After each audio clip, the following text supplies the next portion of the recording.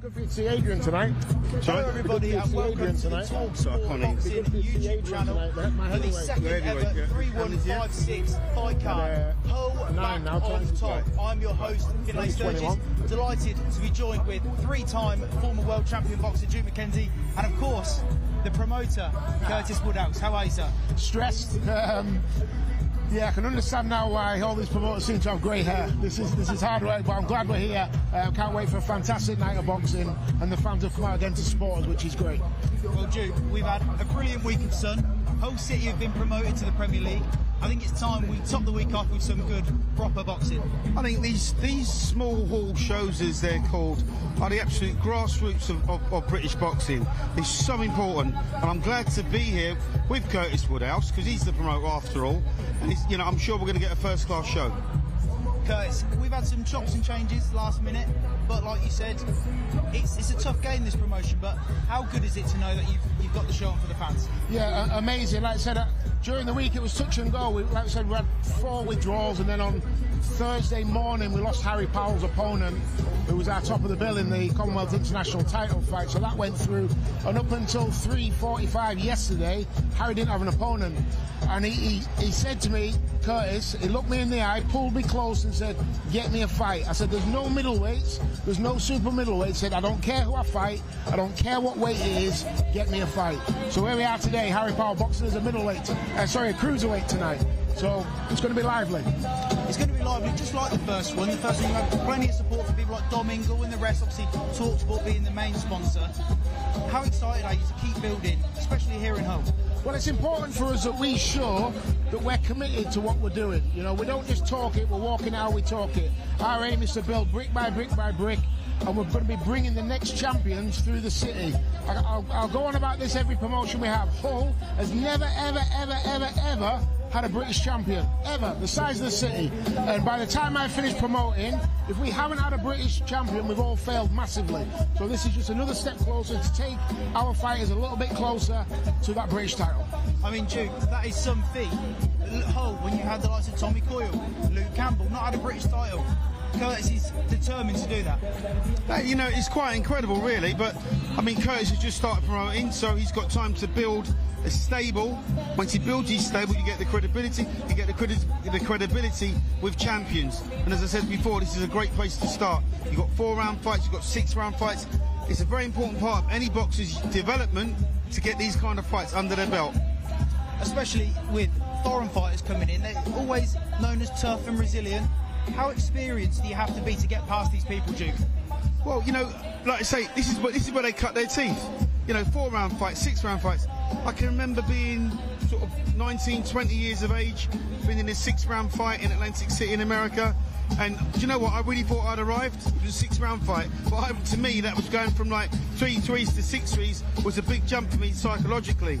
So, but you got more time. You haven't got 3 rounds, you've got 6 rounds. You got time to think a little bit more. Just on that one quickly, so I remember my first professional fight, I boxed 4 2s. 4 2 round I boxed, yeah. Then I moved to 6 2s, then I moved to 4 3s, and I stepped up for the first time to my 6 3s and took my first defeat. Right. So all of a sudden, I thought I was ready for 6 3s, and the guy, Jay Morris, put it on me, and I realised I didn't have it in the gas tank. I didn't have it in the gas tank, and I lost my first step up, I lost. So I've said to my life, listen, these boys are coming to fight, so be ready. Well, I was just about to say that you must be leaning on these fighters that you're about to promote because they're your stable. These are the people you're going to rely on until eventually we take the further steps up, people like Adrian King. Yeah, for sure. I'm really excited about Adrian tonight. He's been looking razor sharp in the gym, but Adrian won't mind me saying this.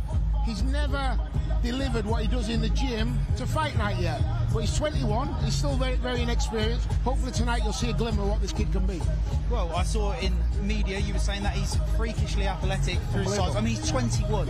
That people don't realise that. He's a big boy. Yeah, he's a baby. The last time he was here in Hull, he did suffer a defeat. What have you seen from him, especially going to Netherlands and Germany, that he can compete back over here? I've seen him mature. I wouldn't say much in his boxing performances because I see him in the gym. I've never seen anyone like him. He's a serious talent, but I've seen him mature as a person. And what will take him to the next level in his boxing will be how he emotionally develops as a young man, and that's coming on every week. Harry Powell, obviously you mentioned that he's now fighting at a higher weight class, but he fills his frame really, really well. 6'6". Yeah, Harry's huge, and he's had a really difficult few weeks. He lost his grandfather a couple of weeks ago, and he really wanted to fight for the title for his grandfather. So when the fight fell through, I felt so emotional myself. When I was on my way to tell him the fight had fallen through, I felt like I was delivering some of the worst news I've ever delivered in my life, and he was absolutely devastated. I'm just so happy we've got a fight on for him in the end. He wants to come out here and put performance on for his granddad, so I'm looking forward to seeing him perform. Like I said, 6'6", he's only a middleweight for 3 seconds. Stands on the scales, and that's it. As soon as he gets off, he's back up to light heavyweight. Well, Duke, I can imagine you've had the same problems in your career. You know, you've had the pullouts, you change opponent. How much does that change the preparation or mentality coming into a fight like this? You know, that can really throw you when you've got an original opponent who might be like, say, 6'2", and now he pulls out, and you've got an opponent who's maybe 5'7" or 5'8". Now your whole mentality changes because you're punching down, not punching up anymore. Yeah. And again, it's about a matter of styles also. Well, we've been preparing for southpaw for the last 8 weeks. Right. So all of a sudden now we've got an orthodox. Now you've got an orthodox, yeah. So. I mean, it should be marginally easier being an orthodox, not a southpaw. Yeah. But when you're prepared for a certain fight or a certain type, then that's what you've got in your head, and that's how you tend to fight. And I think also Harry's been boxing since he was 12 years of age, so he's got a long, extensive amateur career where you don't know sometimes who you're fighting until the bell rings. So Harry will draw on that experience. Well, that's the good thing about these shows as well. A lot of these kids have that amateur experience, that amateur pedigree, that served them pretty well into their pro career.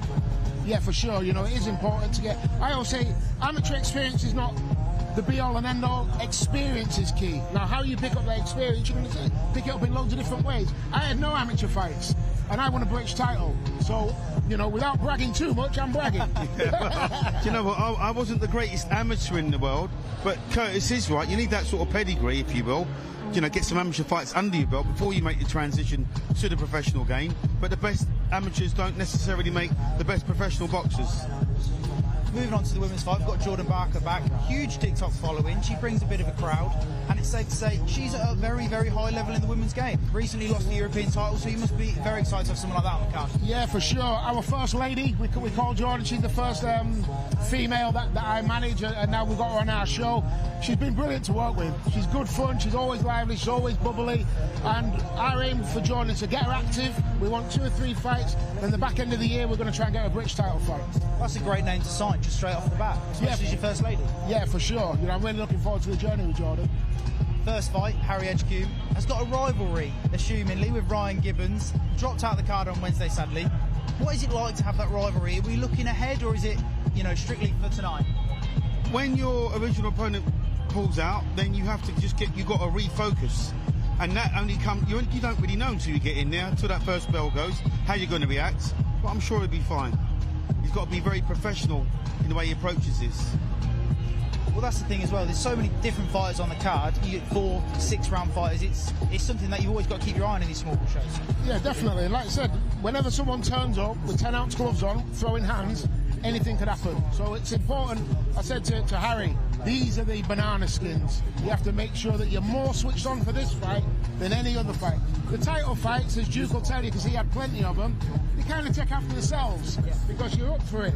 These ones, he's got to make sure mentality is right, and he comes in and he boxes smart. He doesn't get involved. He's giving a lot of weight away, natural weight to this guy. He's got to box smart and get out there with a nice victory. How happy are you with Nathan Forrest to be coming back to the card? Northern Area champion, a returning face to 3156. What can you promise the people at home here? I'm looking forward to watching Nathan. Like I say, Nathan's my favourite. I say this all the time. I love watching him fight. He comes to fight. He loves fighting. He's got a tricky customer tonight. And we've got to give a big shout to Les Uri as well, who took this fight on 12 hours notice. He does live on Springbank, which is about a 30-second walk away. So he shouldn't have charged me as much as what he did, but he came in at 12 hours notice because Nathan's opponent again pulled out, and Les turned up, got weighed in before, bang on the weight, which shows his professionalism is sky high, and he's here to cause an upset, so let's see. Duke, I want to bounce back to the main event, Harry Powell. The first ever show, Curtis said he had a leaky defence, so he's always going to be an exciting fighter. How much do you think that a leaky defence won't necessarily get him out of trouble today? Do you think he'll be okay? He'll be more than okay. I mean, he's lucky in terms he's got a really good promoter who's walked that line. So his mental prep would be absolutely spot on. If Curtis wasn't the kind of man that he is, because he's like a football manager in some ways. Well, the man management that you do, it goes beyond the norm, which is good for the fighter, obviously. Well, boys, it's going to be an exciting card, and we can't wait. Curtis, thank you very much. Can't wait. Cheers, guys. Thanks for coming down. Thank you. And I'm going to hand you over to our MC, Phil Seymour. Good evening, a very warm welcome to Connecting Live Arena here in Hull. We welcome our viewers on talkSPORT Boxing. Curtis Woodhouse for 3156 Boxing in association with RTH Chauffeurs, Flamery, Shelved and Juice Boxing bring you an evening of professional boxing. Hull back on top. This evening's show is officially sanctioned by the British Boxing Board of Control. Your supervisor at ringside is Ian Cragg. We begin the action with a featherweight contest scheduled for 6 3-minute rounds. We welcome to the ring firstly from Bradford, Jake Pollard.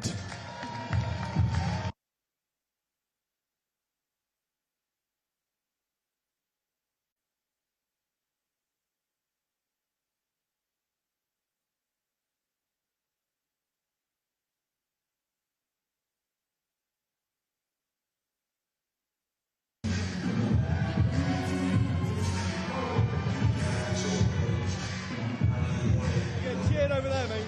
Bradford fans. And his opponent boxing in his home city of Hull, Harry Edgecombe.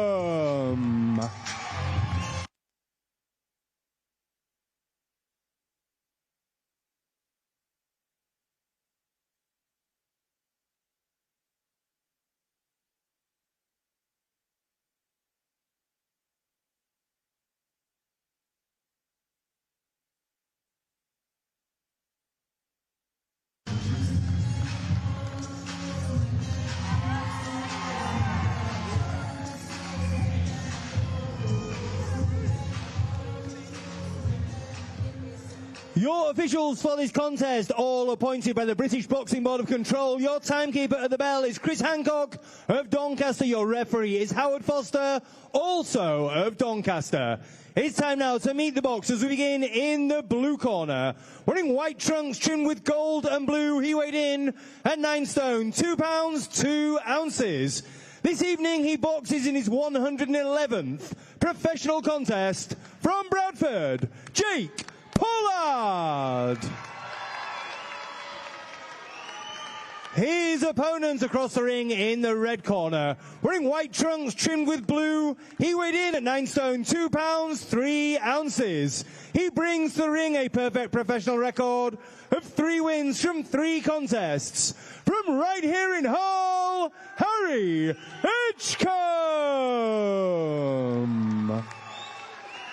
Referee Howard Foster will give both boxers their final instructions. Okay, guys, both know the rules. Keep it clean, break straight away when told. Both watch your heads in close. Good luck to you both. Just gloves. This is a featherweight contest scheduled for 6 3-minute rounds.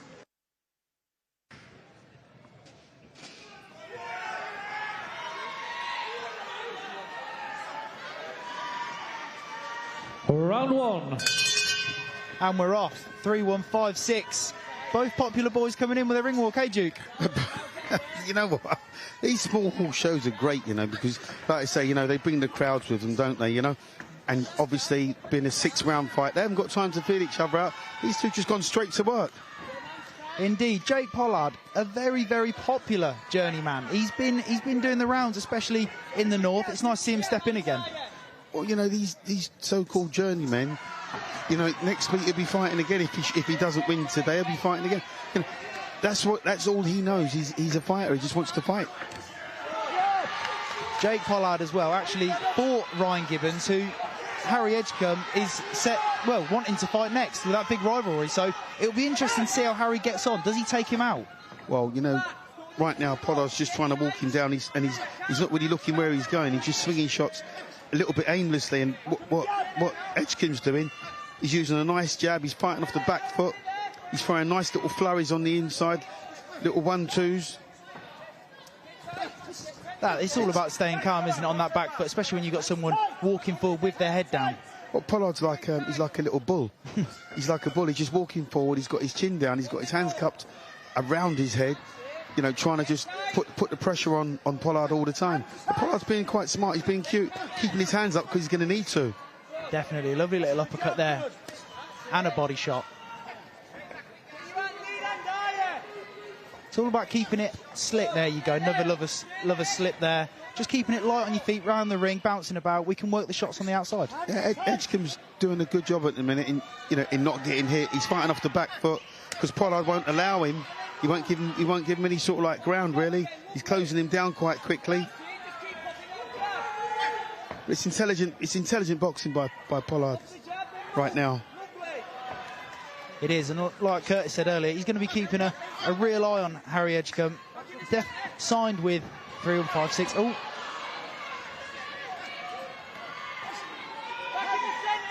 I'm sure Edgecombe's not used to this sort of pressure. He's just got to stay calm, keep feeding Pollard that jab. Exactly. I mean, we're only first round in, but Pollard looks fairly well conditioned. I know they're both in good shape. They have to be, you know, to maintain this for 6 rounds, because you know Pollard's not about to take a backward step. You know, he's the B team in this fight, and he's got to apply pressure constantly. But it does beg belief, you know, how long can someone like Jake Pollard keep this up, especially taking shots coming in? Well, yeah, he's walking onto shots, but he's given as good as he's getting right now. He's put everything into this round. There's a 10-second clapper. Looking to finish the round off strong.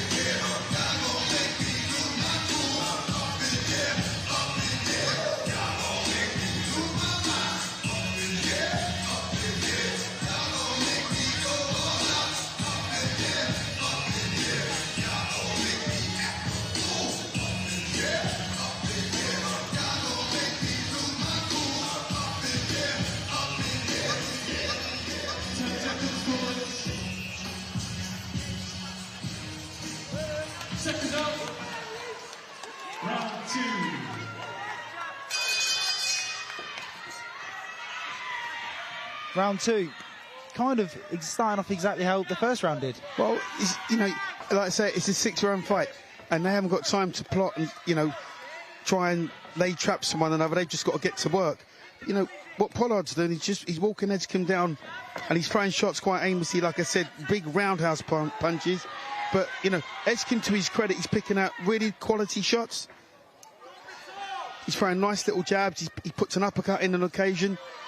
And he's picking off Pollard. I mean, you know, the volume of punches is quite impressive from both boxers. You know, and that is how you impress, being on the back foot. It's the variation of punches, isn't it, Duke? Well, it's not easy to fight on the back foot. It's quite hard to fight on the back foot. But what you just saw there from Edgecombe was a nice little right uppercut. And again. Yeah, and he's starting to... He's walking Pollard onto those uppercuts now, the right uppercuts.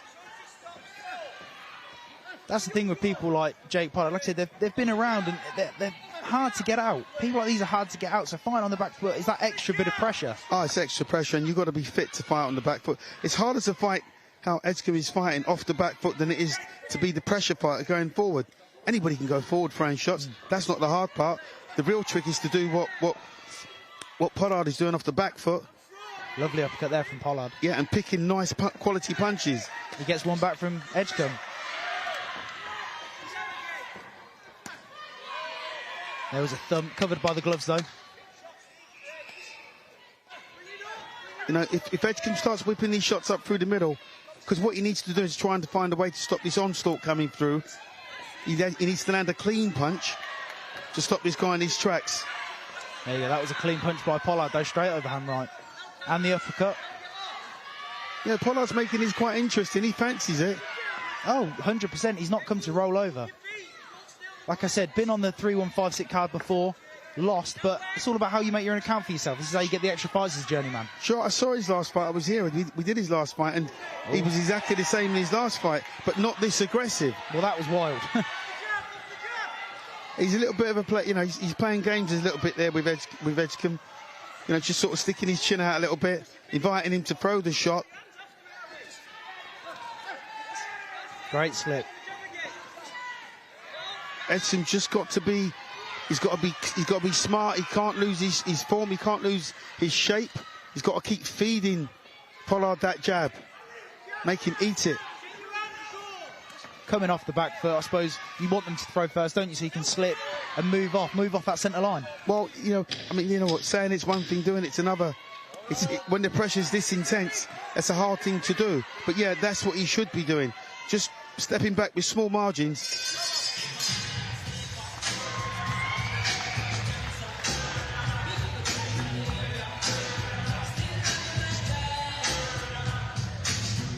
Duke, I know you mentioned the constant pressure. What would you be saying to Harry Edgecombe in that corner now? What I'd be saying to Harry Edgecombe right now is keep feeding that jab, take half a step back. Every time you feed him with a jab, try and walk him onto a shot, whether that be the uppercut or the straight right.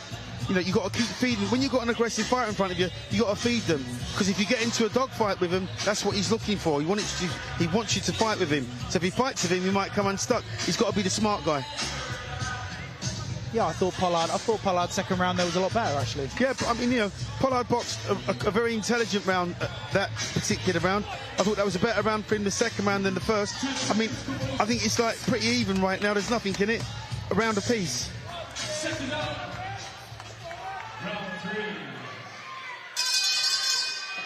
Well, we're halfway into the fight.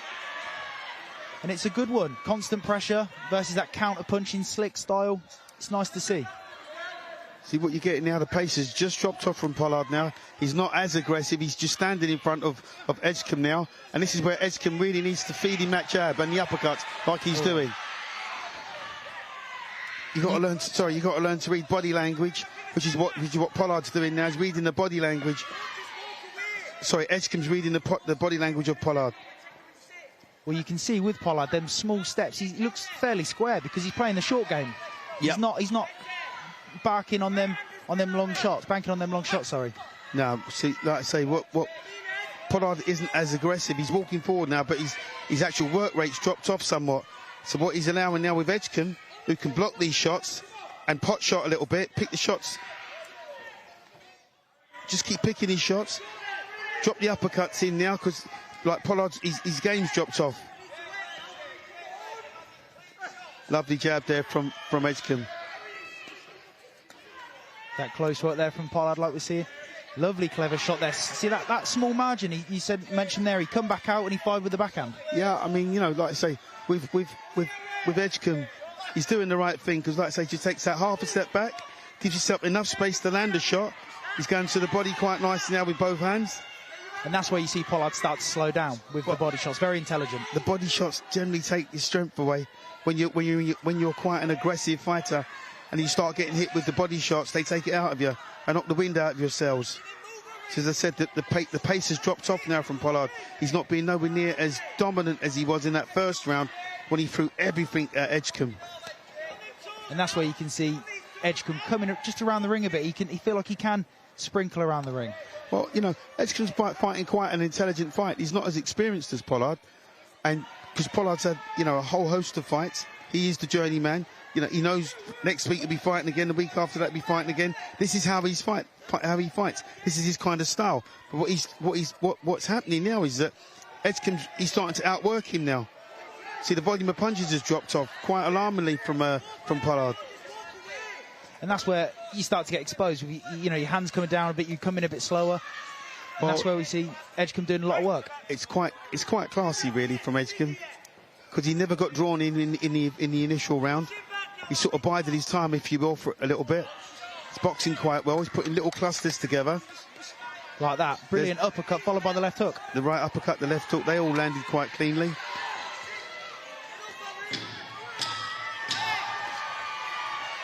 If Edgecombe learns to, you know, just to bend his knees a little bit, roll with the punches a little bit, he'll get more volume on his punches, he'll get more power on his punches. Well, he ended the round well.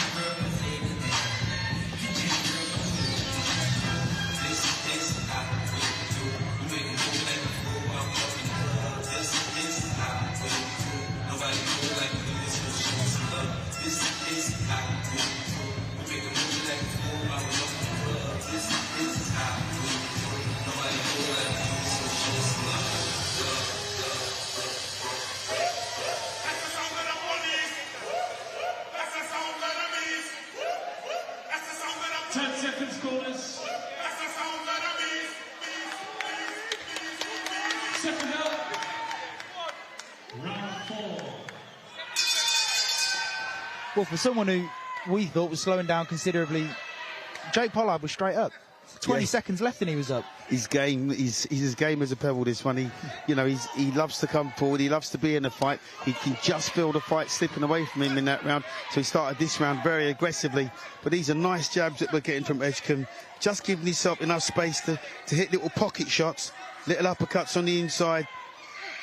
Oh. Took an uppercut there, but give one to take one there. Well, Harry Edgecombe said in the media this week that his dream fight's MSG, but he's starting the connection. Yeah, listen, you got a dream big, right? This is really intelligent boxing from Edgecombe because he's starting to work the body and the head. He's going up and down. Yeah, he's going up and down on Pollard now. Brilliant backhand. Lovely combinations as well, going in, coming out, and then finishing it off. Yeah, nice. There's nice variety from Edgecombe.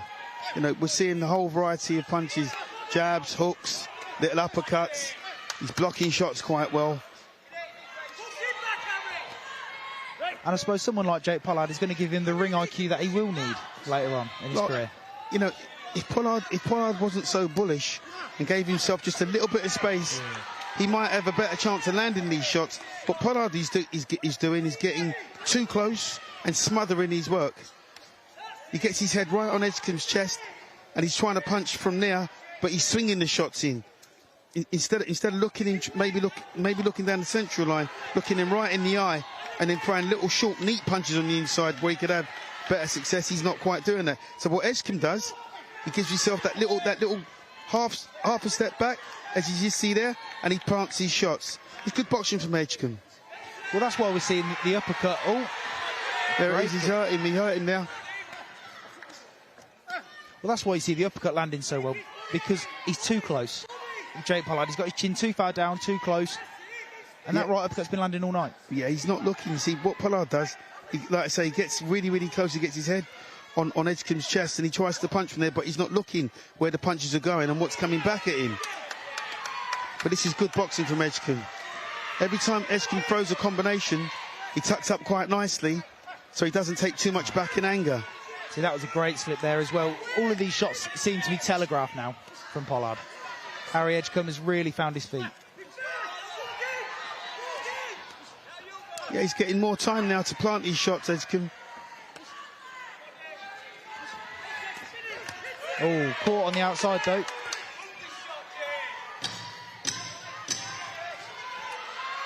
Both boxers are going to know they've been in a fight tomorrow morning, I promise you. They might have to go for a sauna to get the pain out of their muscles. They're hitting everything. What was the first thing you did after a fight? Oh, I had a swim, me. Really? Yeah, always, yeah. Just going... I can't swim, by the way. Yeah, no, I just get in the pool and have a little paddle around. Yeah. No front crawl from Duke McKenzie MBE. Yeah, it all sounds good, doesn't it? You know, that was a much better round from Edgecombe there. Another good round, I should say. Picking his shots quite impressively.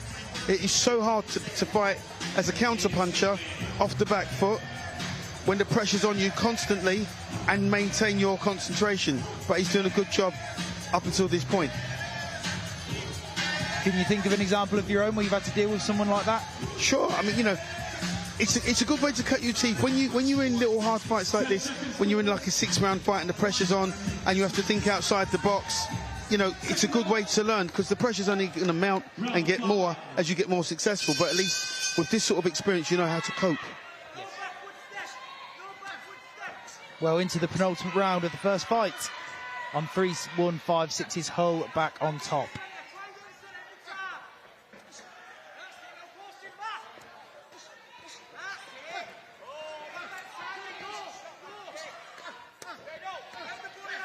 Good shot there from Pollard. Yeah, he's a trier. God loves to try. I mean, this kid don't stop. He won't take a backward step, Pollard. unless Edgecombe can find that punch to really detonate on him and hurt him, you know, you're going to get pretty much of the same. But, you know, Edgecombe's work rate is what's winning him this fight. You know, we've seen, this is Jake Pollard's 111th contest. He's been stopped 6 times. You do pretty well to get him out. You know, like I say, this guy deserves a medal. He really does. You know, 106 fights. That's, you know, I don't know how fighters do that these days. It's incredible, really. He's a credit to the sport of boxing. They both are. Because, you know, Edgecombe's he's going to have to work for this victory. 100%. These fights aren't throwaway fights where you can walk in and walk out with your money within 2 rounds. You know, you've really got to work. This is where your training camp's really important, Duke. Well, also, you know, fights like this are invaluable. You know, if Edgecombe's going to go on another successful career, he's going to get more of the same. You know, he's not a big puncher, but what he is a nice boxer. So he's got to utilise that. He's got to utilise his boxing skills. Well, Harry Edgecombe said on his Instagram that he's actually got the Central Area title lined up straight after this, 20th of June versus Jack Marshall. Is this a performance that would impress you for the Central Area? Absolutely. Absolutely. You know, it's no good going into that Central Area title fight coming off an easy win. You want a hard fight where you can showcase your skills. And he's showing every punch in the book. Jabs, uppercuts, hooks. He leans on every now and again. He steps off the back foot. You know, he's got a nice variety of punches. Nice repertoire. Looks like he hurt him on the inside there. Little combination, little 1, 2, 3. Good uppercut coming out there from Pollard as well. I'd just like to see Edgecombe bend at the knees a little bit more when he goes to the body. If he can do that, he'll get more power on his shots and a higher purchase. And just change that level. Change the levels. Oh, looked like he hurt him there. Lovely right hand. Oh, looks like he's tiring now, Edgecombe. I'm not surprised. You know, the pace has been relentless from Pollard. He just had to stop coming. Yeah, it's a hard fight, but you know, but Edgecombe's winning the fight. There's no doubt about it. From the cleaner punches, the higher volume in terms of the cleaner punches thrown. And this is where Pollard has been really clever. Like we mentioned, leaning on the chest. You know, when you fight on the back foot, it's very tiring. That's how you can not come out of these fights being taken out. Well, again, I give that round to Edgecombe because the cleaner punches thrown were landed by him. You know, the higher volume was thrown by Pollard, but the cleaner punches, the punches that actually land, came from Edgecombe. I even think Edgecombe's coach there said to him, it's too much variety, too much emphasis on them shots. Make it a bit cleaner, because that's where he's going to find his success. Well, you know, both fighters are tired. Nobody's taken a step back, not through choice anyway. So this last round should prove quite fruitful, particularly from Pollard, because he must know he's behind. Edgecombe just got to keep doing what he's been doing from the first round. Well, I'm sure Jake Pollard would love to spoil the party even with a draw. Well, he's going to need to come up with something pretty special. Second up, the sixth and final round. Final round of the first contest, and Jake Pollard comes straight out. As you would expect, you know, he knows he's down. You know, and Edgecombe, to his credit, is just doing the same thing which he's been doing since about the second round, just giving himself enough space to land clean punches. That uppercut check hook as well as he comes out, the corner is brilliant. It's a good shot. And there's the jabs, there's the right hand over the top. Just gives yourself just enough space to land these shots. Oh, great shot there from Jake Pollard, the overhand right. Yeah, Edgecombe needs to keep that left hand up. If he doesn't want to keep eating that punch, he needs to keep that left hand up to block it out. There's the hands up there straight away. It seems like they've both had successes with a singular shot today. Yeah. You know, you've got Harry Edgecombe with the right uppercut and then Jake Pollard with that overhand right. Absolutely. It's a good, entertaining fight. It's a hard fight. And one you would expect Edgecombe to win because he's landed the cleaner punches. Indeed. Very intelligent performance. But all credit to Pollard, because, you know, it takes two to dance, and that's his dance partner for the night, and, you know, he's given a really good account of himself. Definitely. Definitely put him in good stead for other 3-1-5-6 shows if he is to be picked again, Jake Pollard. Well, you know, they're going to pick him again because, you know, have gum should will travel. This guy will fight anybody, anywhere. He's like that, you know, pay me. But this is quality now. This is quality from Edgecombe. He's putting in a grandstand finish. Lovely shots, and Pollard had to hold him there. Yeah. He's had to tie him up because he's tired, he's hurt, he's taking clean shots. He's just walking forward now, but he's hurt. Definitely caught with that uppercut again. He's walking onto shots now, Pollard. You can see why. Yeah, he's tired. Desperately tired, Pollard. Good instructions there from the coaches. Spin him off. Right, it's a good finish by Edgecombe. You know, this round has really cemented the victory. He was ahead anyway, but this round's been a good round for him because he's landed really good shots. Looking desperately for that right uppercut is Edgecombe. Wants it badly. Well, it's that shot that's been there all night, I suppose. It's your default. When you see the successes of it. Yeah, Pollard's tired now, desperately swinging, missing badly there. Desperately tired. They both are, to their credit.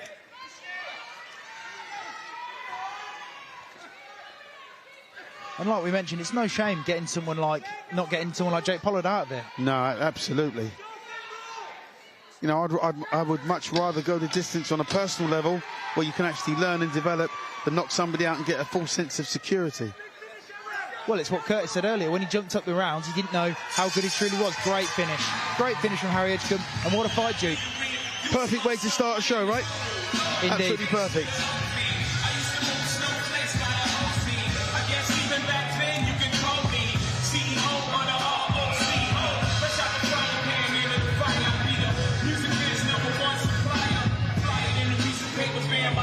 Got the hottest chick in the game wearing my chain. That's like, not DOC, but similar to them letters. No one can do it better.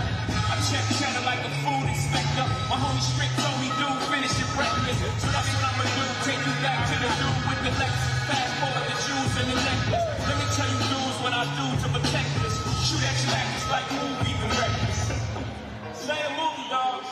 Now, before I finish, let me just say, I did not come here to show out. I did not come here to be professional. Because to tell you the truth, when I leave here, I'm cool. And I'm here to think about it. Ladies and gentlemen, what a great way to get the evening underway. Please put your hands together for both boxers. After 6 rounds of action, we go to referee Howard Foster's scorecard. He scores the contest 57 points to 57 points, a level draw. Please put your hands together for both boxers.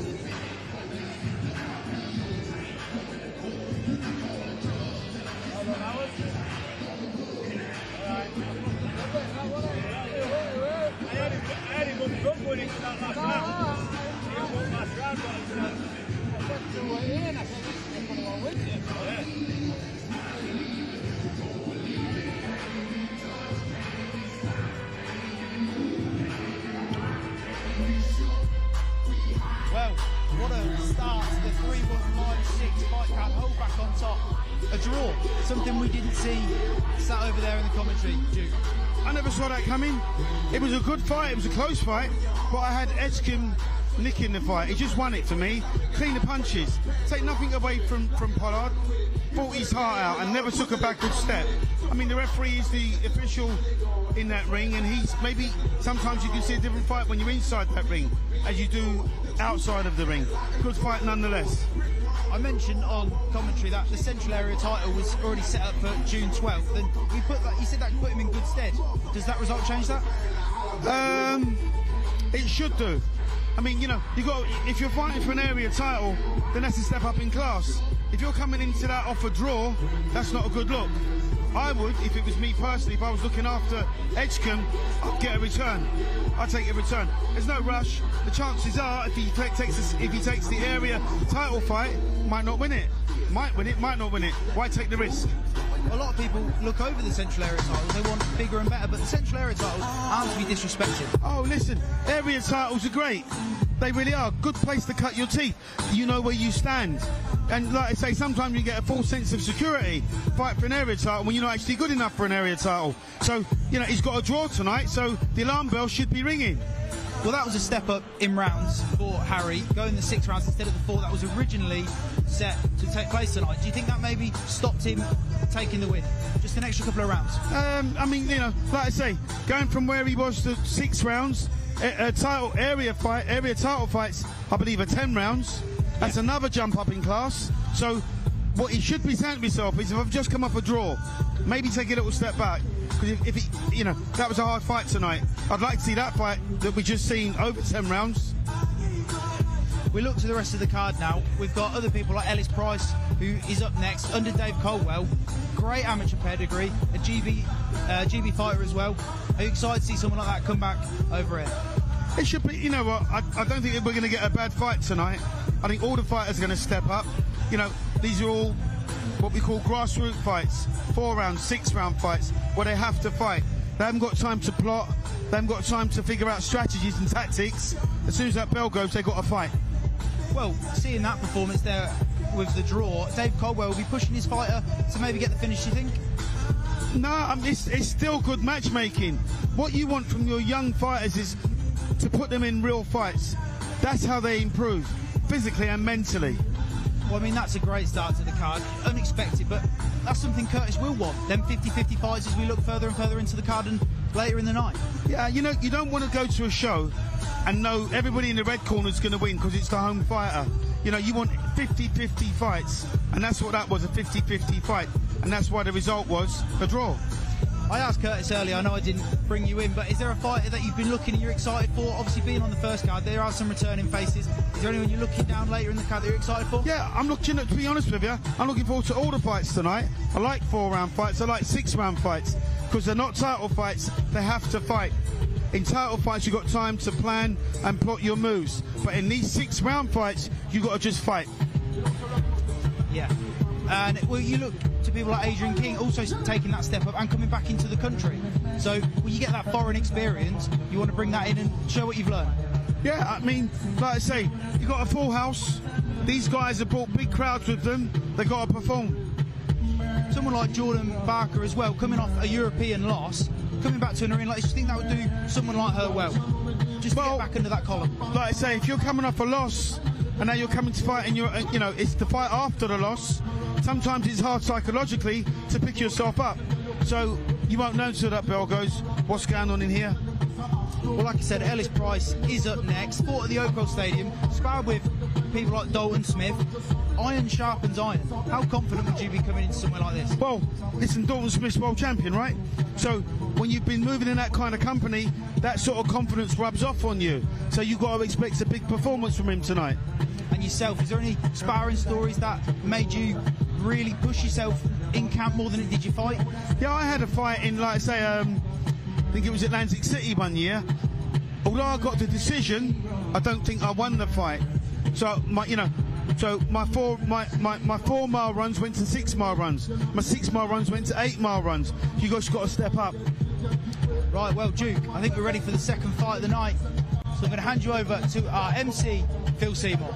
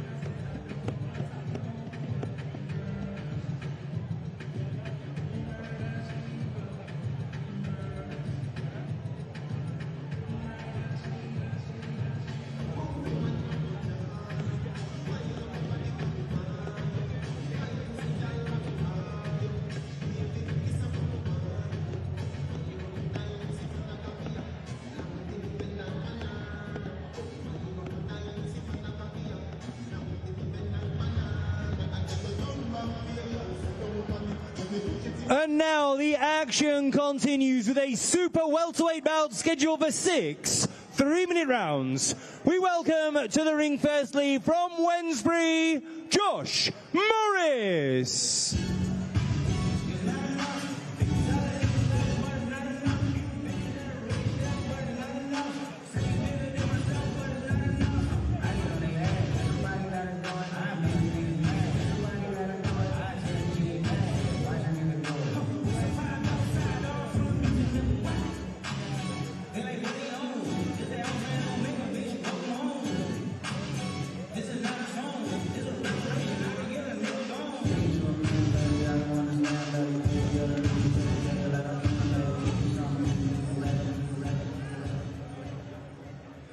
And his opponent, hailing from the city of Leeds, he is the Wild Child, Ellis Price.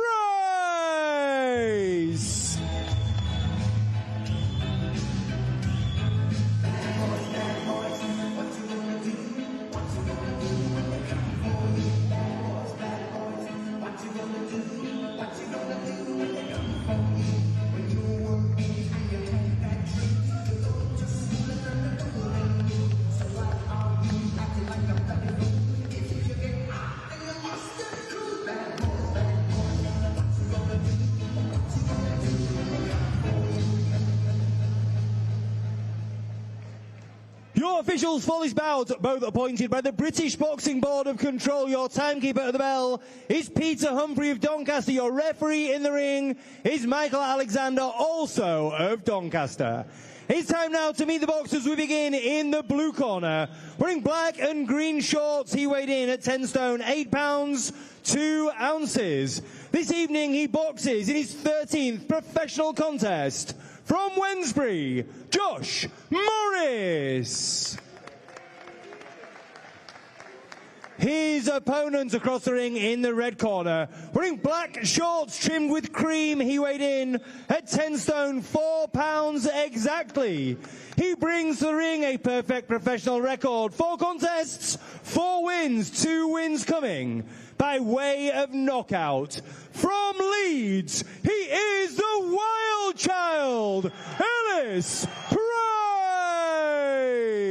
Price. Referee Michael Alexander will give both boxers their final instructions. Right, lads, you both know the rules, so let's just have a good, clean fight, okay? Most of all, remember to defend yourselves at all times, all right? This is a super welterweight bout scheduled for 6 3-minute rounds.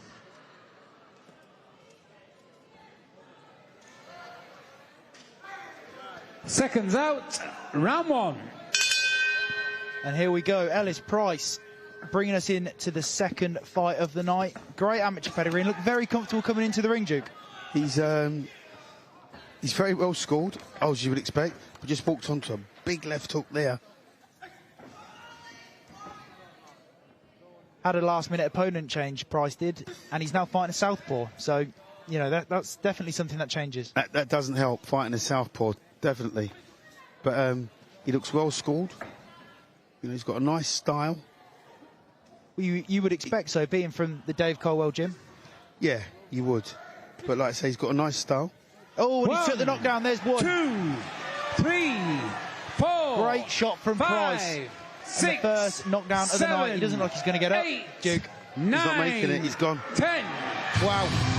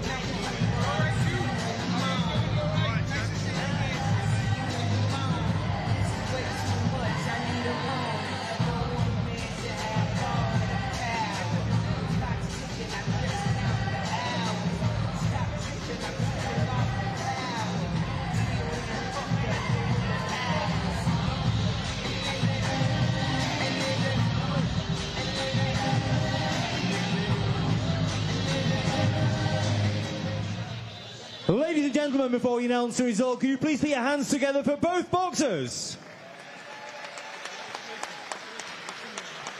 The contest came to an end after 52 seconds of round number 1. Josh Morris unable to beat your referee Michael Alexander's count of 10. Therefore, your winner by KO from Leeds, the Wild Child, Ellis Price.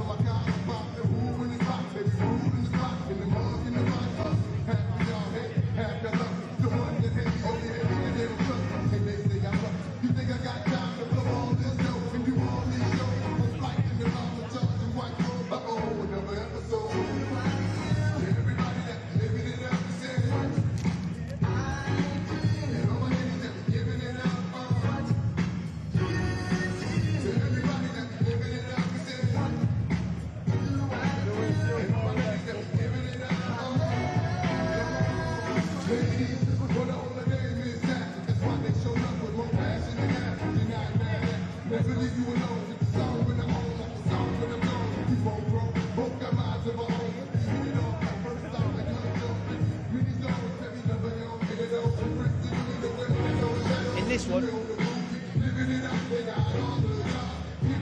Well, I am joined with the victorious Ellis Price. A light opponent change, but you got the job done nevertheless. Yeah, well, obviously we had an opponent change the last minute, but I went in there and done what I needed to do and got the stoppage, got the knockout. You're now 5-0 with 3 stoppages. There's some power in them hands. Yeah, definitely. Obviously, listen, I go in there, do what I need to do. You haven't seen the best of me yet because I can box as well as punch. Dave, you've experienced some real talent in your gym. How far will this boy go? I think he can go all the way. I think he's the most underrated prospect we've got in this country because people aren't speaking about him yet. And he's a serious talent. Spars with the top name, Dalton Smith, Max Hughes, all the lot of them, right? They all rate him. They all rate him. What you've seen there was a little, a 30-second glimpse of what he can do. But in that 30 seconds or whatever it was, you're talking about variety of punches. And that's what I said to him. We'll get the stoppage if you show variety, and he did. Were you looking for the stoppage, or would you have liked the rounds coming into the fight? Listen, I don't go in there looking for the stoppage. I just go do what I need to do, and if it comes, it comes. And him saying that the most untalked about prospect, that soon's going to change. He'll have a big following from the north, especially with someone like Josh Warrington seeming to retire. Is this boy ready to take the city of Leeds? Oh, without a doubt. He's 5 fights in, so he's a baby still, and he's still very, very young. But potentially, he can go right to the top. He's one of the best prospects in the country, guaranteed. I've been around in boxing for a long time, 35 years. This kid is a bit of a throwback. He can stand there with you, have it, work to the body, go to the head, box on his toes, whatever you want to do, he can do. And what's next for Ellis Price? I want to get him out as soon as possible again, and then we're looking at one of the big promoters to be able to snap him up. Ellis, congratulations. Dave, good to see you. Thank you very much.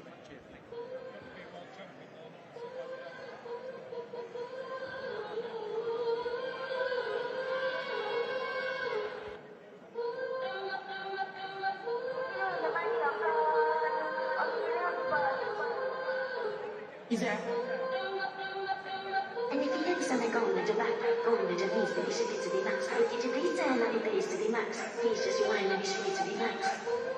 Check it to be max. Check it to be max. Check it to be max. Please just rewind, then you should get to be max.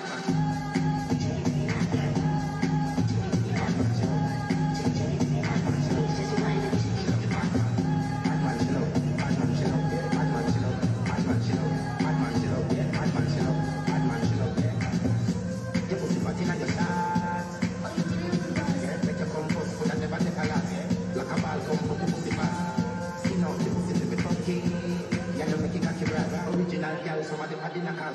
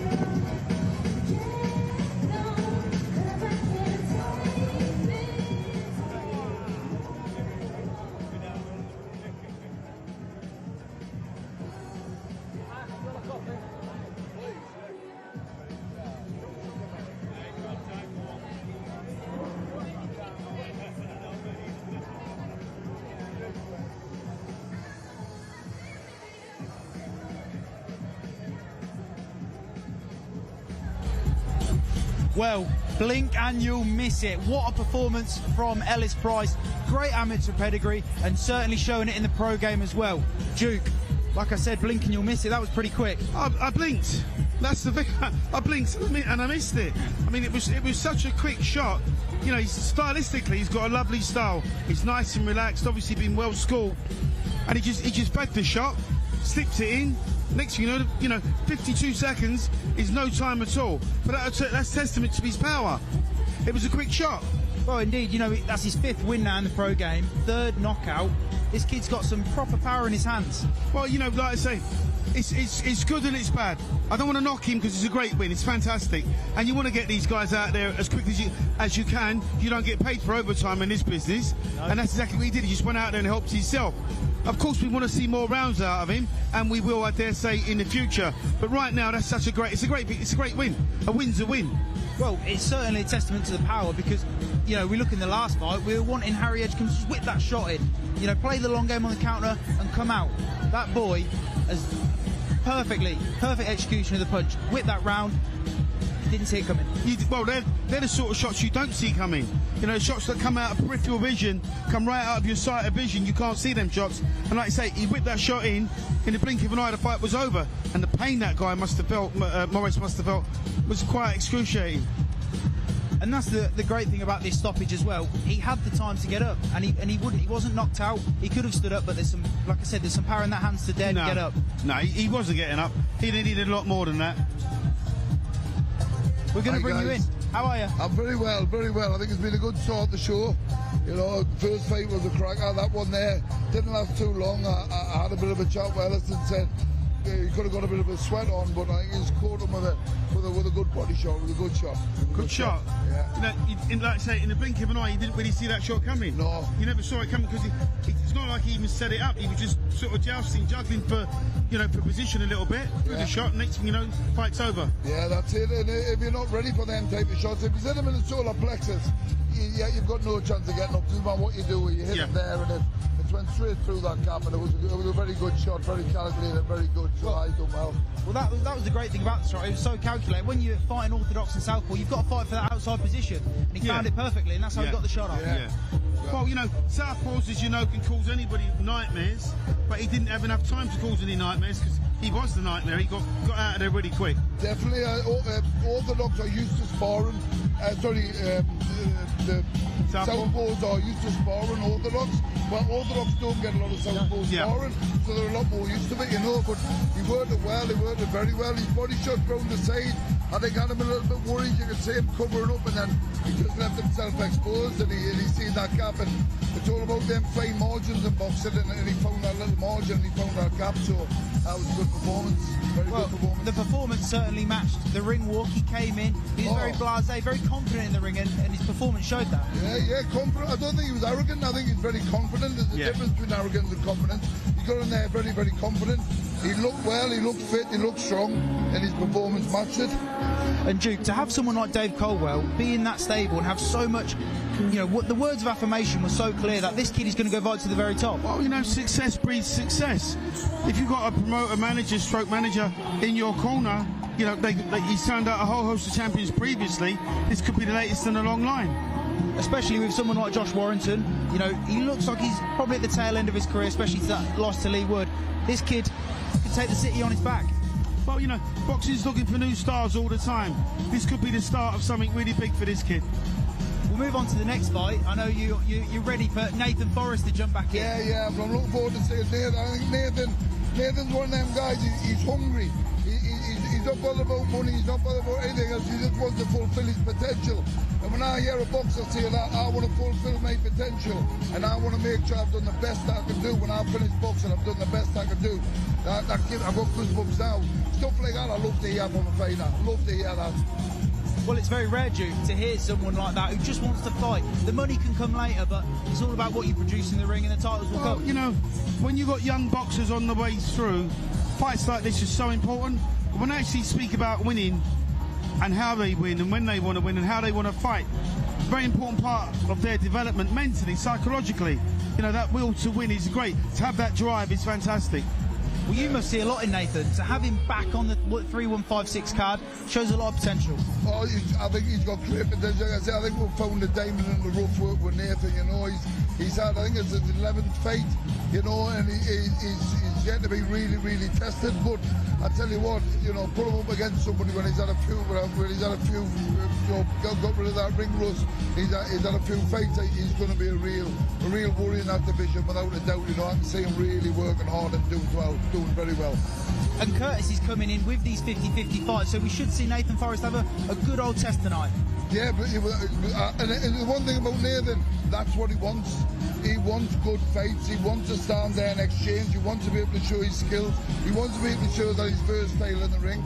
And tonight, I think we'll see a polished performance by him. I really do. He's got that hunger in his eyes and the fire in his belly, so it'll be good. He's got that proper northern style, hasn't he? He's aggressive. He wants to fight. And for someone like you who's around in them areas, you must have a real soft spot.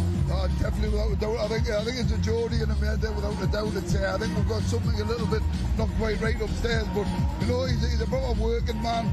He loves his family, he works hard for his family, and he wants to fulfill his potential. So tonight you'll see him work hard. You know, he's got that, like I say, that when you've got that fire in your belly and a bit of ice in your mind, and you're willing to go that extra little bit and bite down to your gum shield, he's got that. You know, he really has got that. It's great to see. Great to see. Well, you must be excited for Jordan Barker then, another Geordie on the card. Of course, yeah. Jordan's been out the ring for a while, and you know, she's got a few fights coming up, and we're looking for big things for Jordan as well. And it's our first woman professional boxer that we've signed for 3156. It's exciting to have her on board. She's got a big personality, and hopefully we'll see the best man tonight as well. So I'm really looking forward to these fights. I'm not going to all the fights, you know it is. Quite a few issues with yesterday that goes with a headache, but you know, that's boxing. You know, that's boxing, but it's about what you do and finding a solution, not finding another problem. So tonight will be great for Jordan, it'll be great for Nathan, and the rest of the guys that are on the show will be very good, very good. Well, you found a gem in Jordan, Geordie, a family woman, loves a great following on TikTok, and I'm sure she's wanting to put a big performance on tonight again. Yes, I think she's got a lot of people here for to support her as well, and Charles got a very big following, and that's great because it helps us as well. You know, what we're trying to do with 3156 is you've got the elite, and then there's so many people out there in boxing that are sitting on the fringe that nobody wants to take a punt at. We want to bring them through and give them opportunities.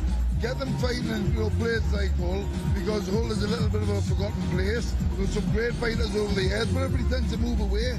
We're trying to bring the people to Hull and get the backing of Hull to make Hull a real dominant city in the UK for people to come and want to box out of. And we hope we're doing that tonight.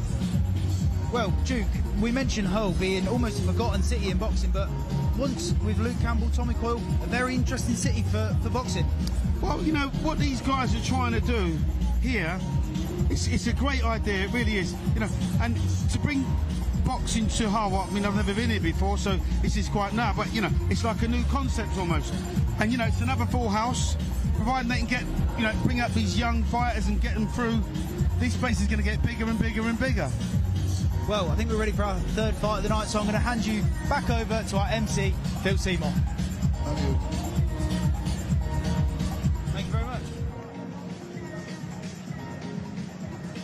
And now the action continues as Curtis Woodhouse for 3156 Boxing in association with Juice Boxing proudly presents a super lightweight contest scheduled for 4 3-minute rounds.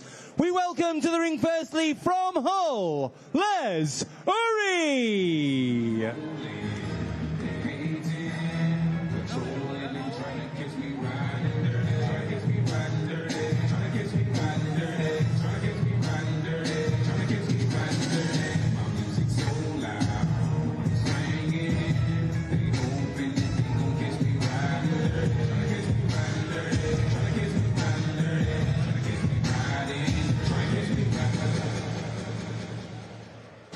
And his opponent from Bishop Auckland, County Durham, Nathan Forrest.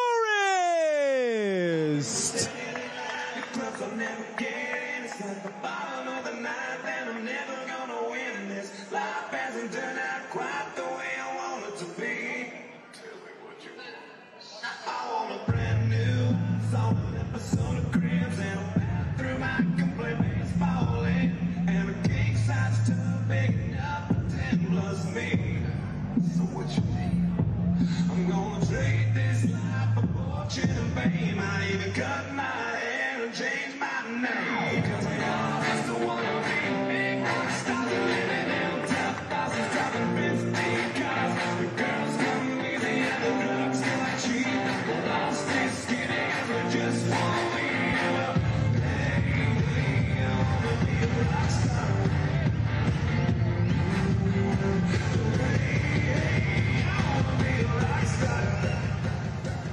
Your officials for this bout appointed by the British Boxing Board of Control. Your timekeeper is Chris Hancock of Doncaster. Your referee in the ring is Howard Foster, also of Doncaster. It's time now to meet the boxers. We begin in the blue corner, wearing white and camouflage trunks. He weighed in at 10 stone and 2 ounces. His professional record, both 2 wins and 1 draw from 8 contests. Hailing from Hull, Les Uri. His opponent across the ring in the red corner, wearing beige trunks trimmed with gold. He weighed in at 10 stone 4 ounces. He brings to the ring a perfect professional record, 11 wins from 11 contests, 3 wins coming by way of knockout. From Bishop Auckland, County Durham, Nathan Forrest. Referee Howard Foster will give both boxers their final instructions.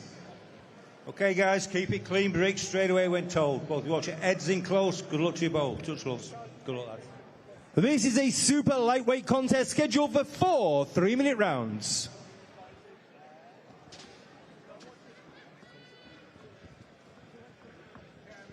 Round 1.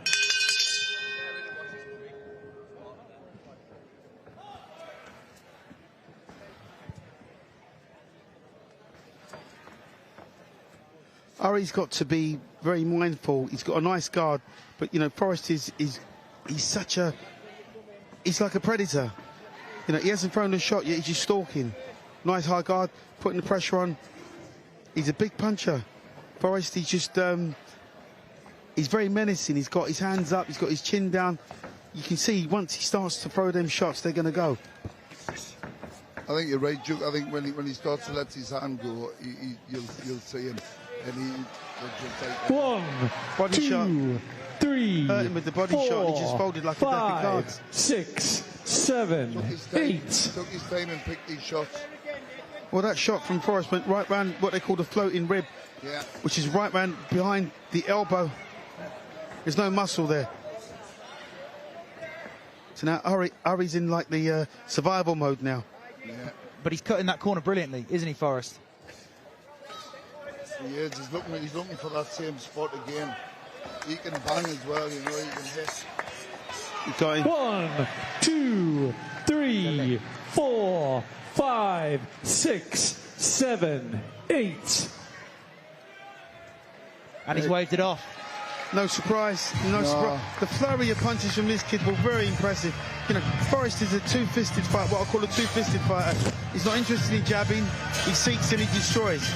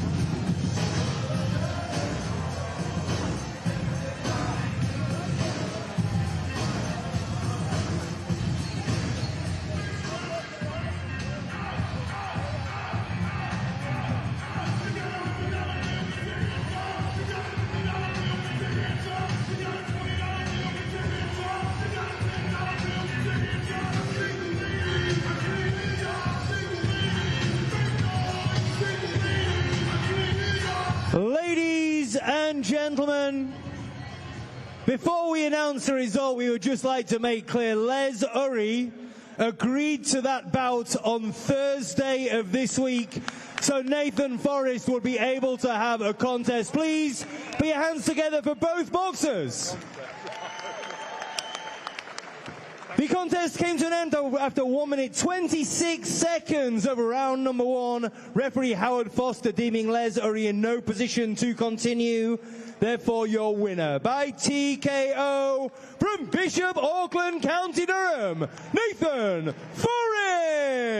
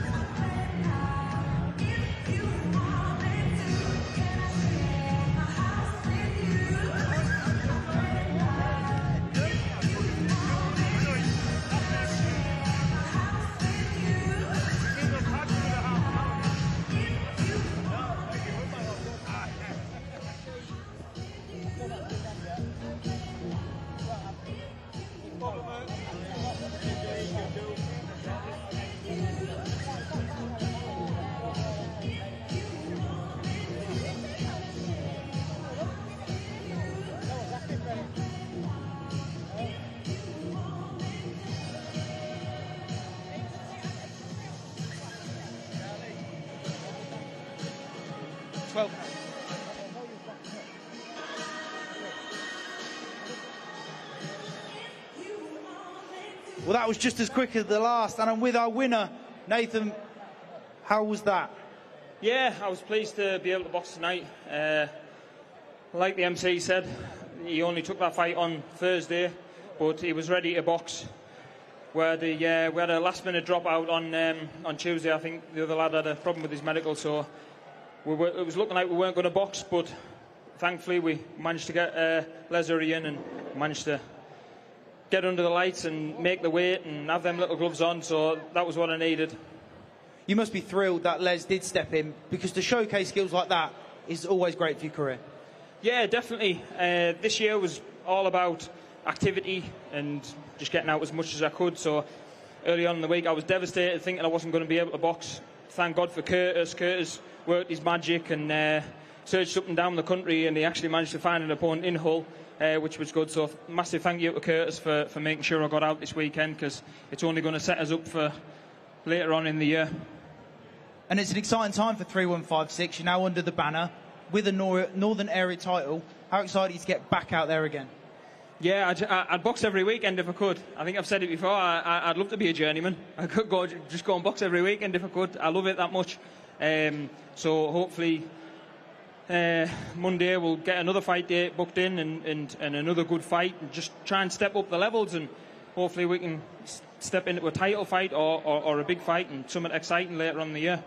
Well, I can promise you, with a 12-0 record, you're not going to be a journeyman.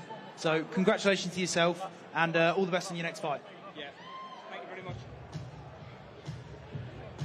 Straight in. Very confident with that man, and I think he's done you some good service. He is, and you know, a bit like Duke says, you know, he's like a predator. He was looking, he was watching, and he followed him around the ring. And then when he let his hands go, when Nathan lets his hands go, he lets his hands go, and he picked his shots perfectly, and he was strong, you know. And fair play to the lad, you know, with a couple of days' notice, 36 hours notice, he's took the fight, and Nathan's hungry. You can see that tonight, he's hungry. Even what he said to you afterwards, he's hungry for success, you know, and he wants to move up and move on. Well, it's funny because that reputation, you didn't tell Nathan to say that. He's come out and told us and 3615 and talkSPORT, I will be a journeyman. I would fight every week, and that is such a credit to who he is as a person and a boxer. He is, without doubt. No, he's one of them type of guys that would fight every week if he possibly could, but he wouldn't be a journeyman. You know, journeymen go around, cover up. Nathan's not that type of lad. He goes out there to win. He would fight every single week to win, but he wouldn't be a journeyman. He's not that kind of guy, you know. He goes there to win, and he's got real fire in his belly. As you see tonight, when he had that chance, he let his hands go. You know, I've got a real soft spot for Nathan. I think he's going to go far in boxing, and I really hope he does fulfil his potential, because he's got a lot of potential. A lot of potential. The way he cut that ring around was beautiful. Like I said, he smelt blood and he was straight around, cutting them corners and ultimately having that devastating punch to finish it. Yeah, definitely. You know, the ring's a big ring for some of these the smaller fighters. It seems a lot bigger ring. But when you take a couple of steps and you're one way and a couple of steps the other way and you cut the ring off, there's nowhere for people to go. They've got to be a really good dancer to get out of there. And he didn't move well. You know, to be fair to the lad, like I say, I'm not taking anything away from him. He got in there at the last minute. But it doesn't matter who was in there against Nathan tonight, I would put him against anybody. And I really do mean anybody, you know. He's fantastic. A great performance. Very polished performance. Well, with being now 12-0 and having that Northern Area title, I suppose we can look a bit broader. You know, that is how good and talented Nathan was tonight. Yeah, we've got some big plans for Nathan, you know. We've got so hopefully some big fights coming up from this year. I think he's ready. You know, I want 1 or 2 more fights and he'll be ready for some really big fights. And the name Nathan Forrest, you know, it's going to be on a lot of people's lips come very soon, because he's a bit of them, a hidden talent, like a bit of a diamond in the rough. And we love finding people like that have just got that hunger and desire to fulfil the potential. And I always say, you know, don't go looking for the money. Be hungry for success. He's hungry for success. With that comes along the joys of obviously getting money along as well, you know. So it's great. It's great to see him performance, and he's a confident lad, a very confident lad, and he's a man's man, and he's a very good lad, a good family man, and yeah, he's got everything about him that we need. Well, certainly. I mean, being so confident that you still want to fight on 36 hours' notice, no matter who it is. Like we saw with the struggles with finding a southpaw. He would have fought anyone tonight, Nathan, and credit to him. Yeah, without doubt. Like I say, it's full credit to him. Like I say, if the guy had 6 months training, you know, I put him against anybody, I really do. I think he's levels above where he's at the moment, and we've got to get him to them levels, and we've got to match him accordingly and keep stepping him up and stepping him up and stepping him up. And I think, you know, he's got a lot to offer. He's got an awful lot to offer. Well, the fellow North East Allegiance will be coming up next with Jordan Barker. Yeah. He must be very excited considering how Nathan got on tonight. Oh, of course, you know, I mean, not just because one of our fighters is 3156, but I'm a fellow, you know, North East lad as well. You know, you probably tell by my accent. I don't know if I've got subtitles on here or not, but hopefully. Yeah, hopefully. But, you know, Joan's another one. That's an exciting prospect, you know, and she's come to that part of her career where she wants to make a move, and she's got a family, and she wants to provide for her family, and she wants to do that through the route of boxing, and fair play to her, you know. She's a great girl. She's a lovely mother. She's a great partner, and she's really exciting for what's going to happen with her tonight. Well, and she's the perfect person really to have under that 3156 banner. She's a woman who's been there and experienced that European weight on her shoulders, and now she can come and pave the way for other people who you're going to have under the stable. Of course, you know, we've got another female boxer, our first Punjabi boxer in the UK coming as well, and Jordan's leading the line by being our first woman to come into the professional boxing ranks of 3156. We're going to help grow that stable as well, because I think that's a division that really is overlooked a little bit, and I think if we can help build that stable as well and give them the platform to fight on and build them up and get them the Northern title, the UK, the English title, the British title and beyond, then great, we're doing our job, you know, we're giving them a platform to fight on here and all, but we want to move them on to bigger and better things. Definitely, and it's so exciting to see these kind of fights materialise, and we see the quick stoppages, but most importantly, the fans who come out to these small hall shows, they see the up-and-coming stars, people like Adrian King, who will fight later on the show. He takes people out. It's exciting for people to come over to Hull and watch. It is. It's very exciting for people to come and watch. I think this weekend's been we've been unfortunate because obviously Hull were playing in the playoffs. The playoffs. No, they were playing in the final today. When was the playoffs? Playoffs for was the last rugby. Week. Oh, the rugby. Rugby. Yeah, so rugby today. That's what I'm saying. Well, rugby. You know, I'm a football man, so it was the rugby cup final today, and we've got an awful lot of people that have went to that. But it would have been very easy for us, like a lot of promoters, to not put the show on. But we want to showcase everybody, and whether it's costing money or we make money, it makes no difference. It's about showing the talent that we've got here. And Nathan just proved the point. Jordan's going to come out and prove a point. The two girls that are fighting, you know, they both come from Poland. They both look as though they can fight as well, you know, they've got a look about them, so it'll be an interesting fight. but I'm looking forward to seeing Jordan perform. Really looking forward to it. Well, that's brilliant to hear from someone who owns a promotion, that they will make this card. No matter what's going on around them, they want to showcase these fighters for the fans, and most importantly for the fighters to build their career, Duke. Oh, it's great. You know, we need more of that in this country. We need more promoters, small hall promoters that want to make the big time. They've got to start somewhere, so why not start here? As good a place as any. You know, I just emphasise the point. Small hall shows aren't being publicised enough.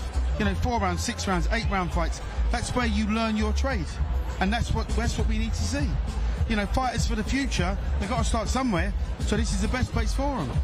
How much did you learn from these small hall shows? Being a 3-time world champion, you've seen it all, you've been there. But these small hall shows is where you build yourself up. Well, you know, this is where you cut your teeth. This is when you find out about yourself, whether you can fight or not. It's not always about getting in and just knocking people out. You need to go 4 rounds, 6 rounds, 8 rounds, just to know whether you can do the distance or not. Because when you do take that step up in class, psychologically, you know you can do it. And when is the right time to step up from these small shows? You know, we see Nathan there, now 12-0. He'll be looking on for bigger and better, especially with the power he carries. When do you think that step up's available? For Nathan, now's the time. You know, they can't hold him back anymore, you know, because he's hit that point now where he's knocking these guys over. You know, 6-rounders and 8-rounders. He's knocking these guys over, so he needs to step up now. He's got to challenge himself.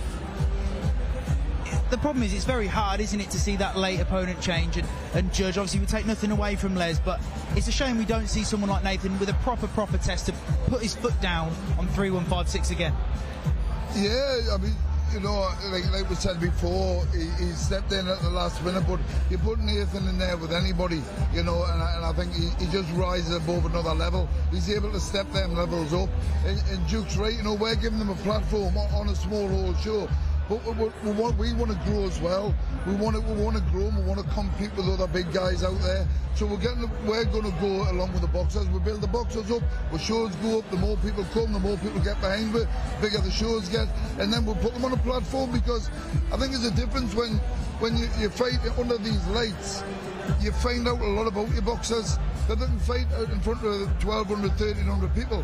They didn't fight in front of 20,000 people. You block that out, and it makes no difference, you know. And these are the places where you learn your trade and you get used to being under the lights. And for to move them up a level, it's just moving the opponent up a level. The shows make it a bit better. They might have a few more lights, but that makes no difference. When you're between them 4 ropes, your concentration's on one thing, and that's winning that bout, and it's as simple as that. Well, that's the great thing as well with these promotions that are up and coming. You find these diamonds in the rough, and you can have that personal journey, and you work way up until they eventually hit either the big money fight or the world title. This is a cracking venue, by the way. This reminds me of the Wembley Conference Centre. Small but intimate, but quite, you know, it's quite lush, really, to be fair. So these guys are getting great exposure. They're getting the right kind of fights, so that when they do take that step up, they've had the right grounding. How important is it for you when you were coming up to realise that these promotions, you can build something together, have that personable relationship, something that, you know, Conor Benn and Eddie Hearn, you know, we've seen that split. How important is the relationship to you? Oh, listen, the promoters are very important, very integral part of these young fighters' careers. You know, because the promoters are not only their promoters, they've got that sort of, there's an intimate relationship where they know these guys. If their fighters win, they win with them. If they lose with them. That's the difference. Well, guys, what a cracking fight we have in store next. Yeah. And I'm going to hand you back over to our MC, Phil Seymour.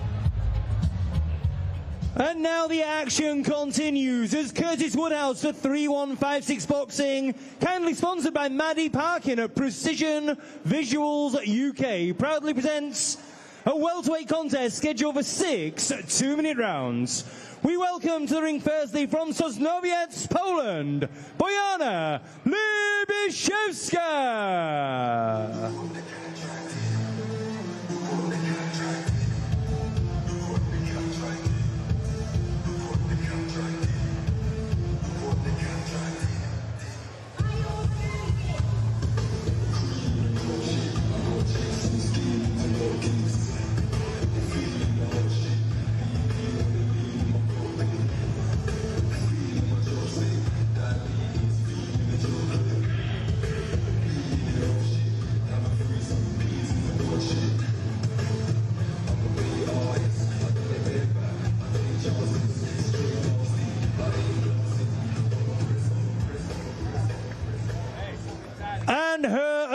opponent from Newcastle upon Tyne, it's GBP Jordan Barker Porter.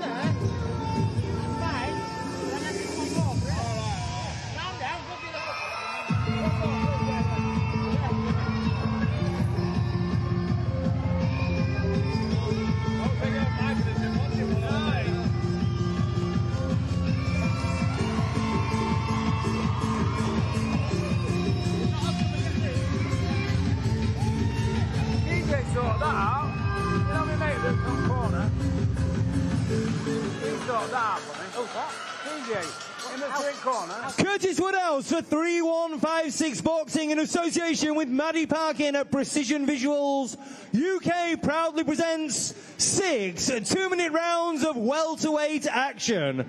Your timekeeper at the bell is Peter Humphrey of Doncaster.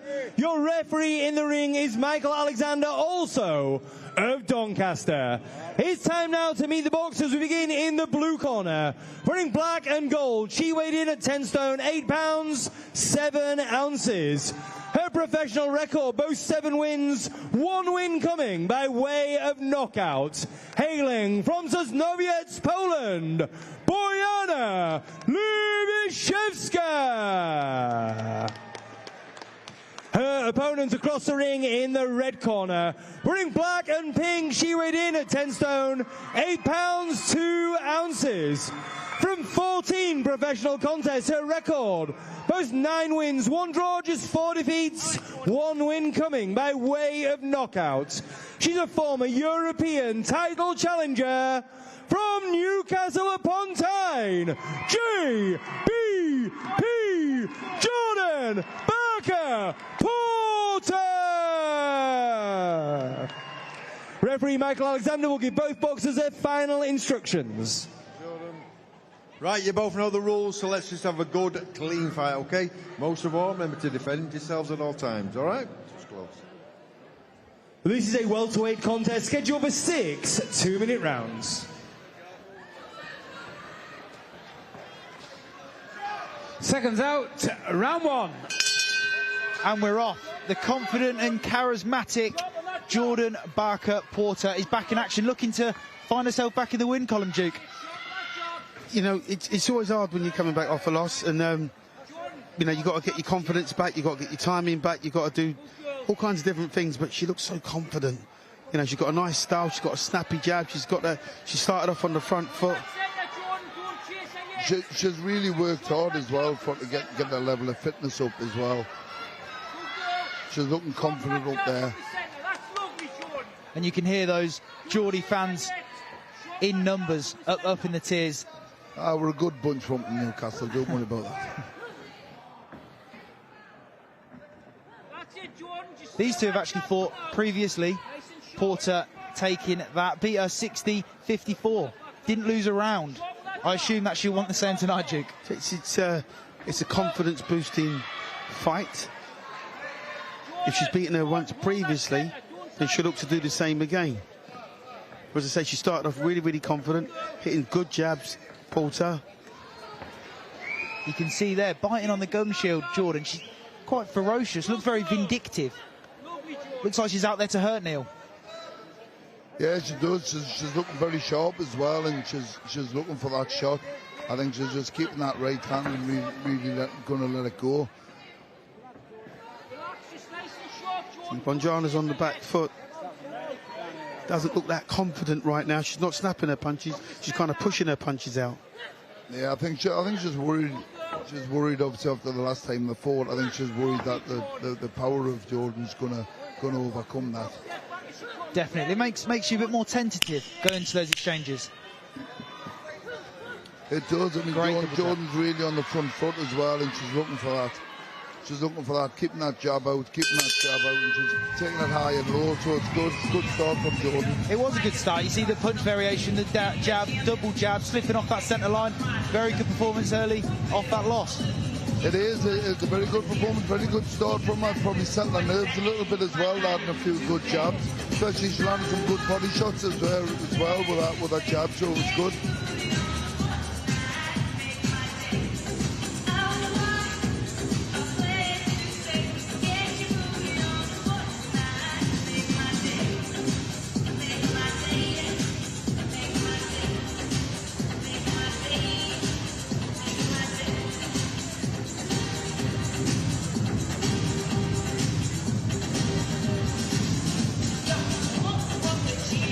Corners, 10 seconds.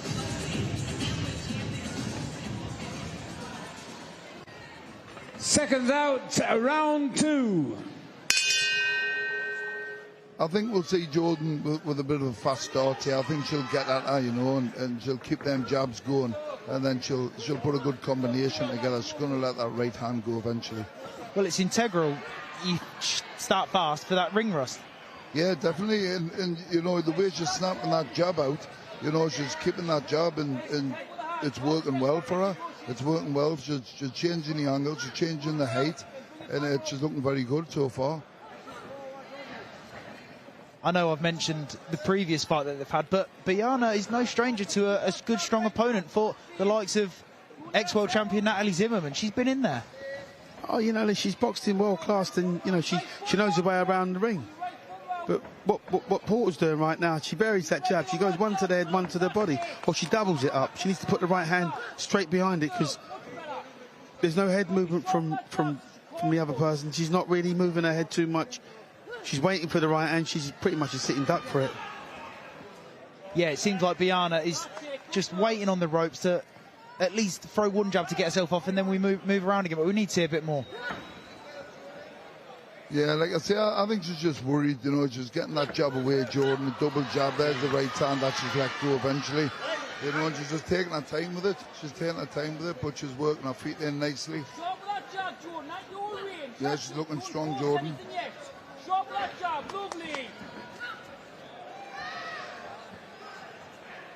That's class, Jordan. Just keep beating that through the middle, that job. Bojana's debut came in at 2014, Duke. 12 years ago. It's incredible, really. 12 years a pro. Great servant.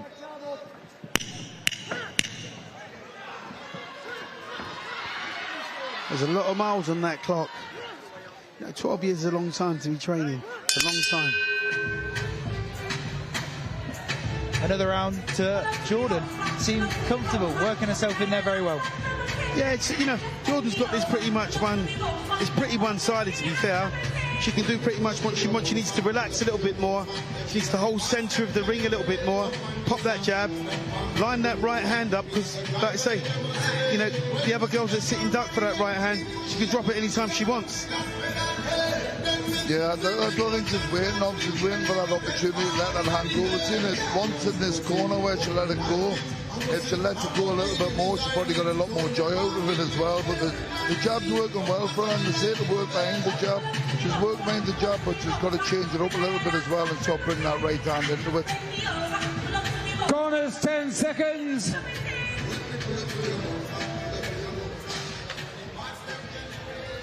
Seconds out, round 3. I think we'll see Jordan come a lot with the right hand here. I think she'll be had instructions as well. So hopefully, you know, we'll get that jab away, followed by a good right hand, and put a good combination together. Well, you'd like to see it, especially with the shot variation. It's been very good in them minute details to take herself off the centre line. She's waiting for that right hand to be thrown. Right, yeah, she moves her head quite well as well, which you don't normally see. Yeah. No, she's stabbing that jab out. There's the right hand there. I mean, she's going to be used that a lot more in this round. Just above the head, though, wasn't it? But like, it's nice to see her throw it. When you set yourself up really well for shots like that, Duke, you then don't see them coming. Yeah, she needs to just set it up just a little bit better, though. It's a little bit too deliberate right now. She needs to use the double jab first before she throws the right hand. She's throwing like 1-2s, but the second shot's aimless. Puts a double jab in front of it first and then puts the right hand over. She'll get home. She will. She's just throwing it from a little bit far away. She needs to bring her feet in a bit more, and she'll have more joy. But she's got, her job's working really well. She's getting a lot of joy out of that job. Jab her out. That's it, jab her out that centre.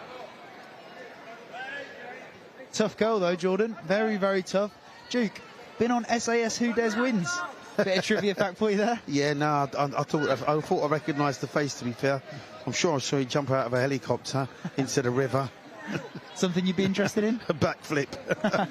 Something that'd take your fancy? Would you ever go on that? I can't swim, you know that, mate. Jordan, keep chopping that body like that. Good girl. That's it, good girl. It's got a little bit messy now because they're too close. So they're both spoiling a little bit. Yeah, you would like to see, like I said, the minute details that she was making in the first round with her range. You'd like to see that again. Yeah, she's a little bit too keen. She's a little bit too eager. She wants to win. She wants the KO. She wants to look good in front of her hometown. She's just a little bit too eager. She's forcing the fight and the shots are coming through. She's missing with the shots. She needs to just take a little step off, get that jab going again, set it up from the jab, because everything comes from that. Well, I suppose it doesn't help. Winning the first fight, you're eager to better yourself. You know, winning 60-54, you win every round. You want to see maybe a knockdown because you've had the revision. Yeah. Like I say, when you've beaten somebody once, you want to go and do it again more emphatically.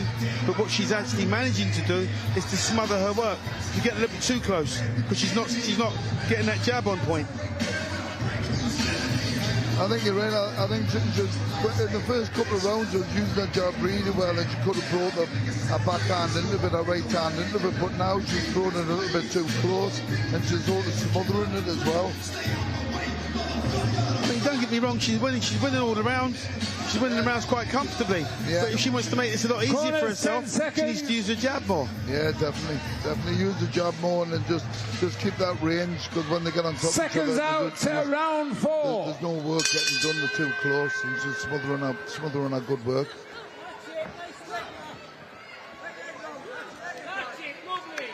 But Jazz got good head movement, Jordan, as well. You know, she's getting out of the way of a lot. The fight's definitely started to open up, though. Biana's starting to throw a bit more, dare I say, feel a bit more confident, Duke. Well, I mean, she's given a good account of herself. She's not winning these rounds, but she's staying in the rounds. Biana's punches don't have snap behind them. They're like arm punches. Yes, you can see them telegraphed. But exactly, she's telegraphing the shots. But she's trying. Yeah, I think when she's throwing her jabs, she's just scared to overcommit in case Jordan comes back with a counter. But you know, she's throwing a jab out there, but she's not really throwing it with any intent. Great shot. Great right hand there from Jordan. See, when you set them up, they come in. They do, they definitely do. Yeah, she put a decent right hand over, and she rolled out quite well. She missed the counter punch, which was coming back. And that left hook is something we saw well from Harry Kuehm in the first fight. We want to see that left hook follow the right hand with Jordan. Well, if she jabs first and then puts the hook in, you know, if she jabs and hooks and puts the right hand over, she might have some joy. Wild there from Biana. Jab in, Jordan. Don't just walk in. Good girl. Body there. Keep dropping that body. And there you go. We can hear the coaches now saying, jab in, stop walking in. It's integral to how you set your shots up. Well, you know, when you look at Jordan between the rounds and you look into her corner, she's very attentive to what her coach is telling her, but she's not managed to apply what he's told her so far. That's the 10-second clapper for the 4th round.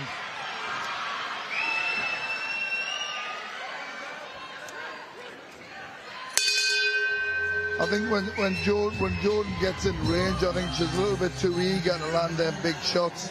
Instead of just working herself in and letting them cut naturally and letting the hands just flow and let them flurries come, she's just smothering herself a little bit too eager, I think. Do you think that comes from having 2-minute rounds? Do you think if she had the 3 minutes like the men do, she would maybe bide her time a bit more, become a bit more patient? Possibly, that's a good call.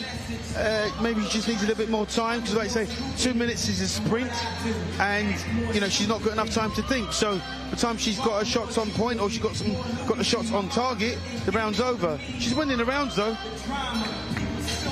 Yeah, I think she'll win the round comfortably.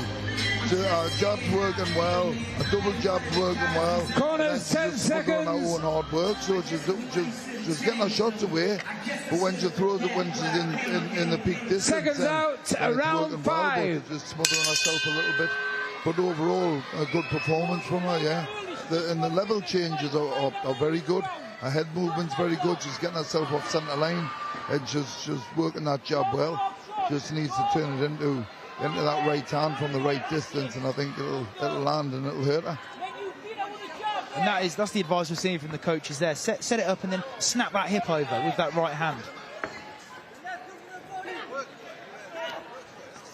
It's good work though. When they are close, Jordan's making just that room for the rib.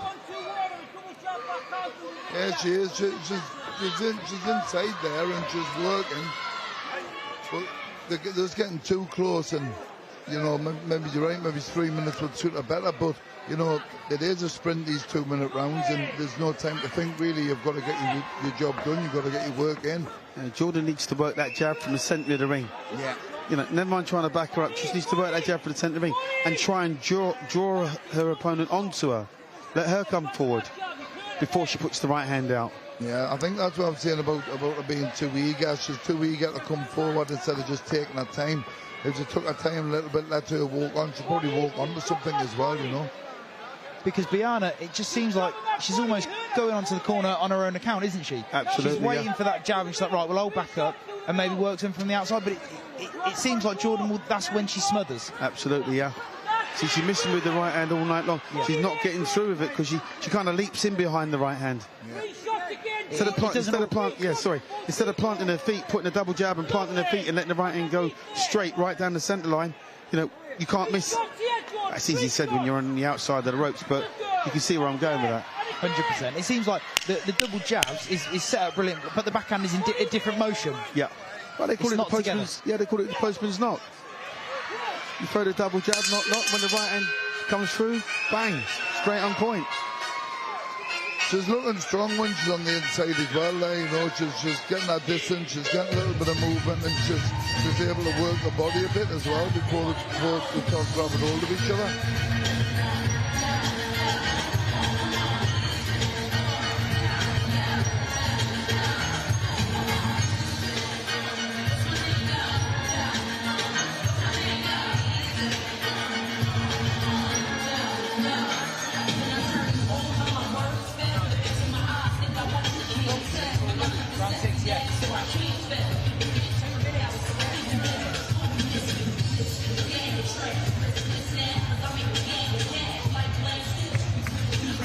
Corners, 10 seconds.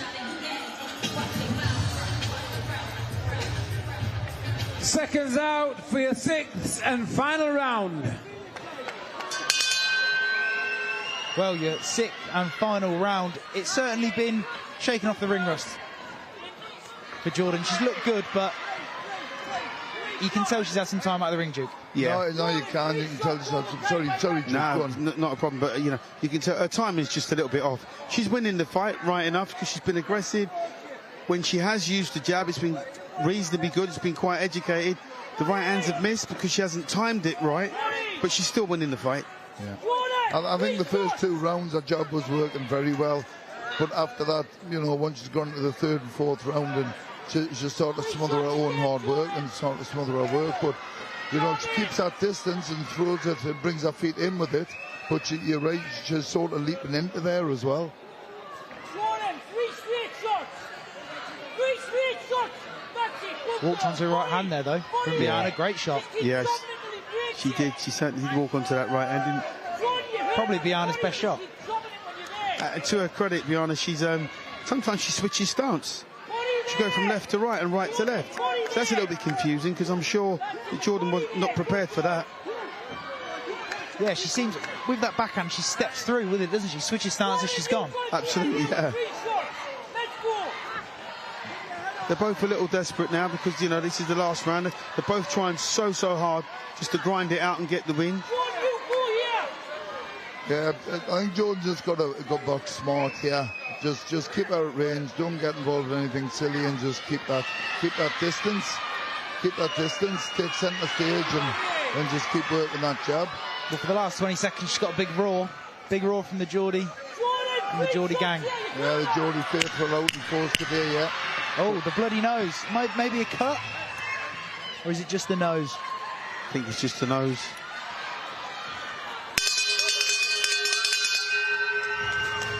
Well, I'd say that's another 60-54. Yeah, absolutely. She's well won it. Yeah. Just a little bit too keen, a little bit too eager to impress. You know, a win's a win. It is. It is a win's a win, but you know, our job worked really, really well. But a little bit of work to work on our backhand there, bringing a bit in too close. But overall, a good performance.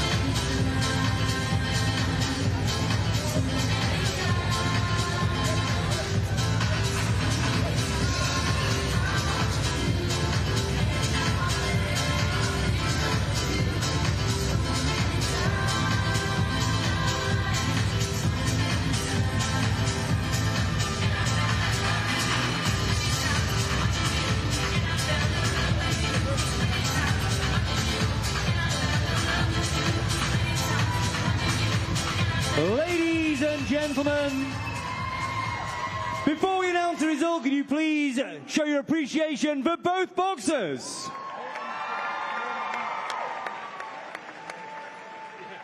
After 6 rounds of action, we go to referee Michael Alexander's scorecard. He scores the contest 60 points to 55 points in favour of your winner, JBP Jordan Barker Porter!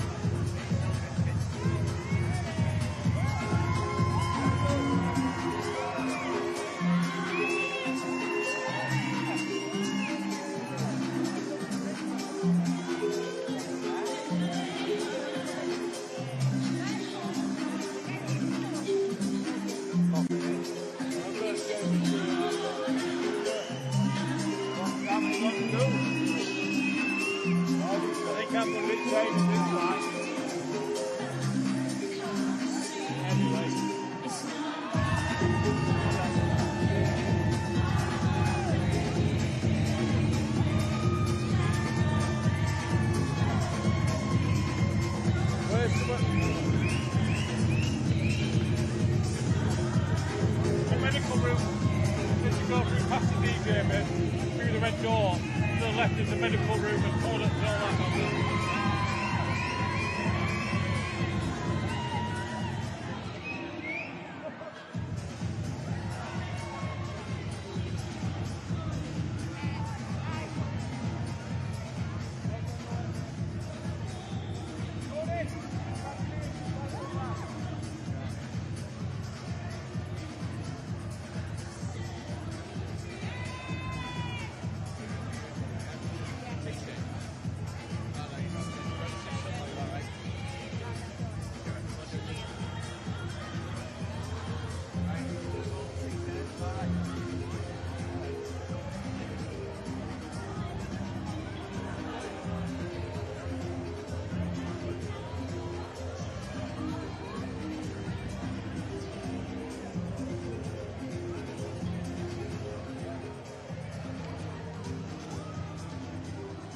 Well, I am here with the victorious Jordan.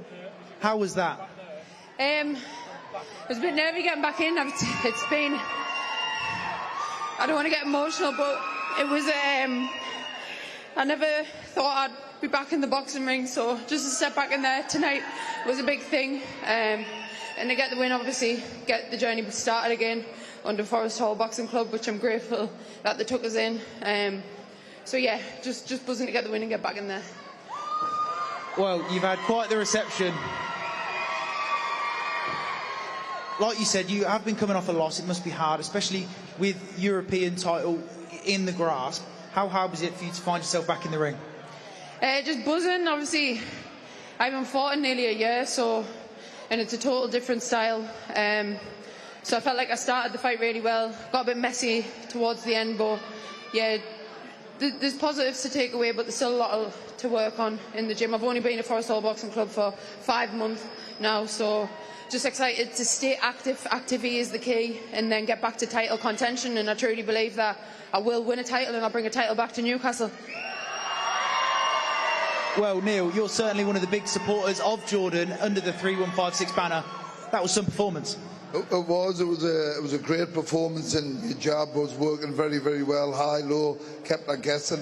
You know, your backhand, you know, there's a little bit of work to do on that. You'll bring your feet in a little bit more, but you know, you were eager to get out there. You were eager to impress. You know, but to be honest, a very, very good performance. Super proud of you, and being a Geordie myself, you know, it's great having another Geordie in there. So well done. With the performance itself, we saw a cut very, very late on. Was that a head or was it the punch? I don't know. I just seen. I did land a shot as well. I don't know if we clashed heads, but I pounced on her at that stage. But obviously the bell was about to go, so a little bit too late. But as soon as I seen the blood, I thought, right, fuck it, that's it, I'm in. But yeah. So we're under the new gym. However, it was the same opponent. Was the revision the same, or were we completely scrapping any of that because of the new coaches? To be honest, she was only locked in with a week to go, so for me, my work was done. It was just about getting in there and performing, and more than anything, it was getting the win. And like I say, just stepping back in that ring tonight was a big thing for me mentally, because the back end of last year was a very, very tough place that I had to drag myself out of. So just to step back in there tonight, I'm proud of myself. And I just want to say a massive thank you to everybody that supported and come from Newcastle. I absolutely love it. One last thing as well, I don't know what the score is, but is Arsenal still winning? Can someone let us know? I can't let you know. It's 1-1. I've just been told it's 1-1. Right, well, Jordan, I'll let you go. Congratulations. Yeah, thank you. Brilliant performance. Thank you. And I'll bring in Neil and Duke.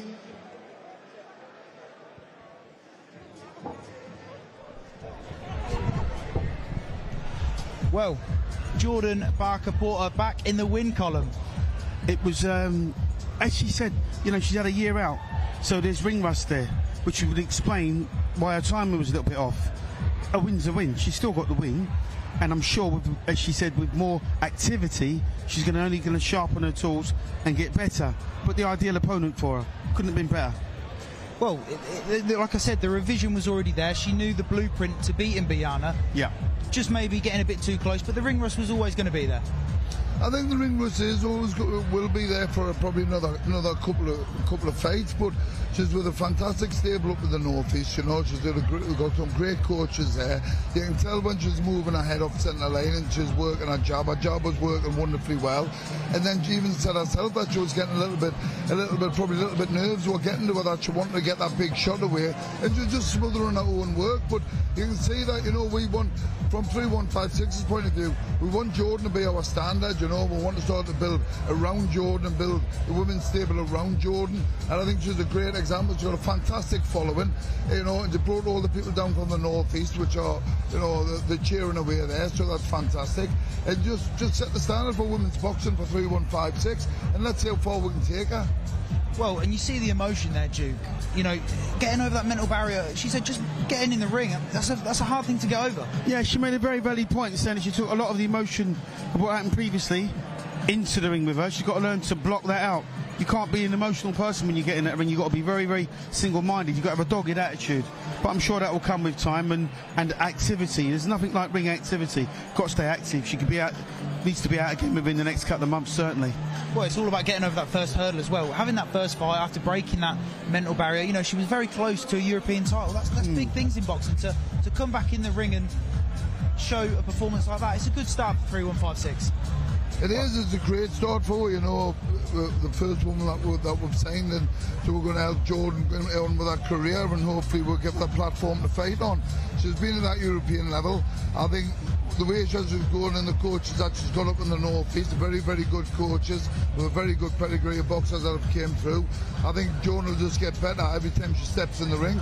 We've got some big plans for Jordan. we've got some big plans for Jordan and some fights coming for Jordan. So, you know, she's going to have to up over game again. She's going to have upper levels again. Work on the little bit of negative that she had tonight. But, you know, overall, a very good performance for her with a year out. You know, and she also said she found it very, very tough end last year. So getting back in that ring, it just gives you so much peace. I know when it does for me, you know, and it gives you so much peace in that ring.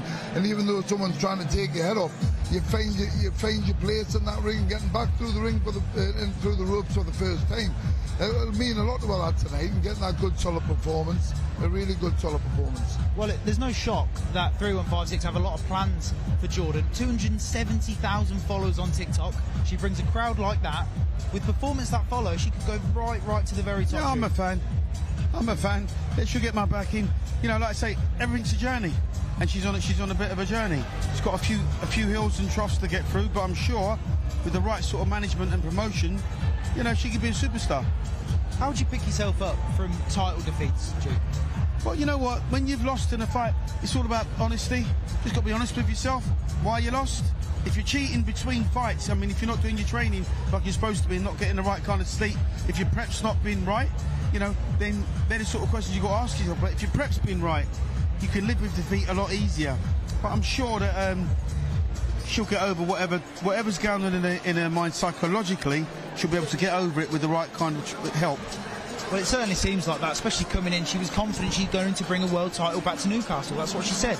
Yeah, definitely. I think Jordan's got that confidence about her. You know, I think the difficulty, especially with timing in the ring, there isn't a great deal of sparring. You know, there isn't a great deal of sparring in the women's game. So that timing's all about, you know, the timing's all about getting in the ring and doing tech sparring. Unfortunately, there isn't a great deal of tech sparring for women in the women's game. So it's got to travel a lot for to get sparring. I'll come up and spar with her. I'll show her a thing or two, you know, take her around here. No, but you're so right. It's sort of sparring is so important. It really is. And I suppose she must be finding it quite hard to get the right sort of prep, sort of sparring. Yeah, and you know yourself, you can work on the pads. The pads don't hit back. You can work on the bag. You can work on movement, but you can't unless you're sparring in a live environment against somebody. Your time level is going to be a little bit off because someone's firing back. So you're not going to think about your shots. You've got to think about what's coming back at you. And if you're not getting a great deal of sparring, it's a tough sport for them, you know, and it makes that a little bit harder when they're in the ring. It really does. Well, it was a good performance from Jordan, but up next is Adrian King.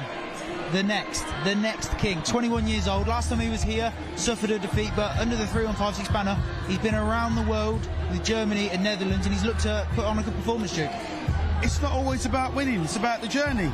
You know, it's about, you know, going abroad and winning or losing. It's about fighting your backyard, winning or losing.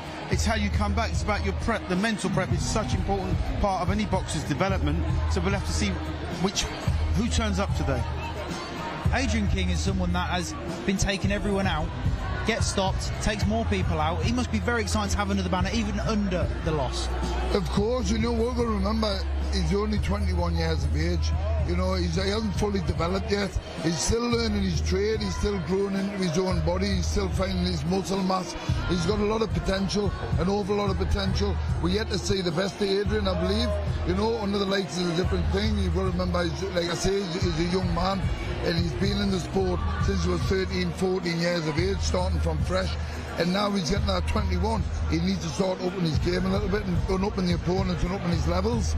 You know, because there's only so far you can go when you're fighting against journeymen and you're fighting against people that, you know, in the European scene. You've got to start finding some names and you've got to start getting out there and showing people what you can do. Well, Adrian King, very, very a freak athlete, as Curtis would say. At what point do you find that man strength? You know, he's only 21 years old. At what point do you really grow into your own, Duke? Well, you know, everybody's different, right? But what you generally find with tall guys, they get their man strength quite early. 22, 23, that sort of age. But, you know, maybe not. Maybe even I mean, again, with flyweights as I was back then, I had my man strength for sort of 20, 21. Because, you mature quicker in the lighter weight divisions, I believe. But we're yet to find out. Adrian King, very exciting. People like these at 21, they're fighting in the small halls. He only needs one big knockout to really put his mark on the English game. He's got to as well, you know. He's got to put his mark on the game, he's got to put the mark on the sport, and he's got to start upping his levels. I'm excited about what Adrian can achieve. I'm excited about Adrian can grow into, because he's a 21-year-old young man that, a bit like Duke says, some people find that at 16, 17, 18 years of age to become a man. I think he's got a lot of growing to do, you know, as well as mentally, as well as physically, because getting in that ring it's a different world in there, you know, in sparring. Take him round fighting anybody, in sparring anybody. He holds his own, and when you get him in the ring, he's got to show him what he does in sparring as well. And you know, once he starts showing it, and once he starts growing with that confidence, I think we're going to see the best of him, and hopefully that'll start tonight. Well, do you know what? He's had a beautiful story, Adrian King. Was bullied as a child, found a boxing ring, and now he's looking to take over the world. I mean, boxing's just, it gives you that step, doesn't it, Duke? But again, you know, we're talking about his mental maturity, whether that be physical or mental. He's got, you know, he's going to have to stand up and be counted. When you look at fighters from yesteryear, the greats of the world, like Wilfredo Benitez, as an example, world champion at 17 years of age. Some guys are just built different. They can do that. You see what I mean? Sugar Ray Leonard, built different. These are the great fighters. If this guy's going to go on to be great, I'm not saying he's going to be like those guys, but you've got to mature quickly, mentally. Well, you'd like to hope so, but as well, with the heavyweights, I suppose there's that added risk. Anyone can get knocked out in these divisions. Well, you know, with heavyweight division, it's unlike any other division. You're one punch from victory, one punch from disaster. You know, we've seen that recently in heavyweight title fights. Look at Usyk the other day. How bad did he look? And how great has he looked? You know, it's a double-edged sword. So we'll have to see what happens with this young kid, but I'm sure with the right kind of prep, could be one for the future. Well, like I said, Neil, with Harry Edgecombe, you want the rounds in. You want to see him build that experience against someone like Jake Pollard. But with Adrian King, do you want him in and out? You don't get time. You don't get paid for overtime. No, definitely not. You know, I'm expecting Adrian 1 or 2 rounds, hopefully tonight, for to show what he's capable of. He's got to let his hands go. And, you know, you're right what you say, Joke, about maturity. He's yet to mature in the boxing ring. He's yet to mature as a boxer. I think he's a little bit behind some people. You know, you mentioned some of the greats there. Some people are just built differently. This is a young man that's grown into a man. Once he becomes a man, he'll be a different animal in there, you know. I think he's still got a little bit of maturing to do, but he's certainly got the skill set, and it's about setting his mark tonight. Well, Adrian King is up next, right after this short break.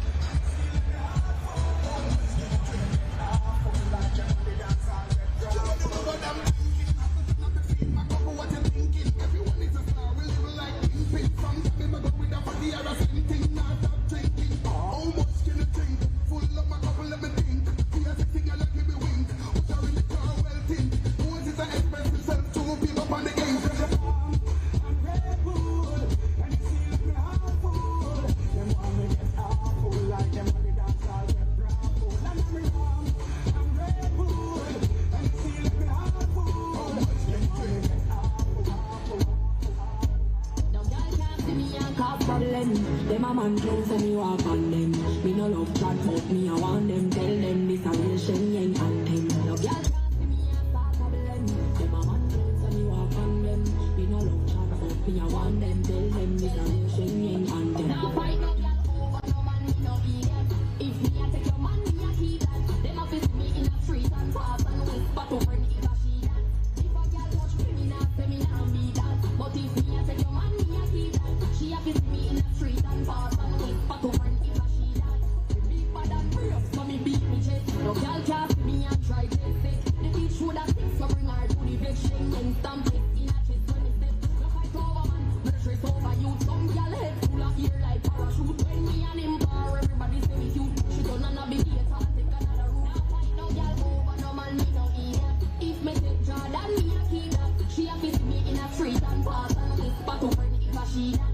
If a girl touch me, me nah say me nah be that. But if me a take your man, me a keep that. She a visit me in a street and pass and whisper to friend if a she that. When cocky good, baby you want to share it. But me no care once me a him favorite. Me good pussy she cocky and tear it. Send him a your yard after so you repair it. Yeah say you hear but afraid me declare it. That means say you know your own then. If me a thief man, me no borrow Harlan. Me laptop up like a bully na me brain. Now fight no girl over no man, me no idiot. If me a take your man, me a keep that. Them a visit me in a street and pass and whisper to friend if a she that. If a girl touch me, me nah say me nah be that. But if me a take your man, me a keep that. She a visit me in a street and pass and whisper to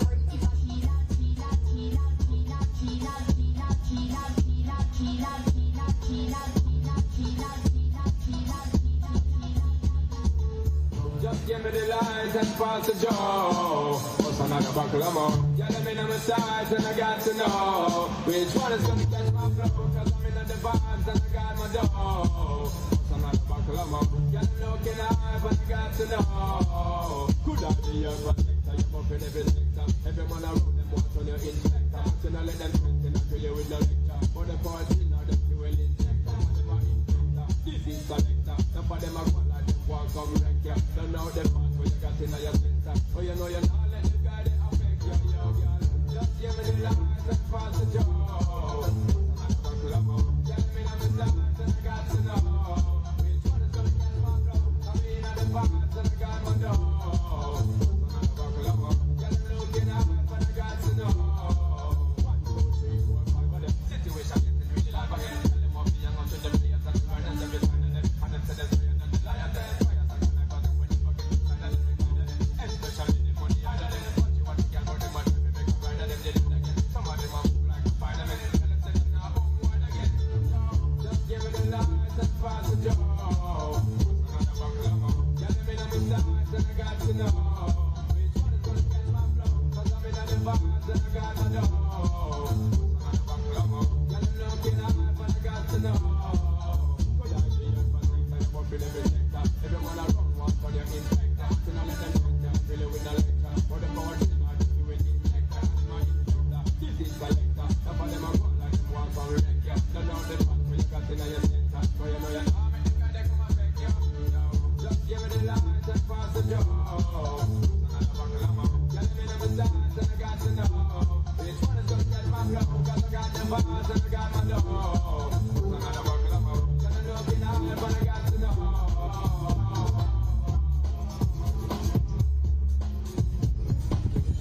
Just so scandalous, you know when I'm handle it. You're shaking that thing, who's the itch? You look in your eyes, so devilish. You like the dance, you like pop pops. You cruise to the cruise, connect the dots. Not just urban, she like the pop. Cause she was living la vida loca. She had jumps like a truck. Guys like what? Baby, move your butt. I think I'll sing it again. She had jumps like a truck. Guys like what? All night long. See that phone.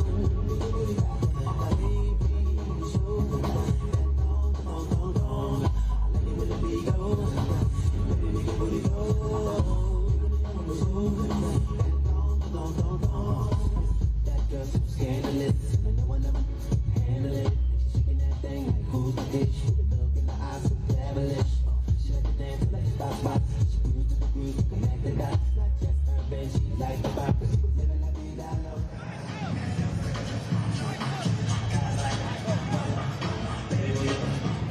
And now, Curtis Woodhouse for 3156 Boxing, in association with RTH Chauffeurs, proudly presents 6 3-minute rounds of heavyweight action.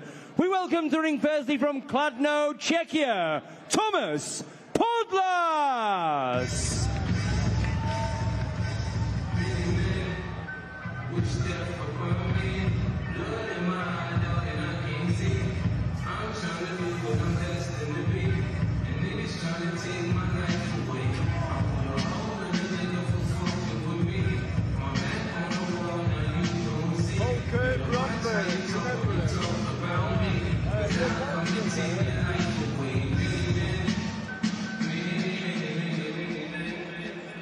And his opponent, originally from Jamaica, now based in Beverly, Adrian, the Next King!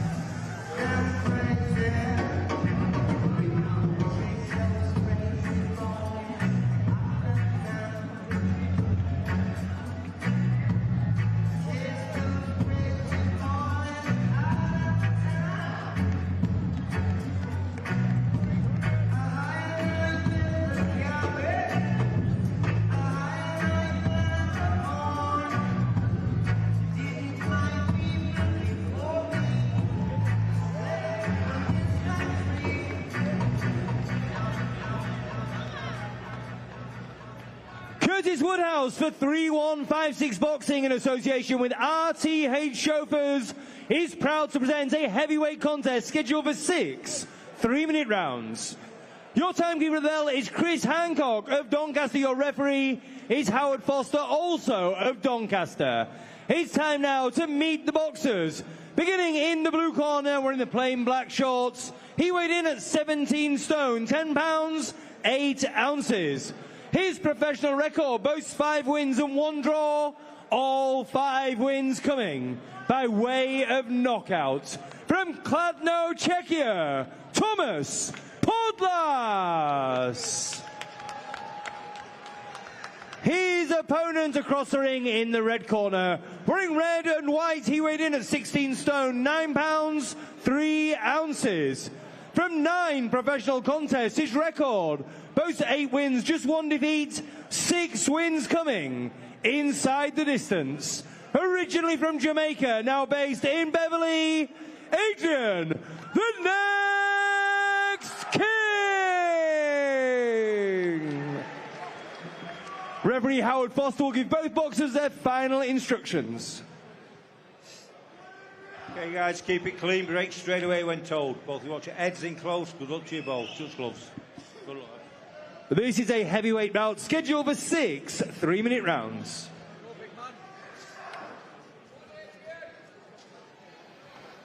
Round 1.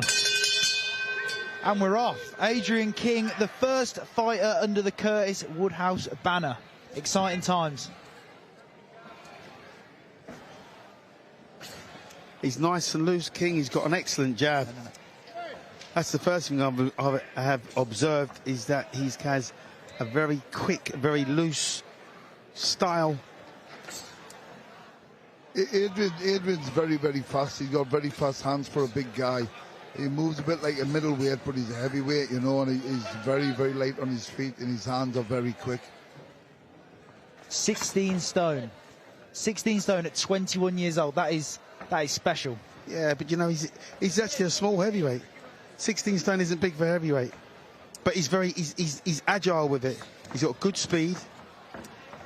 You know, he's quite smart in as much as he's not rushing his work. He's sticking out a really nice jab. He's quite loose. Yeah, that's what I said. He's got fast hands, and he works well behind the jab. He just sets himself up nicely, and he takes his time with his opponents. And you know, he's just got to watch sometimes when things like that, like a rush of blood, comes to him. Just making sure he's on the front foot. Does look very light on his feet though. That jab comes out very quick. Yeah. Unfortunately, I've been in the ring with him, and his hands are fast. Yeah, I don't think I'll be stepping in the ring with Adrian King anytime soon. I'd pay to see that. Oh, thanks. But Thomas Podlas, no joke. I mean, the 5 wins he has had, all by way of knockout. So he's got power in his hands himself. Yeah, I think what it is with Thomas, I think he throws shots where you least expect it. So he'll be covering up, then all of a sudden he'll just let a big right hand go over the top. And he, you know, he gets joy with that. In the heavyweight division, you get caught with something big and you're not expecting it. You know, it can cause some damage. Well, he must have impressed you, Neil, on the first card to bring him back. Sorry? Thomas, it must have impressed you to bring him back on the 3-on-5-6. Yeah, definitely. You know, he's a well-schooled, you know, we would call him journeyman, but at the same time, like I say, he covers up well and he bides his time. And then when he lets his hands go, he's got some weight behind it. You know, he's got some strength behind them punches, and he can hit. So he did impress with the first time. King needs to vary his shots. He needs to slip some body shots in to bring that high guard down. And that's what I've said about Thomas. You know, he's a well-schooled defender, and he covers himself up well. And that's when you think you're getting some joy, and you're putting them jobs out. All of a sudden, he comes back with one over the top.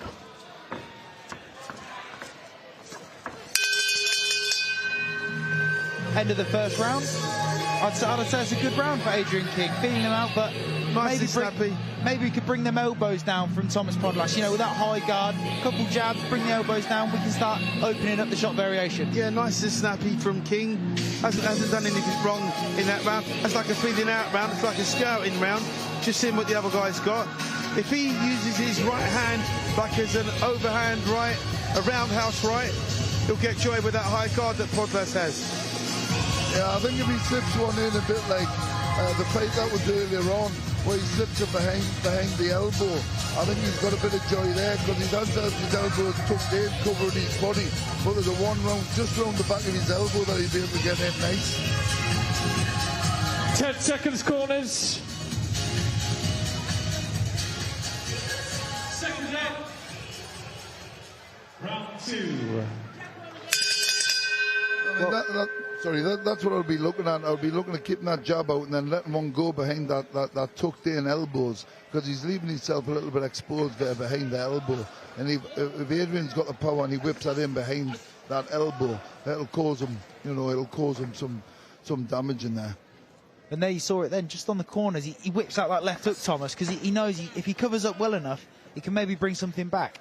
Yeah, like I said earlier, he throws when you least expect him to throw, where you think he's just covering up. All of a sudden he comes back with a big shot, and he times his shots well.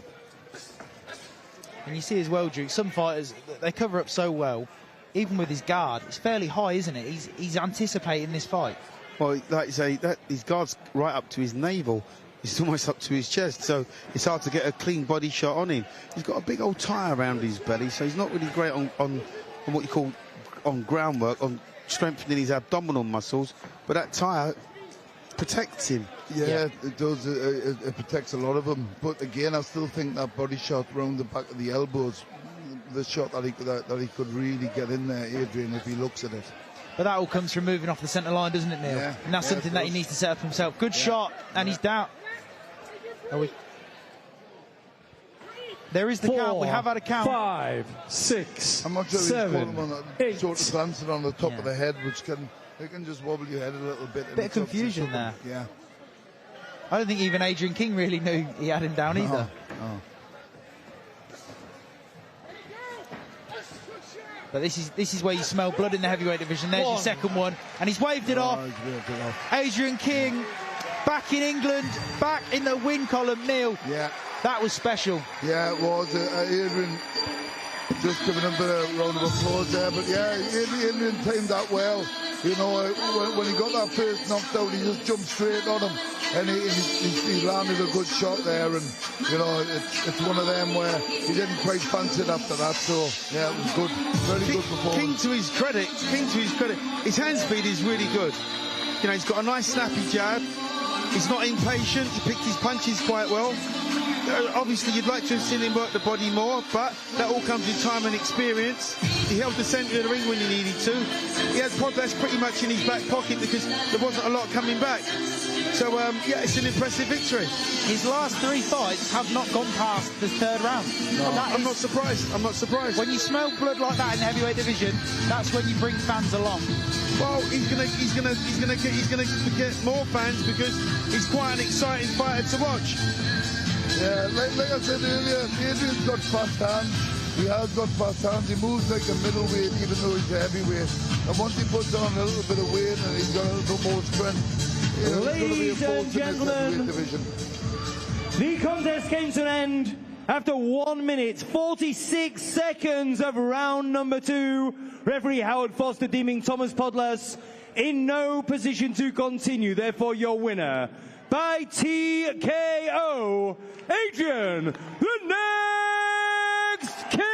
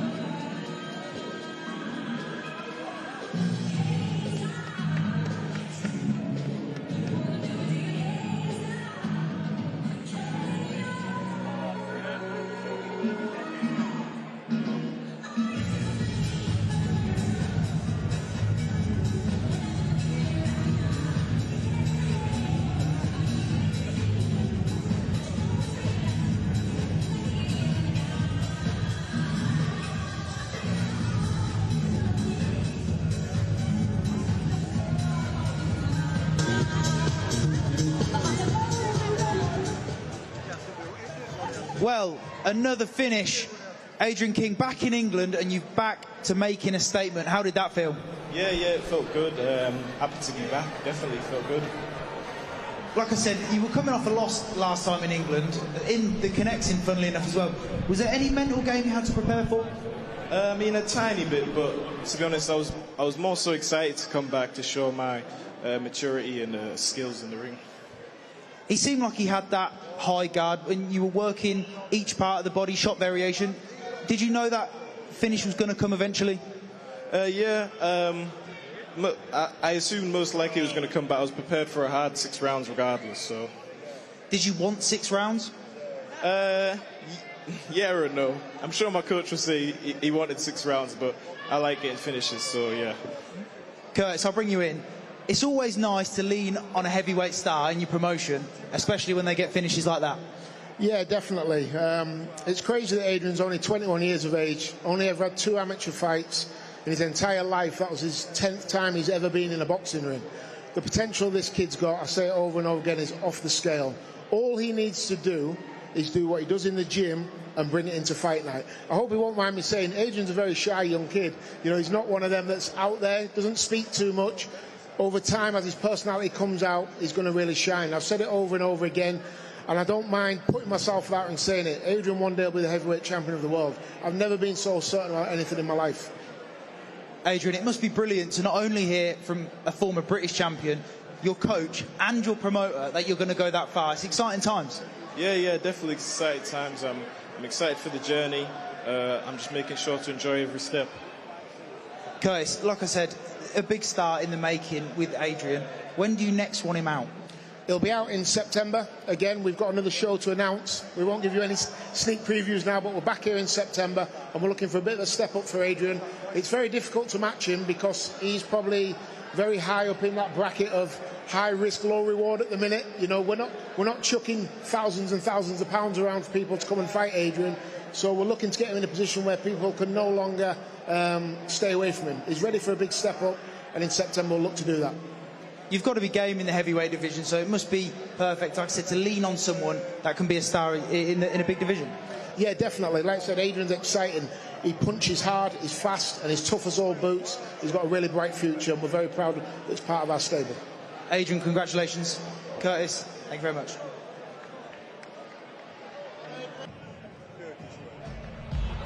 You don't need me, do you? No. I won't. Get Duke. You can go. Thank you. Duke. We're getting Duke. Well, another stellar performance from a Curtis Woodhouse stable. That was interesting. It was. I think I summed up exactly what Curtis said. You know, he's maturing into the sport, he's maturing into boxing.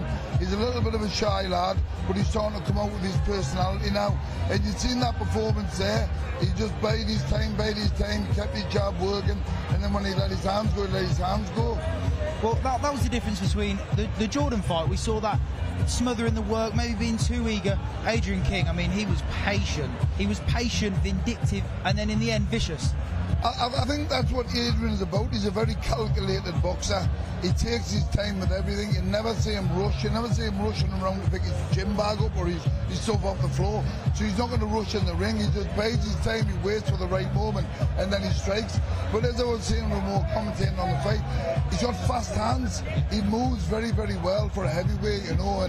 And it's a big statement what Curtis made there about heavyweight champion of the world. There's a lot of very good fighters coming out. But Adrian, once he matures a little bit and once he starts to get that ring craft and that ring IQ, I think that's when we're going to see the best of Adrian, you know. Like, there's a few shots I think he could have picked, you know, the body around the back, around the back of that high guard. I'm doing that, like, you know, but around the back of that high guard, if he had got him there, then come back up top, maybe he's got a little bit more joy, but you cannot knock that, you know. Second round finish, and a very good finish it was as well. He smelled blood and he went for it. Yeah, you can't knock a finish, especially in the heavyweight division, because like I said, you don't get paid for overtime. People want rounds, people want the ring craft, but ultimately, like we saw the last time he was in Hull, you can lose. This is the heavyweight division. It's a horrible, horrible game. It is, and you're seeing what I thought we were talking about. Thomas is one of them that covers up so well, and he throws a shot when you least expect him to. And if you're not on your toes like what Adrian was, he can catch you with that big overhand. He's a big guy, you know. He had a very high waistband on. He doesn't get caught in the body a lot. Round the back of his elbows, he probably could have been caught, but he just throws when you least expect it. So when you want a little bit of joy, sometimes you can just get a little bit lackadaisical and drop that right hand because things are easy for you. But you know, Adrian didn't get caught with anything, and he did throw that, and I think you were surprised yourself at how fast he threw them because it came from nowhere. You least expected it. Thomas is a good operator, you know, and I would like to have seen a little bit more. But you cannot argue with the finish, you know. I'm pleased for me fighter. I'm pleased for Adrian to get the good win. But yes, of course, we'd like to see a few more rounds out of him. But you can't argue with the win and the way that he performed. Well, when you see people like Adrian who come in so just genetically talented and built and busy, but they move like middleweights. These are scary, scary people. It is, and that's what I've said about him moving like middleweights. He does so much strength and conditioning, and he spars the likes of Harry, spars the cruiserweights, he spars people who are a lot lighter on the feet. And when you're a heavyweight, when you're moving around with someone who's very light on your feet, you've got to be able to move. And I think that's both the blessed and the curse, because he's not getting the power in there. But with the tech sparring that he does, it proves a point, like I said before, about Jordan and the women's boxing not getting very much sparring in. Adrian's getting a lot of sparring with cruiserweights and middleweights, and he might be not be throwing full force, but at the same time, in sparring, it's about the technical side of it. That's why he's got fast hands, because the likes of Harry Powell, who's coming on soon, Harry's very, very fast for a very tall lad. He's got very fast hands, and he's very powerful. And when you put him in there with Harry, you can see that it's like cat and mouse all over the place, and Harry's got to be able to move quick. But Adrian's got to move a little bit quicker to get out of the way, because if Ronnie gets caught, you know, they've got a great working relationship, them two, and a great bit camaraderie in the chasing room, in the sparring ring. And it's good to watch. And when you see him moving around like that, probably could have moved up the centre line and moved his angles a little bit to get a bit more. But at the same time, that'll come with experience as well. It'll come with experience. Definitely, and I'm glad you mentioned Harry Powell, because sparring someone that is lighter than you, people don't realise how beneficial it is, because you understand that timing and these fast twitch fibres of other fighters that you won't see in the heavyweight division. So when you're fighting these big plodders, you're coming off that centre line and you're moving, and you're going to throw shots that a lot of people don't see. Definitely, again, I've had the pleasure of sparring Harry, and Harry, for being such a tall lad, he's so fast, his hands. I think at one point I stopped and said to him, is it just me and you in the ring? Because he was hitting us and I didn't even see his hands move, you know. I meant because of my age, but, you know, Harry's very, very, very fast. And Adrian has got that little bit of spring in the step because he's sparring the legs of Harry, who can hit hard as well as a middleweight. He's moved himself up to a cruiserweight today to take the fight, which we'll talk about later. But Adrian's benefiting from that. He's benefiting from that so much, you know, and the power comes. Listen, if you can hit, you can hit. If you can hit hard, you can hit hard. Adrian's got a very, very, very strong punch, you know. He can let his hands go when he wants to. And in tech sparring, he's got to be light on his feet. But if he has to let his hands go, he can let his hands go, as we've just seen there. But even with Curtis, he comes in and says, this boy will go right to the top. You don't see people like Curtis Woodhouse with British titles and being an athlete himself with his football background not see talent. He sees something in Adrian King, and he really does believe that. He does, and you know, unfortunately I don't spend a great deal of time. I've got the AJW fight camp across in Portugal, so I get the guys across. I speak to Curtis every day on the phone about how the guys are getting on. I watch, he sends his videos, and I see the guys sparring. And Adrian's just getting better and better and better. And hopefully he does fulfill his potential. Hopefully he does do what Curtis says, you know, goes to be world title contention, world title holder. Because that's it, you know, with the people that are going out of the game now, the AJs, the Alexander Usyks, the Tyson Furies, you've got a new breed of boxers coming through. And these are a different type of athlete. You know, you look at Moses Atumu and how fast and quick his hands are for a heavyweight. But he's got the power as well, and he's got the size and the reach. Adrian's got, you know, unfortunately he's not going to grow in height very much, but he's still 6'3", 6'4", But now, he's 6'5", 6'6", 6'7", isn't unheard of it in the heavyweight division. So to be a real contender, you've got to be able to mix it with the big guys, you know. And I think if he keeps on developing the way Curtis is developing, at some point he's got to be put in there. Not fit to the lines, but he's got to be given a good test. And if he stands up to that good test, it puts him in good contention. Well, he'll always have good development under the 3156 banner because of the Portugal. You know, you've got another camp in Portugal that you guys can help with. I want to give you the platform to talk about that a bit more, because that is something very special for an up-and-coming promotion. It is, you know. I mean, the AJW fight camp's dedicated to my son, you know, and I think we spoke the last time. My son passed away when he was 21. So that's why the AJW fight camp, it's for the Ella Jack Wilson fight camp. I'm very proud of the fight camp. I've got an 18-foot boxing ring in my garden. I've got 6 bags up. I've got all the best gym equipment that you could have. It's readily available for an excellent fight camp, you know, and I couldn't be in a better setting overlooking, you know, a beautiful countryside that I live in across in Portugal. And having the guys across there and having that, you know, 43156 makes them feel special as well, having a summer camp or a winter camp in the sun for to go to 2.5, 3 hours on the plane, and you're in an amazing place like what I've got across in Portugal. And again, it helps get my son's name out, and it'll help get, you know, get to see my granddaughter Eva Grace, and you know, and hopefully people will know the name AJW Fight Camp, Ellis Jack Wilson Fight Camp, and I'm very, very proud of the fact that I'm doing that for him, you know, even though it's very, very difficult. He passed away when he was 21, so it is difficult, but I feel like I'm doing my bit for him. It's great, you know, it's great that I've got the guys with 3156, the caliber of boxers I've had out there in Portugal as well. I'm not allowed to say some of the people I've had out there, but there's been some very big names out there, you know, and it's an amazing place to train. It's an amazing place to be, and I've got some wonderful memories there, and I'm sure my son's along the way, you know, and being able him to be a part of my journey with the boxing is something I never thought I'd experience, but I'm very proud to do that for him, you know. I'm very honoured to do that. Sadness as well, a lot of sadness, but at the same time I feel like I'm doing him justice, and by bringing his name into it, you know, I want his name up in lights, and the way we're heading 3156, Ellis's name is going to be up in lights, you know. Honestly, it's the best thing to hear from someone, that they're taking a passion or a journey or something that has really broken them and turning it into something so beautiful with 3156, giving other people the platform to build on that. And I want to say that's brilliant, so congratulations. Thank you very much, thank you. You know, it's an awful journey to be on, but it's a one that I want Ellis to be remembered. I want to honour him in the best way I can. So, you know, by using boxing, I'm still fighting at my age of 48, and you know, I get to fight against these young lads who wrap ring rounders, and you know, these lads hit hard. They don't take it easy on us, you know. But it's great. It's a great place to be. We have a great bunch of lads out there, and it's great when everybody comes out and give them that platform across in Portugal. It's a great experience for them as well, you know. It's a very good experience for them. Honestly, it's a brilliant platform. It's a brilliant way to get that out there. So well done on that. We are now going to go to a short break, and up next is Malachi Durkin.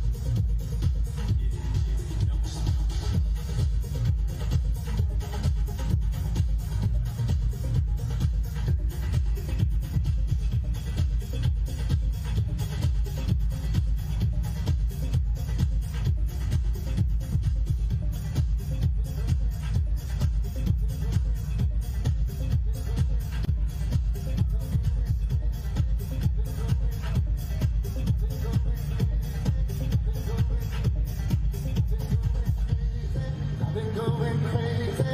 I've been going crazy. I've been going crazy. I've been going crazy. I've been going crazy. I've been going crazy. I've been going crazy.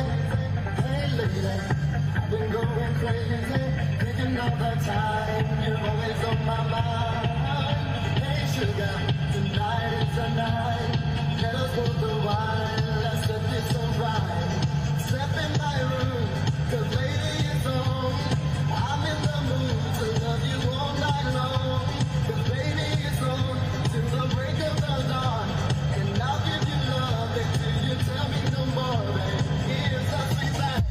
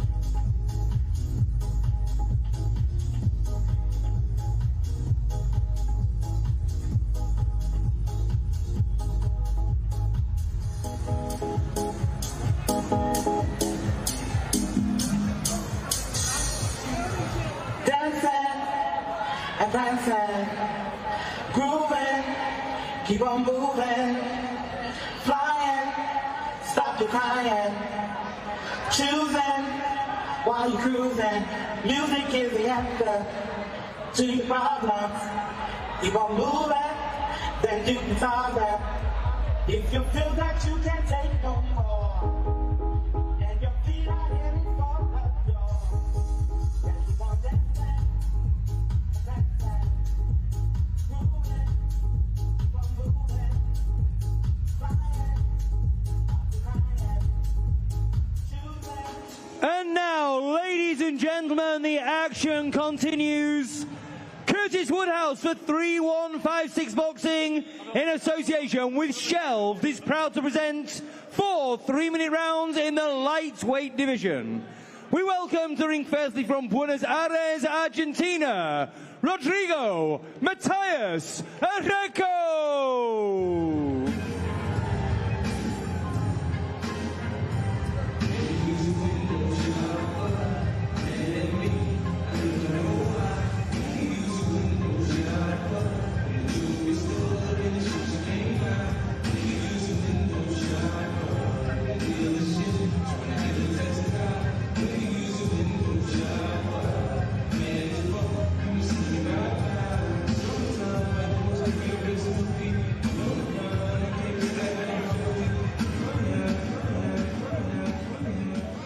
And his opponent from Bradford, Maliki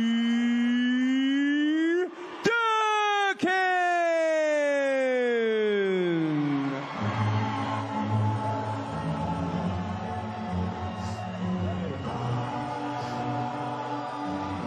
House fight, it's a bit of a local band.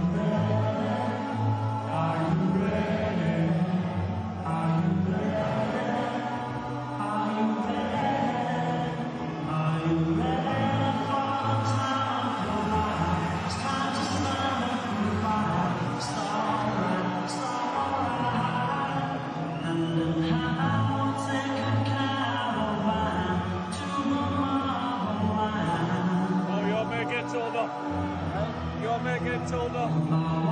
Vaseline on the body.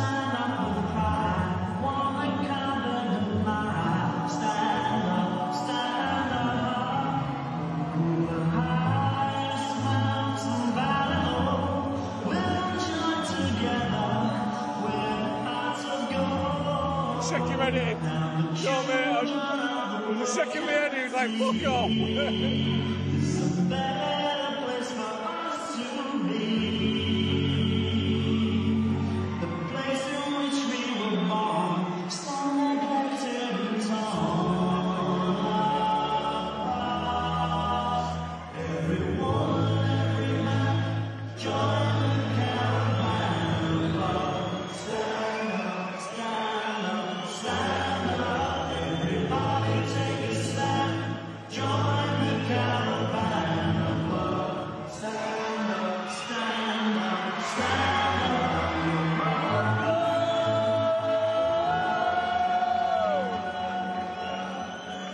Curtis Woodhouse for 3156 Boxing in association with Shelved is proud to present a lightweight contest scheduled for 4 3-minute rounds. Your timekeeper at the bell is Peter Humphrey of Doncaster. Your referee in the ring is Michael Alexander, also of Doncaster. It's time now to meet the boxers. We begin in the blue corner.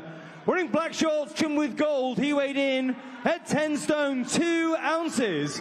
His professional record boasts 5 wins and 2 draws. From Buenos Aires, Argentina, Rodrigo Matias Areco.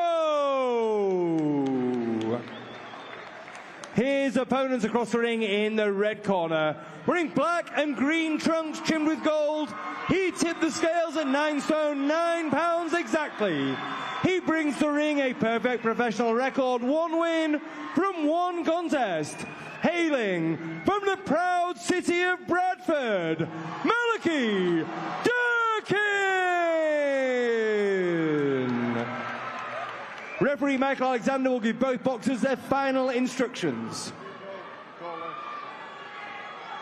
Right, lads, you both know the rules, so let's just have a good, clean fight, okay? Most of all, remember to defend yourselves at all times, all right? Gloves. This is a lightweight bout scheduled for 4 3-minute rounds. Seconds out, round 1. Well, Duke, I think it's fair to say he's the most popular man tonight. He's brought the crowd with him, this kid, Durkin. He's certainly brought the crowd with him. Little southpaw. That's going to be hard to beat straight away. Matthias has to keep circling round to his left. Try and take away that southpaw jab. And like we saw earlier, fine for the outside foot. If he can. This first round is brought to you by Shelved.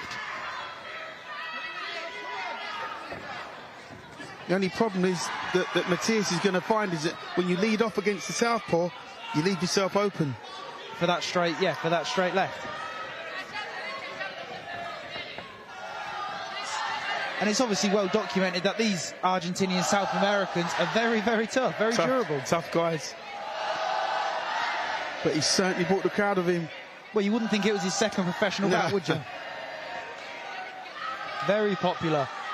Only 1-0, 23 years old, and he brought a crowd like this. Honestly, these small hall shows, when you've got young fighters like this kid coming through, it's so important, you know, just to learn your trade, cut your teeth, get different. Great shot. Different opponents. He led off with a straight left, straight right there. You know, southpaws can get away with so much.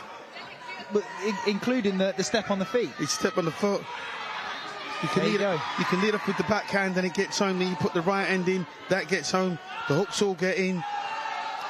Matthias doesn't know which way to go for the better right at the moment. He keeps getting clipped on that inside, but he's mentioning to the ref there about the foot. He's keeping a good eye on it. It's just the dark arts of boxing, isn't it, Duke? Yeah, it's not a clash of styles. In order for him to not trip over that right foot, the referee's warning him now, warning his corner. Well, it's another mention of the foot, which he's right to question. Yeah, well, yeah, he's right to question it. But like I say, Matthias is sort of like lunging in. It's very hard to use his jab. He should aim the jab at the chest of Durkin if he's gonna throw it at all. Great shot. The combinations coming in. So light, Durkin. He's so light. He's full of himself. He's confident. You know, he's brought a big crowd of him. Wants to impress them. Wants to impress himself. It's only his second fight. What he's doing well is as well, Duke. That left hook comes in first, but then the next combination is just a straight jab. He's throwing that variation from the first shot. Yeah, he's obviously been well schooled. You know, he's a well schooled fighter, well schooled boxer, I should say. He's not a fighter. He's a boxer. He's nice to watch. Another guy under the with great amateur pedigree, Power Box Cup champ. You know, you don't win titles like this by not being well drilled. Sure. I mean, you know, like I say, it's transferring those sort of amateur skills to the pro game. Which he looks like he's made that. Sorry, looks like he's made that transition. I mean, listen to that. That is pretty popular. That is very, very loud. The boy from Bradford bringing them all over to Hull. Yeah, they absolutely love him, didn't they?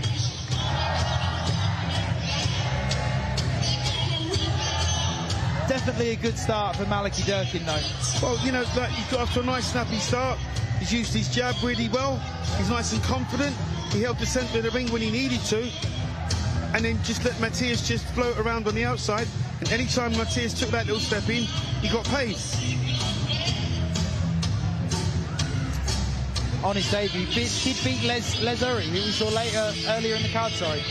Right, again, that's a mark of intent, then, isn't Corners, it? 10 seconds. On his part. It's nice to see with these lighter weights as well, them get the rounds that they want. So on his debut, he won 40-36, didn't lose a round. It'd be nice to see him, again, keep going the distance, show us more of what he's got instead of taking someone out very quick. Yeah, you know, I can't stress the point enough. You know, rounds are very invaluable to you, particularly when you're starting off on your journey. It's always good to get rounds under your belt. If you have got the talent and the potential, when you get into the later rounds, round 6s, rounds 8, 10s, 12s, whatever, you can cope. Seems like he's got quite a long reach as well, Durkin. You know, when he just blocks the vision before he throws that punch. Well, he keeps that southpaw lead out, he keeps it low, and he keeps it out. So what he does, he puts it in the face of Matthias. He trips over his foot, that's a trip. 3, he never landed with a clean shot. 5, 6, he didn't land with a clean punch. 7. The Argentine is saying that was a trip, but he's not going to get it. No, the referee didn't see that clearly. That was a clash of styles. He trips over his foot. I saw it clearly. However, it's classed as a knockdown, and now he's getting weighed in. So look, the Argentine, he's game. The fight starts to open up when you see a 10-8 round, because someone's got to go for it. Well, again, as I said, it's only a 4-round fight, so he finds himself now with that knockdown. That's 2 rounds, right? Yeah. So now he needs knockouts to win.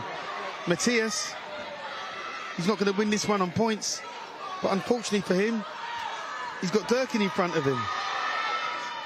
Another great shot, starting with the backhand as well, which is nice to see. Leading off with the straight left. Another good shot. Check hook round the head. Sorry.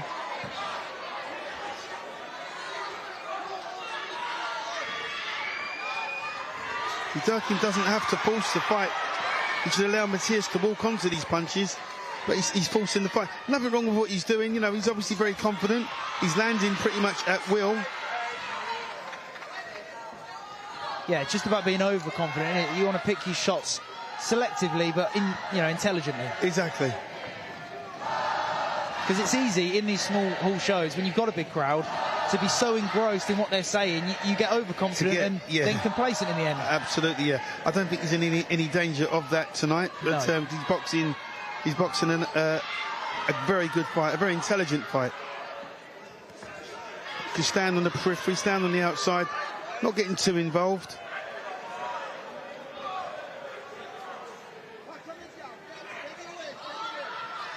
It's a game of cat and mouse almost. Yeah, he's stopped working his jab. He's looking for that big shot now. Yeah, especially when the Argentine, Matthias, he doesn't want to throw the first punch because the southpaw stance is going to catch him out. So it's, like I said, it's now cat and mouse almost. Yeah, Matthias doesn't want to lead off because every time he leads off, he gets counter-punched. No. That's a great shot, but just by the temple.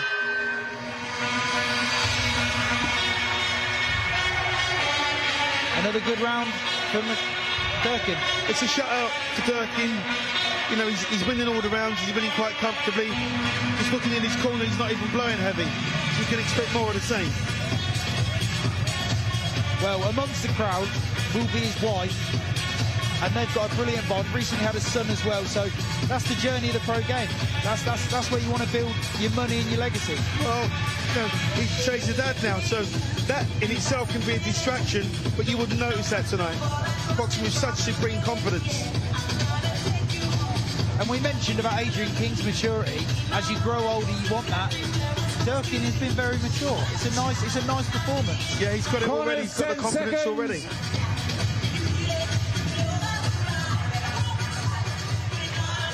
Seconds out, round 3. Round 3 for Durkin and Matthias. Once again, we've gone from the feet to now the head clash. It's just something that these southpaw and orthodox fighters have to deal with. Absolutely. But he's a nice boxer, Durkin. He's got a nice style, keeps a nice guard, keeps his hands up quite well. Got caught there. Likes to lead off with the backhand, likes to lead off with that straight left. He should work that jab a little bit. His hip movement, his level changes surprising me. They're very good. Yeah, like I say, he's nice and nimble. He's nice and agile. He'll learn not to go back in straight lines like he just did. It's a learning curve. See, every time Matthias tries his attack, he throws that big right hand right round like a roundhouse right hand, and he misses by a country mile. As well, if you notice, he's teeing off now. Oh, it looks like one of them can get caught. It starts becoming a bit of a shootout, which is not what Durkin wants to. He doesn't have to. He doesn't have to mix it up, does he? No. He just needs to fight an intelligent fight. But again, he wants to impress his crowd that he's brought with him. So he was possibly looking for a stoppage. No need, just to keep working that jab, keep picking his punches. See, and there again, he gets caught with that right hand. He doesn't need to. Yep. We just spoke about maturity. Yeah, sure. Commentator's curse. Commentator's curse. Just needs to flick that jab. Maybe hold the centre of the ring a little bit. Invite Matthias into him and pick him up from there. Yeah, I feel, Duke, like you can tell the crowd is here, because when we started, it was a nice shot variation, but everything came off the jab. Yeah. Whereas now, he's very aggressive. He's coming onto shots, but he doesn't need to. But it's a good performance. It's still a good performance, yeah. Listen, he's not doing anything wrong, really. Except for overstretching, over-lunging. Do you think that's maybe the opponent? He knows nothing substantial will be coming back. Well, you know, again, you know, he's got a big crowd behind him, Durkin, and he's trying to impress them, maybe over-impress the crowd. So, you know, back to basics, just use that jab. There you go again, Wild. How did you deal with something like that, Duke? Did you ever feel the crowd in your fights? You had to calm yourself down? Oh, so I thought you meant the southpaw stance. Well, nah, you know, listen, you have to have tunnel vision. You have to have tunnel vision. Once you step into that ring, you almost block the crowd out. They say you only really heal the crowd when you're losing in a fight. But I quite like fighting the southpaw style. Two of my brothers were southpaws, so I was brought up with southpaws in the family. But like I say, the southpaw style is not easy to beat. No, it's not easy to beat. When you see people like Moses Talma, Alexander Usyk, even Tyson Fury, when he switches them stances, confuses a lot of fighters. Sure, not everybody can fight a right-handed fighter. It's a fact. Plenty of blood there from Matthias in the corner. He took a little bit more damage in that round. He's complaining to his coach about something. I'm not quite sure what it is, but he's in the square circle. He's supposed to be getting hit, or not, as the case may be. Yeah, hit and not get hit, I believe it is, Duke.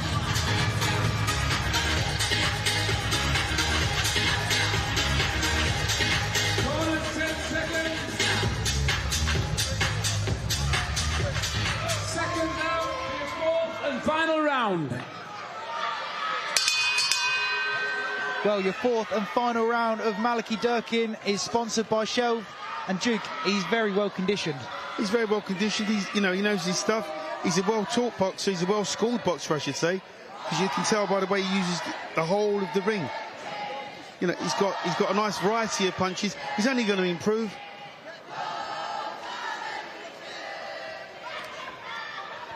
His biggest asset is being a southpaw. 100%. Leading off with that right hand.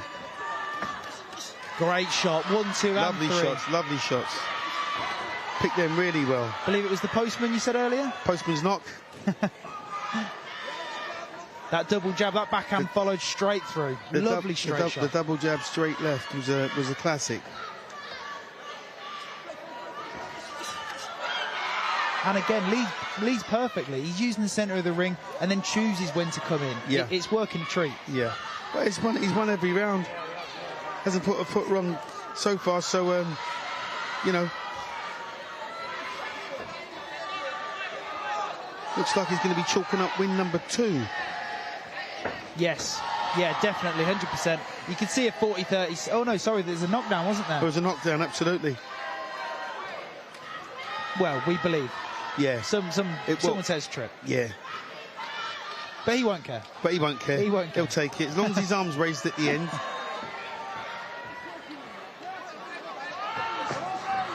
So that southpaw jab, when you hold it out and he holds it up, it's hard to get over it. And you can't sort of get over the shot because he's holding his hand really high. So it's hard for Matthias to lead off with his jab to land anything cleanly.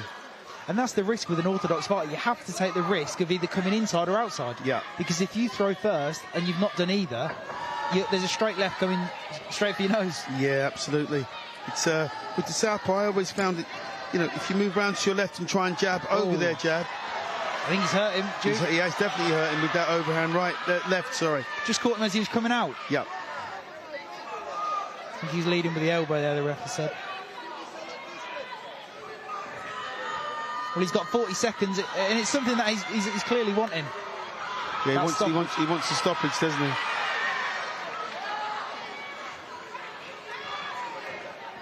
Last 30 seconds of Malachi Durkin's second professional fight. Performed well with the knockdown. It's been a nice, snappy performance. Bit loose there. Yeah, it's been a good performance. You know, he's been able to utilise his skills. He's been able to utilise that jab. The straight left's been quite impressive. Good win.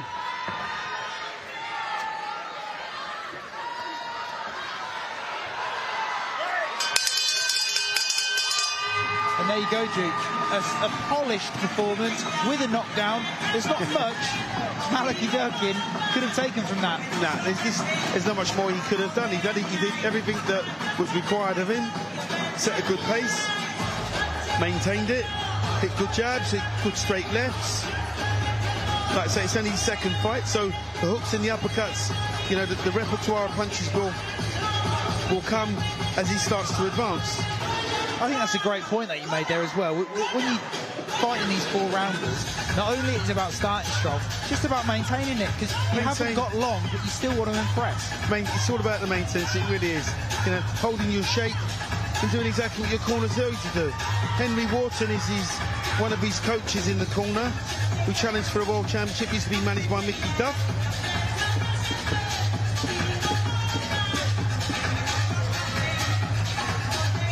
Well, it certainly puts him in good stead.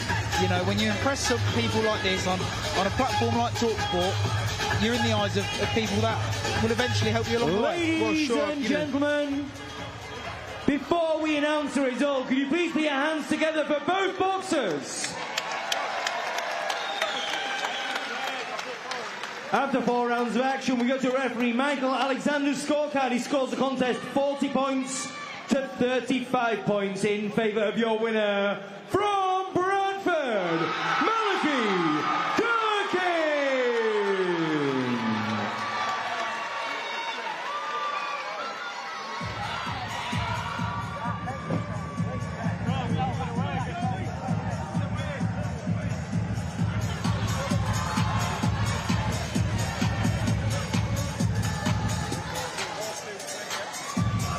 Well, there he is, Duke. He can take all the plaudits with his big crowd back to Bradford. Yeah, listen, he more than deserves a victory. It's a good win. Like I say, he's got a good run out. And, you know, he'd be thinking, you know, bring him on. And he's got a good team behind him, which is something you always need coming from the amateurs to the professional game. Absolutely. You know, he's got a bright future, this boy, I'm sure. And Matthias as well, it's to be said, his debut was 2019. And has had 140 rounds. It's incredible, really. But, you know, it's guys like Matthias that keep boxing alive worldwide. You know, boxing needs journeymen. And he's one of them. And he's given a good account of himself. You know, he hasn't won, he hasn't disgraced himself.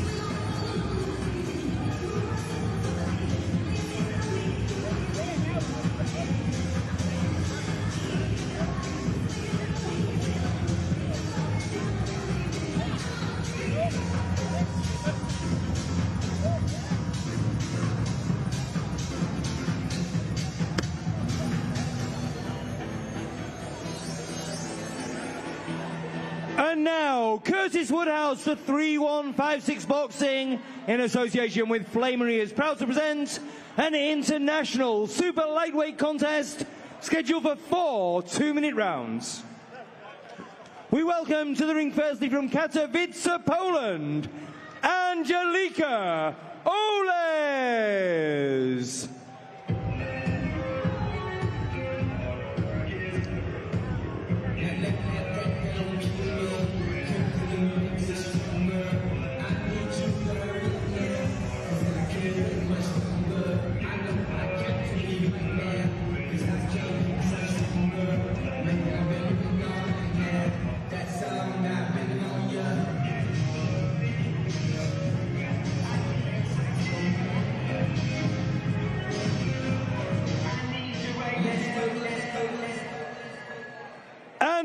opponent boxing in her home city of Hull, Sharon Desi.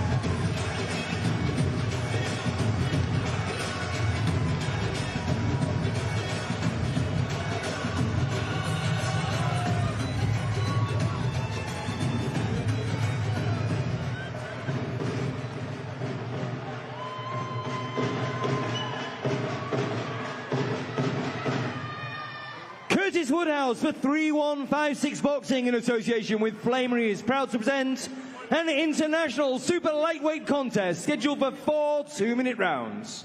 Your timekeeper at the bell is Chris Hancock of Doncaster. Your referee is Howard Foster, also of Doncaster. It's time now to meet the boxers, beginning in the blue corner, wearing white and red. She weighed in 9 stone, 11 pounds, 1 ounce. Her professional record boasts 4 wins from 20 contests, 1 win coming by way of knockout. From Katowice, Poland, Angelika Oles. Her opponent across the ring in the red corner, wearing lilac trimmed with navy and gold. She weighed in at 9 stone, 11 pounds, 2 ounces. She brings the ring a perfect professional record, 2 wins from 2 contests, 1 win coming by way of knockout. From this proud city of Hull, Sharon Desi. Howard Foster will now give both boxers their final instructions.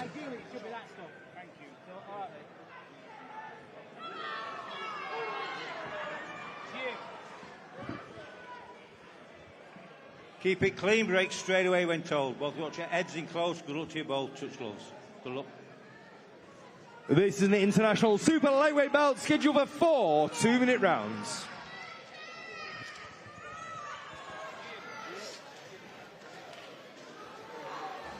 Round 1. And we're off. Sharon Desi back in the ring after being on the Dave Allen Doncaster card, funnily enough. Of course, she's a live one. She's got out the traps quick. Desi, she really has. She was a fast starter in the Doncaster Dome, actually. I watched her last fight. She won every round. She was brilliant. I'm not surprised. Very talented fighter. She's got out the starting blocks real quick. She's got the right hand going. She's whipping in a lovely left hook.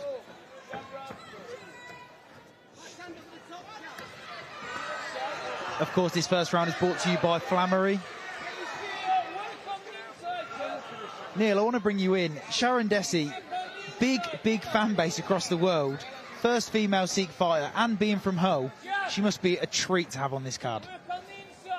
She is, without a doubt. I think with 3156, we're showing that we're trying to put as many people on the biggest platforms as possible. And having Sharon come inside with us, when she spoke with Curtis, you know, there was only one option for her, because we said we'd put her on the platform, we said we'd help build her up, and here she is tonight, you know, showing some very silky skills there and some good foot movement. She's came out the blocks really quick, and she's here to mean business, you know. Great slip there. Also, this is a very competitive fight, because, you know, Oles has come to win. You know, she's got a nice high guard. She's trying to walk Desi down. She's moving her head quite well. It's been quite a good mixture this evening of, you know, male and female boxers. Yeah, and then we're trying to bring that, you know, to our platform that we're putting the boxers on from the local area, and just see, you know, it's great that we're able to give everybody a platform to be able to fight on. Just the second woman boxer that we've signed, and she looks very excited from that first round there. That was a good start. I feel like both fighters, like I said, came to win. Angelica, no joke to the women's game. Lost a world title fight only in the super lightweight division recently. She's been in amongst it. Yeah, she has, and when they were eyeing each other up at the weigh-in, you know, she looked like she had a bit of fire in her belly. But Sharon's just a lovely, lovely girl, and she was very polite, very nice, but she's come out here with a bit of fire in her belly, and she's want to put a stamp on it. I suppose they're the scariest fighters, Jude. The one that look at you nice and calm and ready, and then as soon as they step in, they're there to hurt. Yeah, I never used to make eye contact with my opponents. I used to be too petrified. But Desi, to her credit, corners. She throws a really good roundhouse right. It's just, the timing's just not there at the minute, but I'm sure if she puts the jab in before she throws that roundhouse right, she's going to connect with it. She's got some good power. Indeed, on the flip side of that, oh, there you go, there's a great start. Yeah, walking straight to the jab.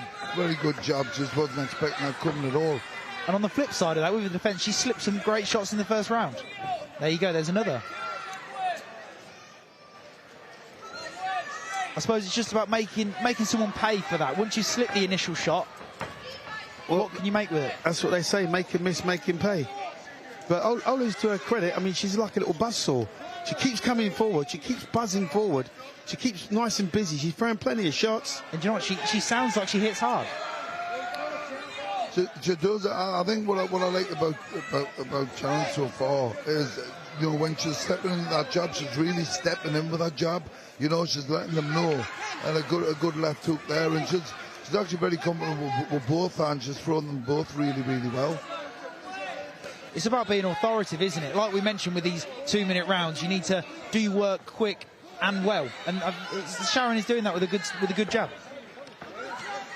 It's a good competitive fight, to be fair. It really is. It is. She's holding a good, nice, tight, high guard, and she's letting her hands go, which is good. But she's keeping busy and moving around the ring, so it's, you know, both fighters, no doubt they'll feel a little bit the next round.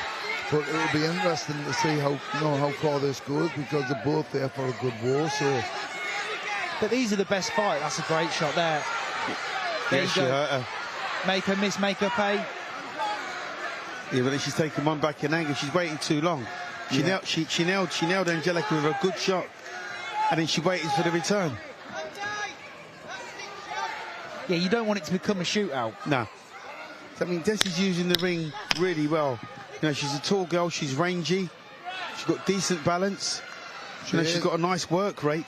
Great left hook there. She is, and she's with her opponent being a bit of a shorter than her, she's getting really low as well and getting out of the way of them hooks, so it's a really good start from her. 2 good rounds.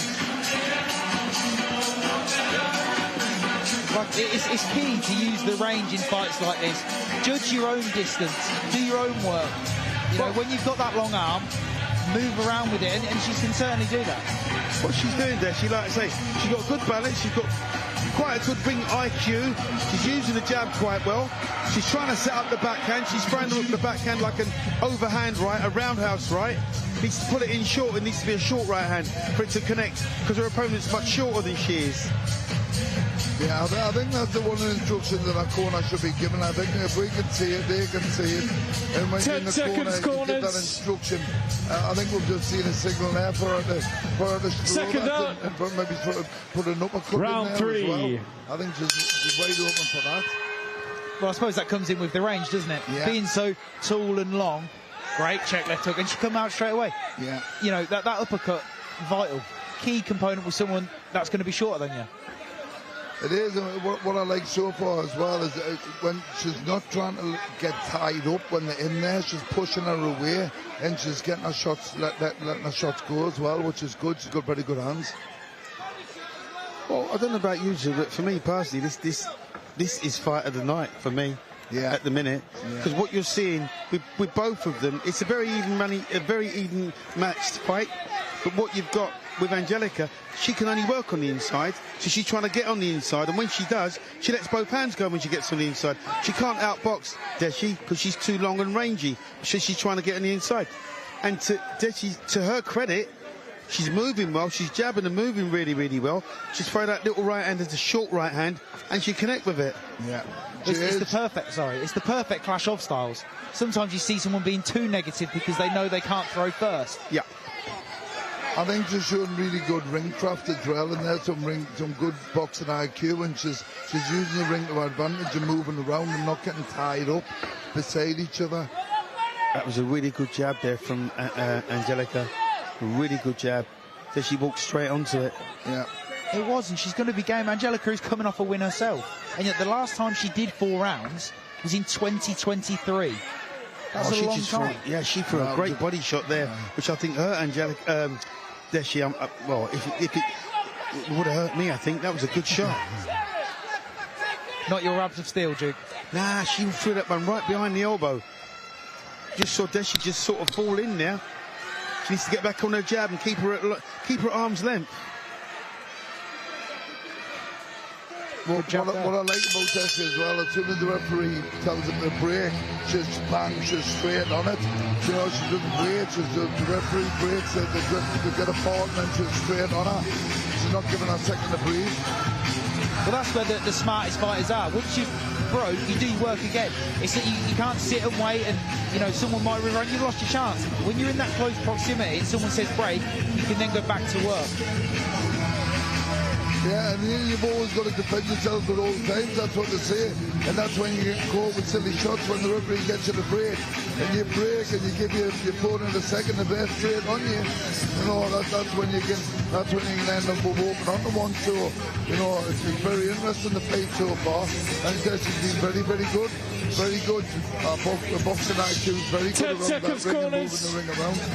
It's a good fight. It's a good fight because I'll be very interested to know how the referee's scoring this final one. round. There's not a lot in it. No, there's not. And your fourth and final round is brought to you by Flammery. And it's going to be an interesting one because both corners have nothing to give away. It's all out. And I think we're seeing that now. Both fighters know that they've got a chance. Deshi has to win this fight on the outside, not get involved on the inside, because that's where Angelica likes it. And there, you see that break there, you step back in. You don't want Sharon to miss her opportunity almost. That's a lovely hook she just threw there, Angelica. Check left hook. She's hit that quite a fair bit. She has. She's hit a lovely check left hook a lot of times, and it's effective as well. She just needs to follow it up and put a combination. Oh, that was a great shot from Angelica. Yeah. Another lovely hook. She needs to just work on shortening that right hand. Seems like Sharon's, because she's coming back in a straight line, that's where she's getting caught. Possibly. No pushing. We can all push and pull about.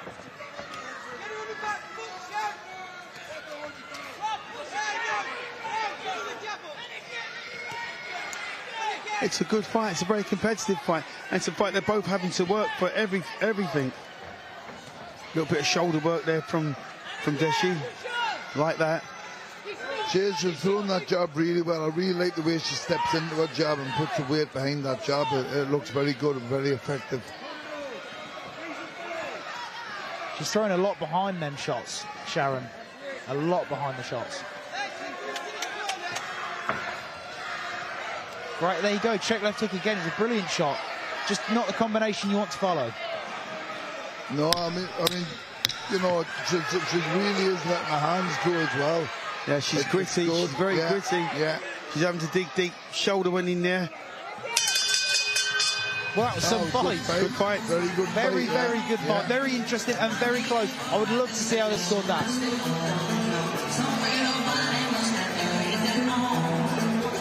I think Sharon's got a great check left hook as she's moving out the way there. She just catches them lovely. Perfect timing. Yeah, I think that she's won that fight. because she threw the cleaner shots. She fought at a very high tempo. She landed the cleaner shots. You know, all credit to Angelica. She gave as good as she got, but just got found wanting. I'd like to see these 2 over 6 rounds. Or even the 3-minute mark, or like we spoke about earlier. Or even the 3-minute mark, absolutely. It's such a shame because the girls are so well conditioned. I reckon they could have done the 6, and I'd have loved to have seen that. Absolutely, yeah. They could have done 6 rounds quite comfortably. Well, like I said, Angelica hasn't done 4 rounds since 2023, so that really was a sprint for her, essentially. She's been in there with, you know, world title fights, gone the distance, and yet comes down to a 4-rounder. That could have gone a lot differently. Yeah, I think the 2 minutes, you know, it's going to be a fast pace. It's got to be a fast pace, and both of them came here for the win there, and they both worked really, really hard. But I agree. I think Sharon's going up with a better shots, a cleaner shots. But fair play to Angelica. You know, she came here for the fight, and just came here to make up the numbers. You know, and as we don't want that on 3156. We want a good contest, and we've seen a great contest there.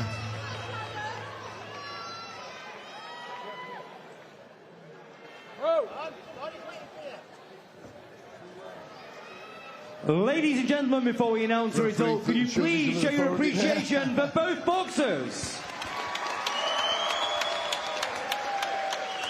After 4 rounds of action, we go to referee Howard Foster's scorecard. He scores the contest 40 points to 36 points in favour of your winner from Hull, Sharon Cordes.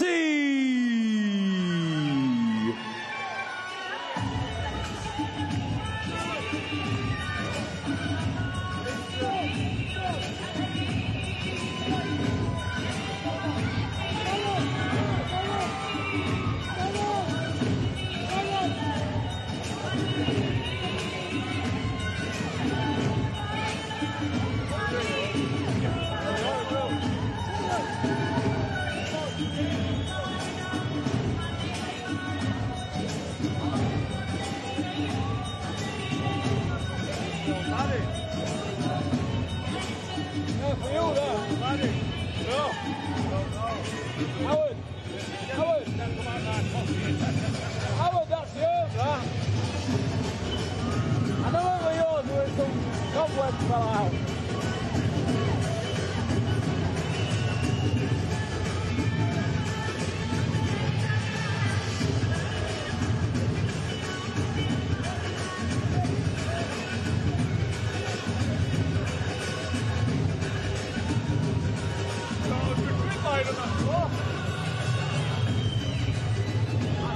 We're getting paid that.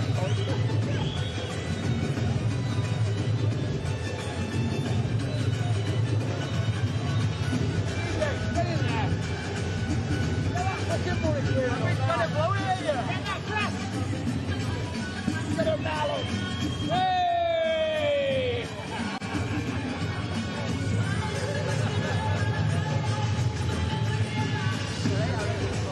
No, I don't like it.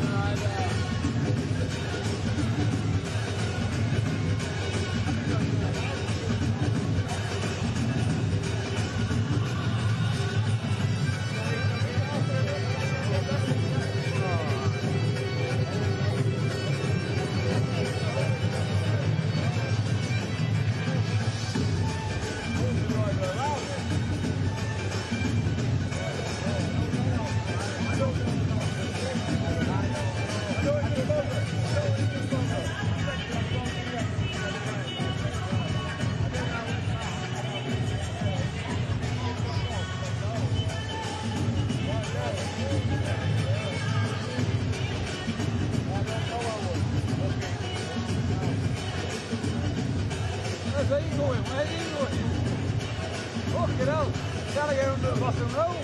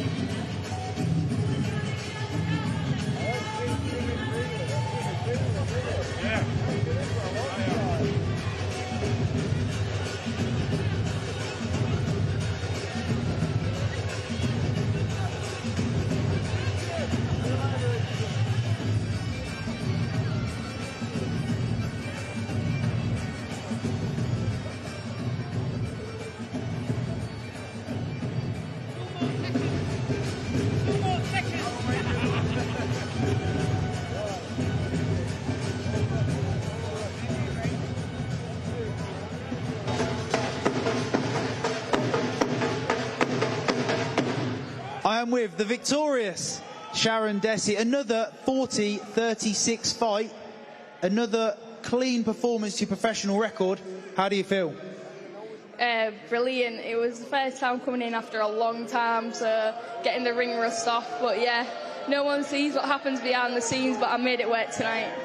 You certainly did make it work, and you have a big crowd with you. Being from Hull, how excited were you to put on a performance like that? Yeah, it was amazing. All my family from Leamington will come down, you'll hear them in the crowd. But yeah, it was brilliant. And Neil, it must be so great to have a personality like this under the banner. The ring walk itself was something special, but with performances like that to match it, she'll go very far. Yeah, you know, I was really impressed tonight, really impressed by her ring craft, her ring IQ, moving around, keeping her guessing, and I love that job, the way you step in with that job, a solid job, and, you know, a very, very good performance, and really proud of Sharon, so well done. Your opponent was very game tonight as well. I suppose that must help with the way you fight? Yeah, definitely. She was looking to come to win. Not my best, like I said, ring rust, but you know, we're from here, the activity starts and we'll be back again. What is the best Sharon Dessy? What can you promise to these fans that support you? Yeah, 100% that's yet to come. I'm still learning, still young, and I'm eager to go all the way. When you put in the hard work, there's nothing more you can ask for. And with a show like this in Hull, your hometown, it must be very exciting to be under the 3156 with Curtis and Neil. Are you excited for what's to come? Yeah, 100%. Curtis has got a lot of fights lined up for me, so it's going to be brilliant. Neil, how quickly do we want Sharon back out? No, we want Sharon active. I think she said there a little bit of ring rust. If that's ring rust, what she showed tonight, then, you know, there's a lot of potential to come. So I thought it was a very good performance. But yeah, we've got some big plans for Sharon, and, you know, it's not going to be long before she's out again. And then we'll get on the big stage and under the big lights where she deserves. And what a way to walk out as well, you know, and a fantastic support that she's got. So all round, just fantastic support, fantastic performance, and well done. You know, really well done. Really well done. Thank you very much.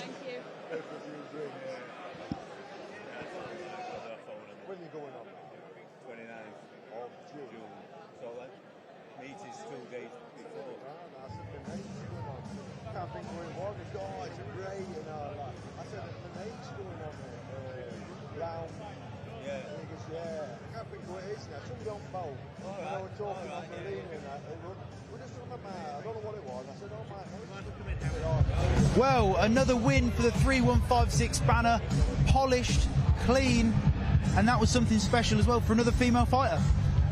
Yeah, like I said earlier, you know, with the first one, Jordan, you know, she's the first woman boxer, and then we've got a polished performance like that. You heard it for yourself, you know, she wants to do big things in the sport, and I think she showed tonight that if that's ring rust that she's got, you know, she's going to be some mover when she's out there, because that was a good, solid performance, you know, some really good check left hooks. She wasn't getting involved in anything on the inside, trying her best not to, and she worked the ring really well. Very, very impressed. Well, like, Duke, if that is ring rust, we're in for someone very special in the game. Well, for me personally, that was fight of the night. She showed good ring IQ, she showed good ring generalship, used the whole of the perimeter of the ring. Never once did she take her foot off the gas. Nice jabs. The right hand's got to be worked on, obviously. But, you know, she's a young kid. She's one for the future. I'm sure with the right kind of training and the right sort of attitude. Great attitude, by the way. I like to see young kids with great attitudes, because she's certainly one to watch for the future. Well, she seemed very humble in victory, but, you know, the dance, the ring walk, she's got that showmanship to make her a star as well. Yeah, she brought a little crowd with her, so it's only going to get a bit better as her confidence grows. With the more exposure she gets, better quality opposition she's going to face, she's going to have a great career. Well, the opposition she faced tonight was game and has had a previous world title attempt. You can't get any more experience than that. No, definitely not. You know, she's got everything it takes for her to get up there, and I'm hoping from big things from Sharon. I really am. You know, she's got that star-like quality as well, which not a lot of fighters have. You know, and she's got that, and you can see that in her. She's got that one in her that a lot of people don't show, and, you know, what a way to walk out as well. I mean, really, I would love something like that myself, you know. It was great. It was very good, but she's got a performance for to match it as well. But you've got to have the dance partner to do it, and all credit to Oles, because she came out fantastically. Oh, Angelica tried her backside off. She really did. Now, she put in a shift. She didn't come to lay down. She put it all out there. Unfortunately, she couldn't get past that jab, and you know, like I say, with Deshi, she never stopped moving. Plenty of lateral movement. You know, she's one to watch for the future, I'm sure. Well, I suppose that was the best fight to lead us on to our main event. Fight of the night contender, but now we've got Harry Powell coming in, who's promised to cause some serious fireworks. Harry is going to, you know, he's up against a tough test today. He's given away a bit of weight. He was fighting in middleweight. He's now fighting a cruiserweight. So, you know, it's going to be a big test for Harry tonight. And over 6 rounds, it's going to be a tough night for Harry. But, you know, I've got a real soft spot for Harry because he's got that want in him, you know, a bit like Nathan. He's got that one, that extra little bit that you don't see in many people. But he's got that fire in his belly. He's got that look in his eye that he wants this. He really wants it, you know. So hopefully we'll see the best version of him. Because he's put a little bit of weight back on after you know, the weigh-in, and he's had to rehydrate. He's had to put plenty of fuel in him. And Harry will be a bit of a force tonight, even though he is fighting a cruiser. He'll be a bit of a force tonight. He will.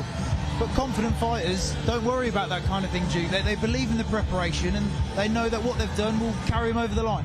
Well, I'm sure that his prep would have been right, but what he can't sort of legislate for is the extra weight. There's quite a weight discrepancy, which we're going to find out if he can carry that weight, because obviously he's fighting against a much bigger man. He is, but at 6'6", you'd like to think, adding on that weight, even after the hydration, he can carry himself pretty well. You know, Yeah. he's a very, very big middleweight, so even coming into cruiserweight, he should be okay. Well, we're going to find out. Yeah, we're going to find out, but you know, Harry's so big and tall and awkward, and he's used to sparring the likes of Adrian, who's a big, strong young lad. So he's used to fighting heavier lads, you know, and he doesn't get bullied, doesn't get pushed around. He gives as good as he gets, he plants his feet well, and he moves well around the ring, and he's a strong boy, Harry. He's a strong, very strong lad. And it's something that is a credit to Harry, sparring these big guys like Adrian King, who we saw taking people out in 2 rounds. It only benefits them in the long run with that ring IQ, because you learn how to find your feet. If he's been sparring with bigger men, then hopefully it won't pose too much of a problem for him, fighting a guy that's naturally bigger, naturally more heavy than he is. The question will remain over the rounds how strong he can stay. Because that little bit of extra weight, if he gets lent on and pushed around, that can take it a bit of a toll on him. Do you believe, though, that coming down in rounds but then adding the weight won't cancel each other out? Because the fight was meant to be a central area. Yeah. I mean, yeah. So if it's over a shorter duration, it shouldn't hurt him too much. Look, and I want to mention the 3156. Credit to Curtis and yourself, because with a show like this, a lot of shows, they do pull out and the fighters don't get paid, the crowd don't get a brilliant night, but it's been a brilliant night of 3156 boxing. Thank you. And, you know, there was a stage where we did speak about, you know, is this the right thing to do? Because, like I say, the rugby was on, we didn't get the numbers through the door. But what we want to do is give these guys a platform. Now, regardless if we make money, lose money, we're putting on a boxing event to showcase the people from the whole area and bring people into the whole area to showcase our talent. And there's no better way to do it than what we've done again tonight. You know, no massive names out there tonight, no huge names. You know, I've got a big top of the bill. Harry's going to be top of the bill, and rightly so, because he's earned that right so far. But for to put on a show like we have with some of the fights that we've put on, I think so far it's been a great night of boxing, and it's given people a platform for the showcase what they're about. And I think we've seen some very good performances tonight. And you were up against Arsenal as well, because Arsenal played tonight in the Champions League final, right? So I'm not sure, how did they come on? Yeah, they lost. Oh, right. Yeah, on penalties. Yeah. All right. Duke, the Arsenal fan. Yeah, listen, I love the Arsenal, and unfortunately they didn't win tonight. But tonight the only winners really have been in this show. Everyone's done tremendously well. And that's the thing as well, when you commit to still bringing boxing, local boxing, to these shows, you earn more credibility to the outside fans, especially on talkSPORT. Well, again, these small hall shows tonight has been a huge success, because all the fights have been really, really even money. You can't say, you know, the home fighters are going to win, coming from the red corner or the blue corner, whichever corner they come from. It's been nip and tuck pretty much the whole way. It has. And it leads us on to our main event, which could have been cancelled. It's not. It's promising fireworks, and we're all going to be very excited for that, because up next is our main event, Harry Powell.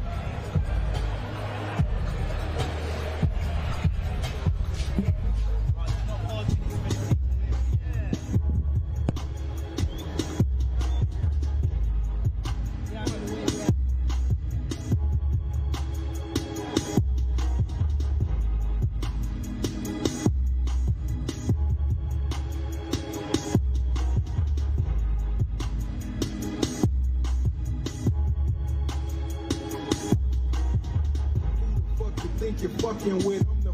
I'm the 745, white on white, that's fucking Ross. I cut them wide, I cut them long, I cut them fat. I keep them coming back. We keep them coming back. All of the lights.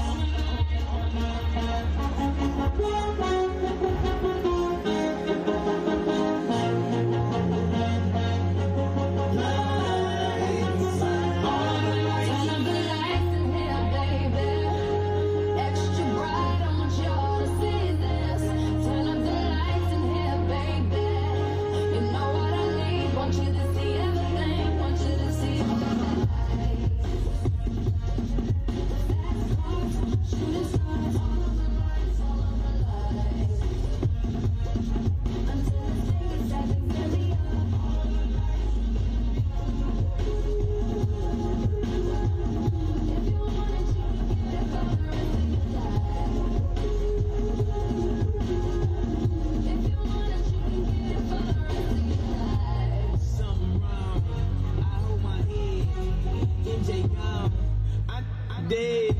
I slapped my girl, she called the feds. I did that time and spent that bread.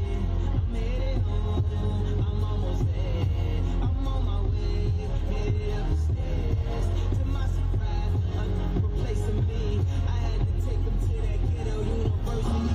Lights, stop lights, flashlights, spotlights, strobe lights, street lights. All of the lights, all of the lights. Fast life, drug life, thug life, rock life, every night. All of the lights, all of the lights, baby. Extra bright, I want y'all to see this. Turn up the lights in here, baby. You know what I need, want you to see everything, want you to see all of the lights. Train in order, can't see my daughter. Her mother, brother, grandmother hate me in that order. Public visitation, we met at borders. Told her she'd take me back, I'll be more supportive. I made mistakes, I bumped my head. Court sucked me dry, I spent that bread. She need a dad, baby please. Can't let her grow up in that ghetto university. Lights, flashlights, spotlights, strobe lights, street lights. All of the lights, all of the lights. Fast life, drug life, thug life, rock life, every night. All of the lights, in here, baby. Extra bright, I want y'all to see this. Turn up the lights in here, baby. You know what I need, want you to see everything, want you to see all of the lights. Can you mind, baby? Can you ride, baby? She go and get your own. Can you mind, baby?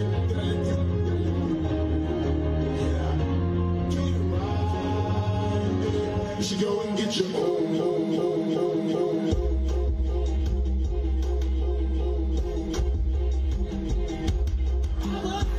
Trying to do it on my night, but you done came in. Turned around the vibe, I have it all I came in. I done turned into a rude dude. I had to fuck up the night, now we got to fight on when I got to lights. You ain't doing nothing but running your jab. You gotta go to the top, my homeboy, I am scrap. I done turned into a rude dude, man. I had to fuck up the night, now we got to fight on when I got to lights. Told the lady trying to hold you back, you better listen to her. She better not talk that shit, I'ma have to put something straight to her.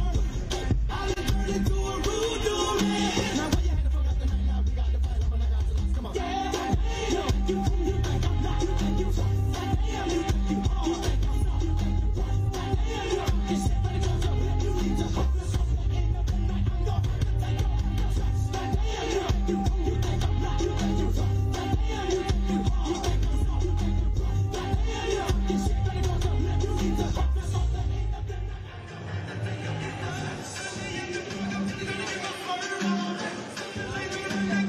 And now, ladies and gentlemen, Curtis Woodhouse for 3156 Boxing in association with Powell Packaging bring you the penultimate bout of the night, a cruiserweight contest scheduled for 6 3-minute rounds. Would you welcome to the ring firstly from Birmingham, Leon Justice Mitchell.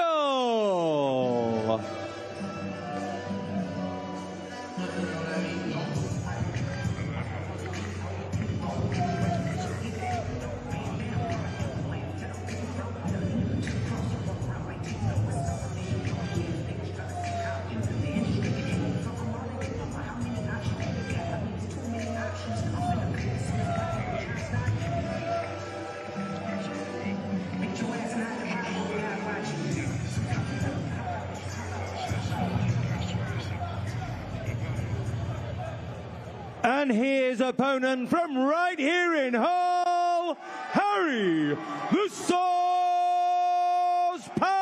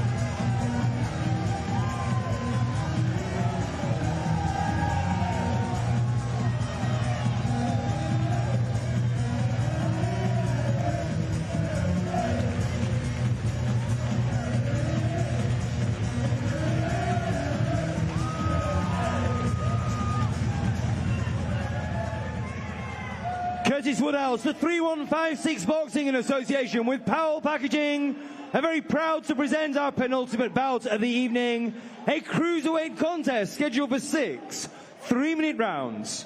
Your timekeeper at the bell is Peter Humphrey of Doncaster. Your referee is Michael Alexander, also of Doncaster. It's time now to meet the boxers. We begin in the blue corner. Wearing green trunks trimmed with black, he weighed in at 13 stone, 12 pounds, 1 ounce. His professional record boasts 1 win from 6 contests. From Birmingham, Leon Justice Mitchell. His opponent across the ring in the red corner, wearing white, blue and gold trunks, he weighed in at 12 stone, 9 pounds. He brings to the ring a perfect professional record, 6 wins from 6 contests, 3 wins coming inside the scheduled distance. Hailing from Hull, Harry the Sauce Powell. Referee Michael Alexander will give both boxers their final instructions. Right, lads, you both know the rules, so let's just have a good, clean fight, okay? Most of all, remember to defend yourselves at all times. Touch gloves. This is a cruiserweight bout scheduled for 6 3-minute rounds.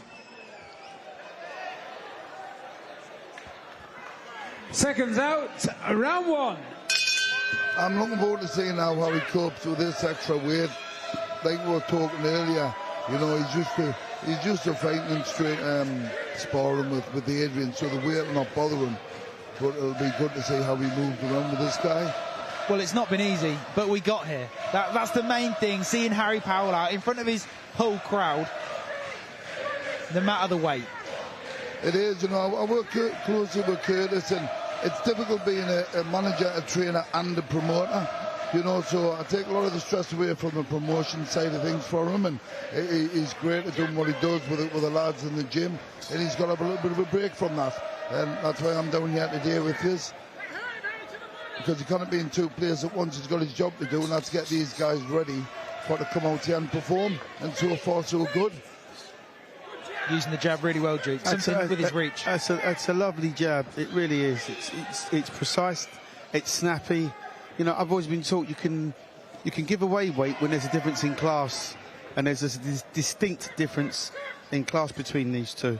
Even when he's not using that jab, he's using that, you know, he's using that left hand just to distract, and that's where you see the class difference. Well, he's using it as as a rangefinder. It's a hurtful shot in its own right, but he also uses the jab as a rangefinder because he's trying to set up the right hand, and he's using his right hand like almost in a hook fashion. He's not throwing a straight right hand because he's got a short opponent in front of him. He throws it almost like a right hook, which is a good shot. Yeah. Like I said, you know, I've got the privilege of sharing the ring with Harry on several occasions, and he's jabs so quick, but he steps into it, and there's a lot of power behind that jab. His big long reach and his long arms, and he great keeps shot. Yeah, his hands are quick. He's good. Do you know what? It's a credit to Curtis as well. Even sat outside, he's saying, "Wait, bide your time in." That's when you're going to show your talent, like he is now with the shot variation, head, body, head. Yeah, he's looking electric at the minute. He's putting together some really classy shots. He's shortening the punches on the inside, and he's whipping the shots around the outside. He is. Harry's getting better and better and better with every training session. Every week he seems to just up his performance. And again, you know, from the last performance on the last show to this performance tonight so far, he's just a little bit of a class above. And then body shots that he whips in, they put him with some venom in there as well.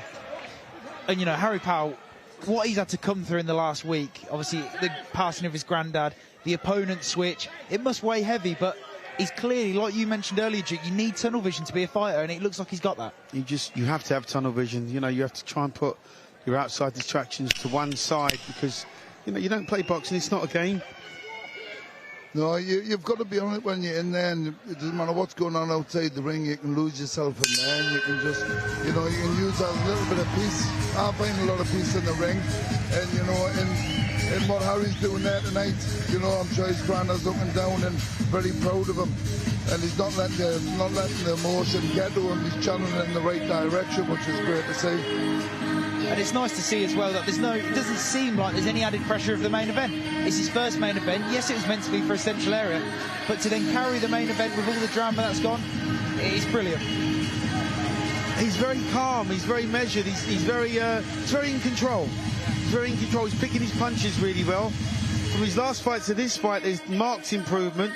In his last fight, he was rushing in, he was throwing punches quite aimlessly and almost punched himself out. But in this fight, he's picking his punches Corners, better. 10 seconds. Every time he gets the other guy against the ropes, he's trying to pick his punches, he's trying to work him up and down, work the head and the body. Seconds out, round two.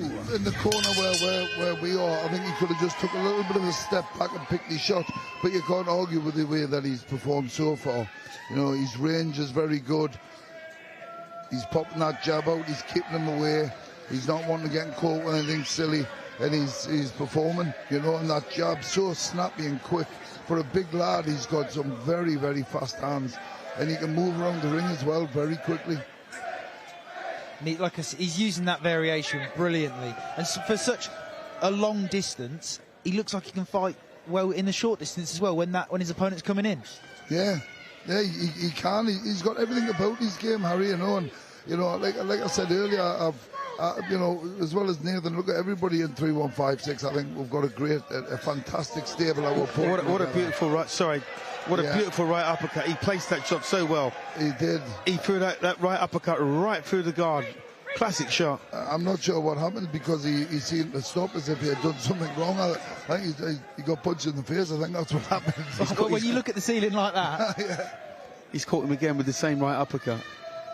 He's got such a variation of shots, Harry. You never know where they're going to come from, and he keeps that range well. And then when he steps in with it, he's very, very good. Even look at the expression on his face. He's cool. He's calm. He's got everything together, and he's just picking his time and picking his moment. Great shot again. Straight down the barrel. Looking at the ref.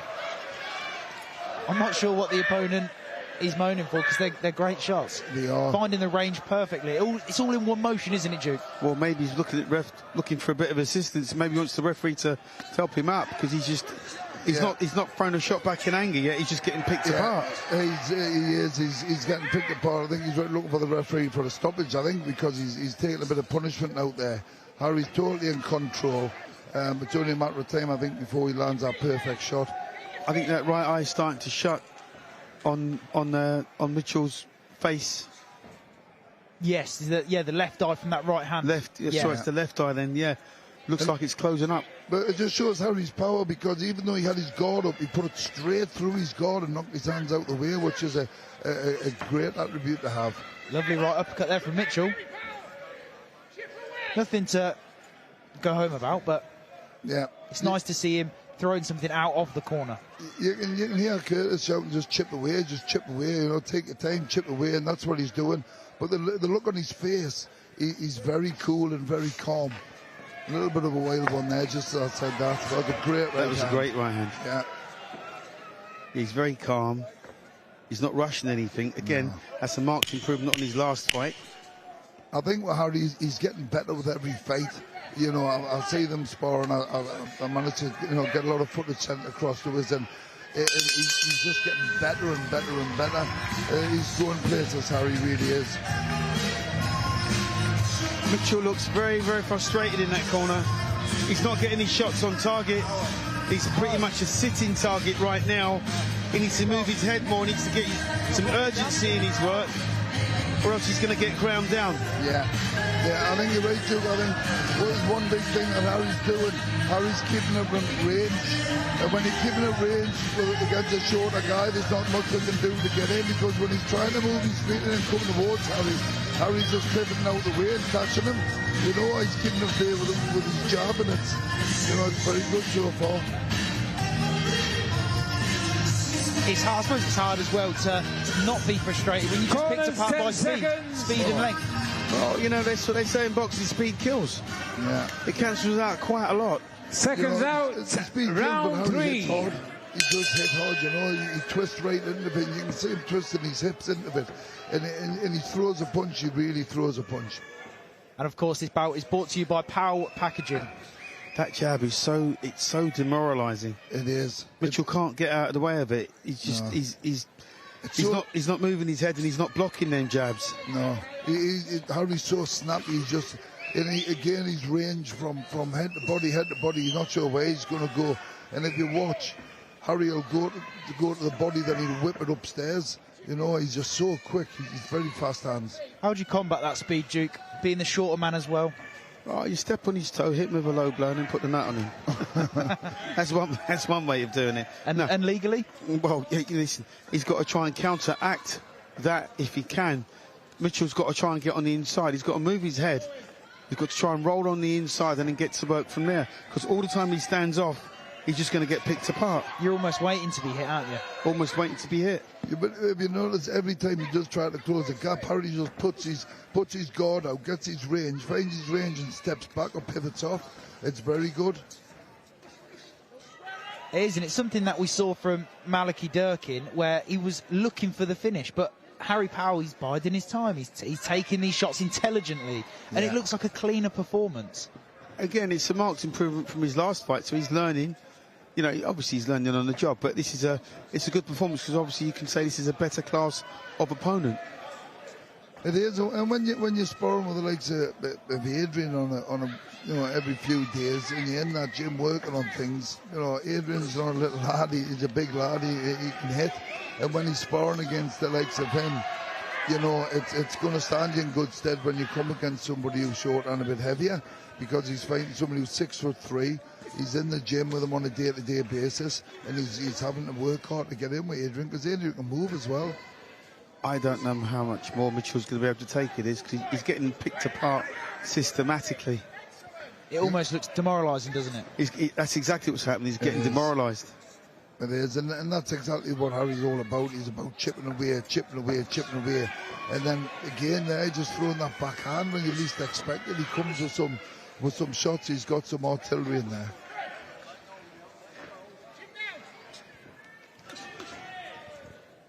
It's certainly not a leaky defence, which Curtis mentioned in the first show. He said Harry's such an exciting fighter because he's got that element of he can be hit, but judging by this, Duke, he's sharpened that up. Well, he's staying active, right? He's staying nice and busy. He's keeping that jab pumping into Mitchell's face. He's cutting him off. He's not letting him run around the ring. He's beating him in every quarter. He's beating him at long range. He's beating him at close range. Yeah, Harry's strong as well on the inside. He's getting a hold of him. He's stopping him working. It's certainly been a confident performance. You know, with what's gone on, he seems cool, he seems calm.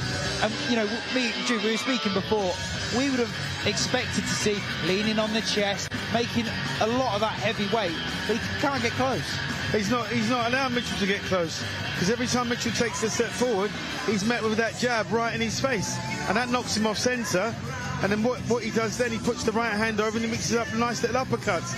So he's not really getting involved physically. He's making this a boxing match and not a physical fight. Yeah. I think it's a mature performance so far by Harry, and it shows how far he came from his first bout. Corners, 10 seconds. You know, he does tend to raise his head a little bit, but he's keeping his chin tucked in. He's working seconds out, round 4. Keeping the distance well. And he's boxing very, very well. He's boxing clever. He's boxing clever, and he certainly likes the connecting.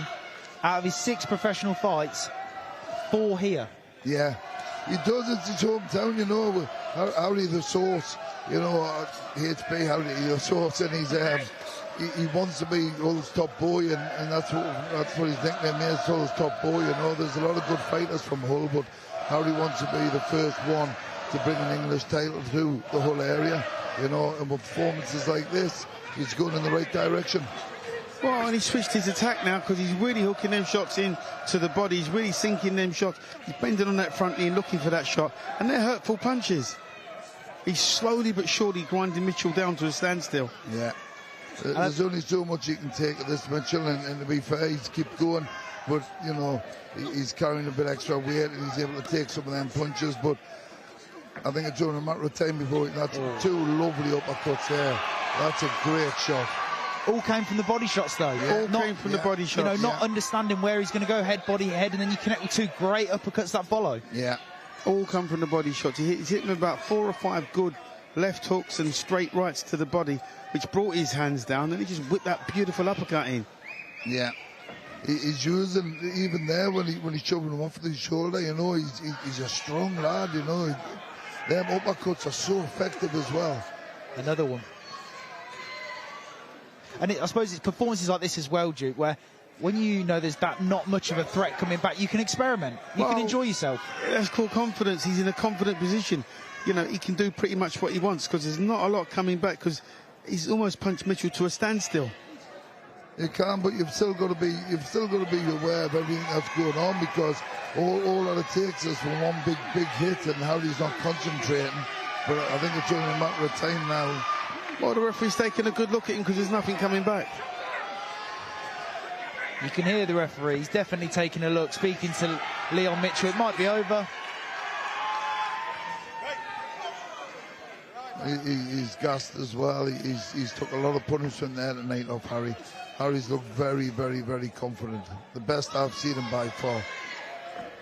But credit to Leon Mitchell. Jumped in, not the performance maybe we'd have wanted to see in a competitive essence, but, you know, he keeps the fight, he keeps the show going. No, he does, and that's what was said when we're talking about, you know, I'm not saying we're gonna call a show off from it, but what we could do to keep it on, and when the opponent was put towards Harry, and we told him it was going to be a weight difference, Harry was like, I'm not bothered to fight anybody. You know, so it just shows the calibre of the boy, that he's prepared to get in there and fight anybody. Mitchell looks quite dejected now. He does. I think he just knocked the stuff out of them all together. Yeah, he certainly took a couple of seconds himself even to get to his stool. A big inhale, and certainly a look of dejection, it seems. He stumped onto his stool. I wouldn't be surprised if Revy didn't take a good long look at him, because he doesn't want to take unnecessary punishment. He's not winning this fight on the inside, he's not winning the fight on the outside. He's not necessarily just going through the motions, because he's trying, but everything he throws is getting negated, because, you know, he's not allowed to get into the fight. He's never been able to get into this fight. And they've called it off. Your main event, Harry Powell goes to 7-0. Yeah. I think that was the right call, boys, definitely. Well, as I just said, he was getting ground down, he was getting hurt. Nothing was coming back. That's a good performance. And there's your main event, Neil. Brilliant. Listen, that was all we've come for, you know. We've come for a big night for Harry. You know, very emotional time for him, and he's channeled it in the right way. And he's came out there with a performance that, you know, that's a good enough performance to win any boxing match, because everything was calculated, very, very strong on the inside, but on the outside, kept him at bay, and a brilliant overall performance from Harry. Very proud of him. There you go, the hug from trainer and promoter Curtis Woodhouse. That's a special moment. These shows, they aren't easy to pull off, but when you get moments like that with Harry Powell in there, they make it all worthwhile. They certainly do. They certainly do. You know, it's fantastic to be a part of all of this, and you know, everybody that's working behind the scenes with Curtis, with Mitchell as well, and everybody that's working as part of the team. It's what makes 3156 so special. You know, we've got a very, very good, strong team here. Well, that's a 10 out of 10, because you know, when you consider he's given away so much weight, and that could have gone horribly wrong, but what he did, he boxed a very intelligent fight. He didn't get drawn in. He was patient. He hit excellent jabs. Ladies the right hands worked. The uppercuts were beautiful. And now he's you know, it's a good result. It's a very good result. Can you please put your hands together for both boxers? The contest came to an end when Leo Mitchell retired at the end of the 4th round. Therefore, your winner by TKO, Harry the Sauce Powell.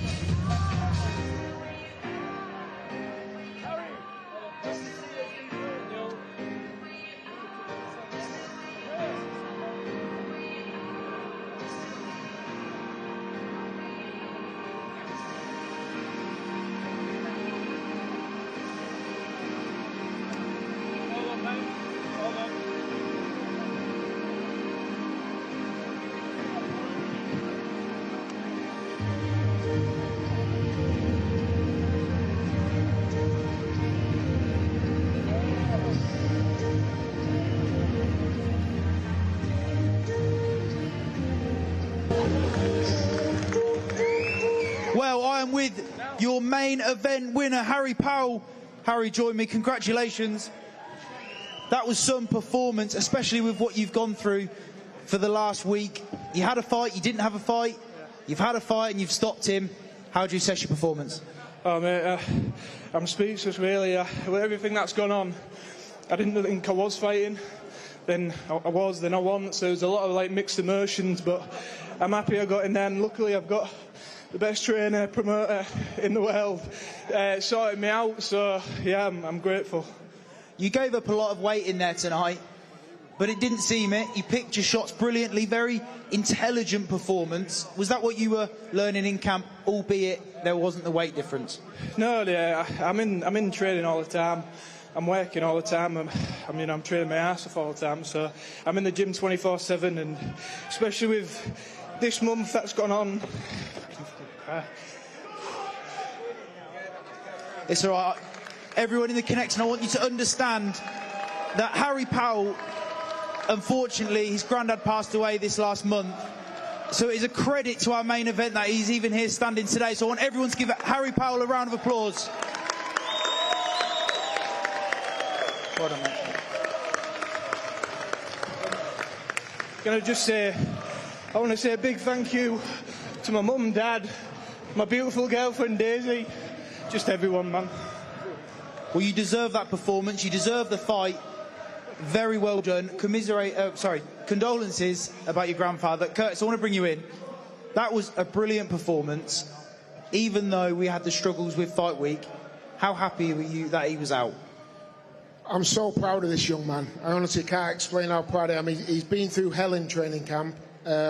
Losing his grandfather was a really, really difficult time for him. And I'll be honest, a few weeks ago, I advised Harry to pull out of this fight. I didn't think he'd be in the right place to fight. And his exact words to me were, my granddad would want me to fight. So he said, no matter what happens, you make sure I get a fight. So I'm so, so proud of him. He works his backside off, and this kid is a serious problem in the middleweight division. He's got him with a cruiserweight tonight. Like I say, the last minute we couldn't get an opponent, and I said to Harry, there's no middleweights or super middleweights or light heavyweights in the country to find. And he dragged me by my arm, he looked me in the eyes and said, excuse my language, get me an effing fight. He says, I don't care whether it's a cruiserweight or a heavyweight, get me a fight. And tonight we managed to pull it out of the bag, and for me that's a career best performance from Harry Powell. It certainly was a career best for Harry Powell, and the good news is you are now mandatory for Jake Goodwin for the Central Area title. A performance like that definitely warrants it. Have you got anything to say for Harry down that lens? Jake, sorry. Listen, I'm not here for calling out fighters, but let's get it on. Congratulations, all the best.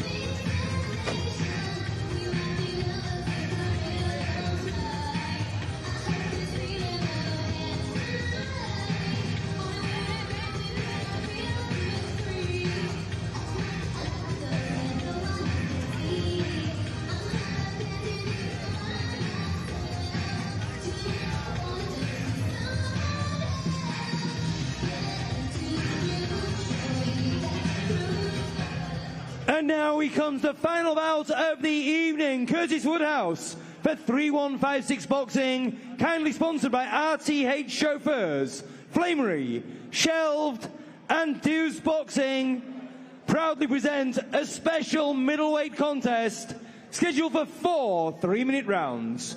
We welcome to ring firstly from Vaslui, Romania, Octavian Grati. If you're talking artist, it's better pop up in your boots as an artist. Talk in the market, everybody wants to know where walk in the parties. Walk in the party, sport in the money. Half of the class will snort in my Charlie. Shoot in the bar, tap to sort the banana. Chicks looking at me like, talk to me, darling. Hollering at me, blinking, smiling, the morning. And his opponent from the beautiful city of York, it's TGN Tommy Gunn Naismith.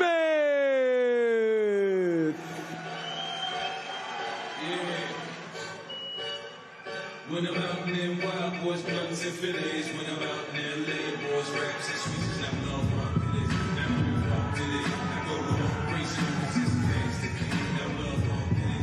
I'm not wrong to this. I go wrong, racing with this fast to keep. I'm in my Lambo, nagging, man, real low, nagging.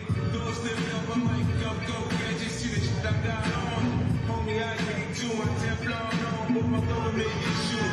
Introverted, great moves, break through two shoes. The wife on a futon, ugly shit too.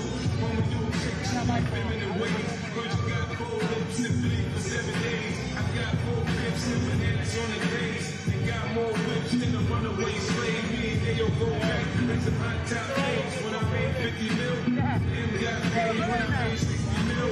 Dre got paid when I made 80 mil. Jimmy got paid, I ain't even got the rap now. Life is made. Curtis Woodhouse for 3156 Boxing.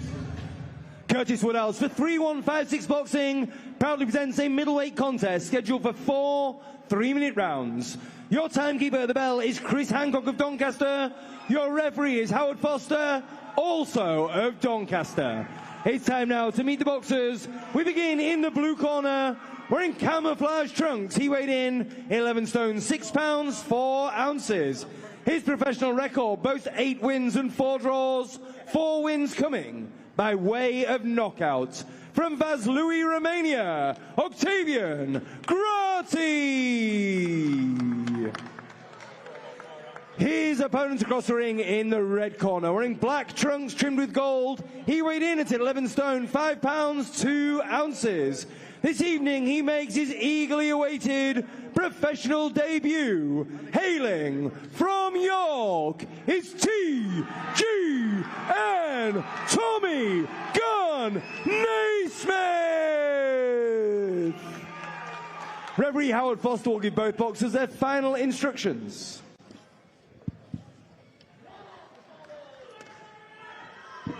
Okay, guys, keep it clean, break straight away when told. Both you watch your heads in close. Good luck to you both. Touch gloves. Good luck. This is an international middleweight contest scheduled for 4 3-minute rounds.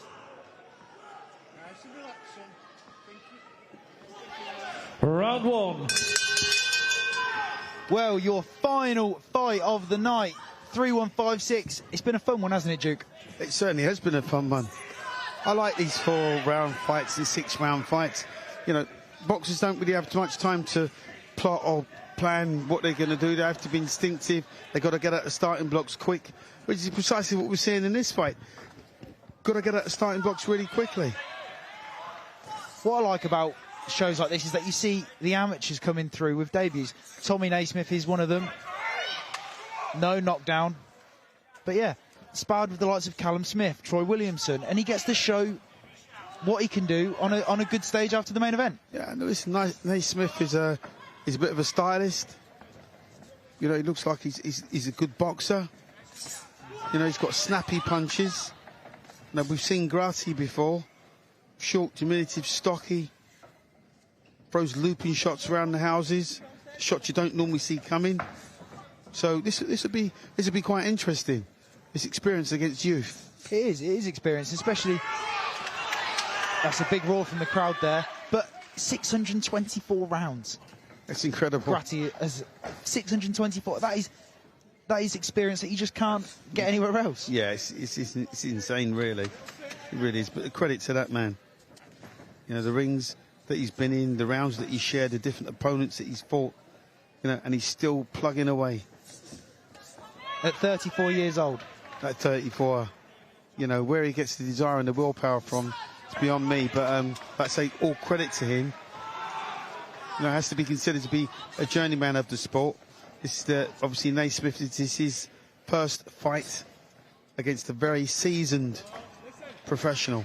But Naismith looks comfortable, doesn't he? Very comfortable. When you've got an amateur pedigree like that and you're experienced and you've, sparred the likes of Troy Williamson and some of the Furies. Oh, great at left hook to the body. You are comfortable. You are drilled. Well, you know, Gatti, I call him Gatti, sorry. Yeah, he didn't really see that shot coming. That was just whipped right behind his elbow. He put the jab out, Naismith, and then he walks onto one now. Good shot from Grati there. Yeah, Grati put out a lovely shot there. The overhand right you were talking about. Yep. managed by Spencer Brown as well, Tommy Naismith. So there's potential in there. Other people are seeing it over at Gold Star. Well, you know, I mean, Spencer's not going to just sign up anybody. He's a very astute individual, so he sees mileage in this kid.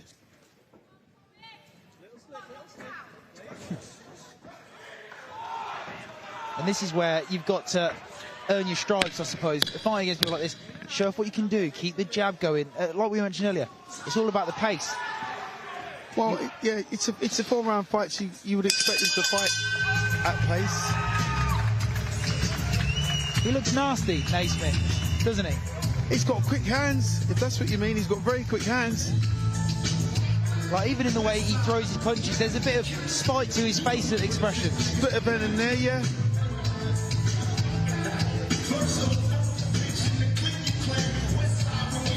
I just want to quickly cap a night of 3-1-5-6 whilst the round's not on. That was a great night of boxing.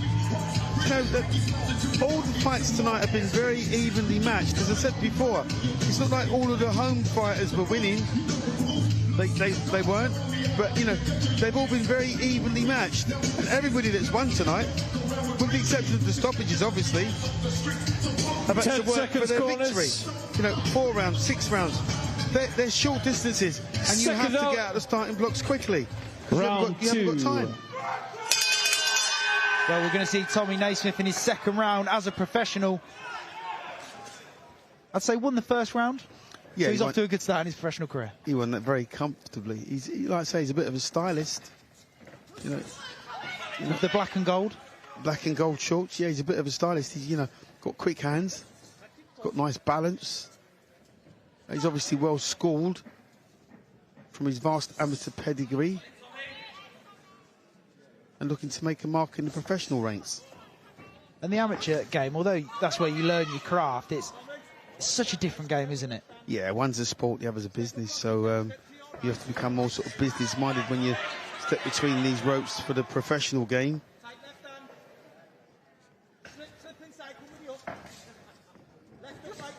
Great shot there. Followed in as well. Yeah. 1-2, straight down the nose. But Grati just shrugs it off. But he's a wily old pro, Grati. You know, he pulled that shoulder around there. Some of those shots just deflected from that shoulder. He had almost a sort of peekaboo style 1 minute, and then next minute he was giving him the shoulder roll. Like you said, yeah, the overhand comes pretty well, but the elbows are tucked in, aren't they, from Grati? Good jab. He knows what he's doing. He knows how to survive.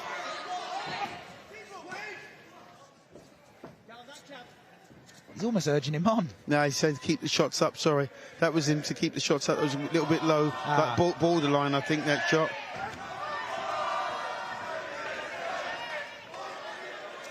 It's almost like he's coaching him through it.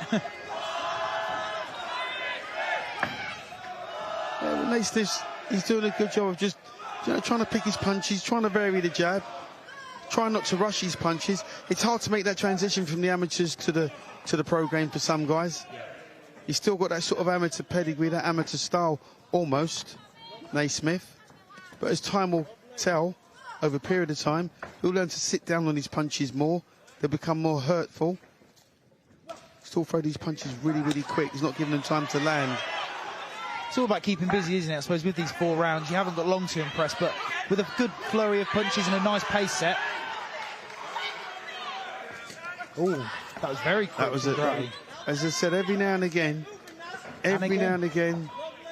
Grati swings one of them shots over and just gives Naismith a little timely reminder. You're not having this all your own way.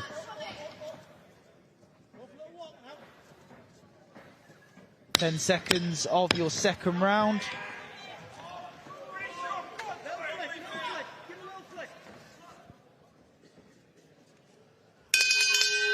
Another round for Naismith.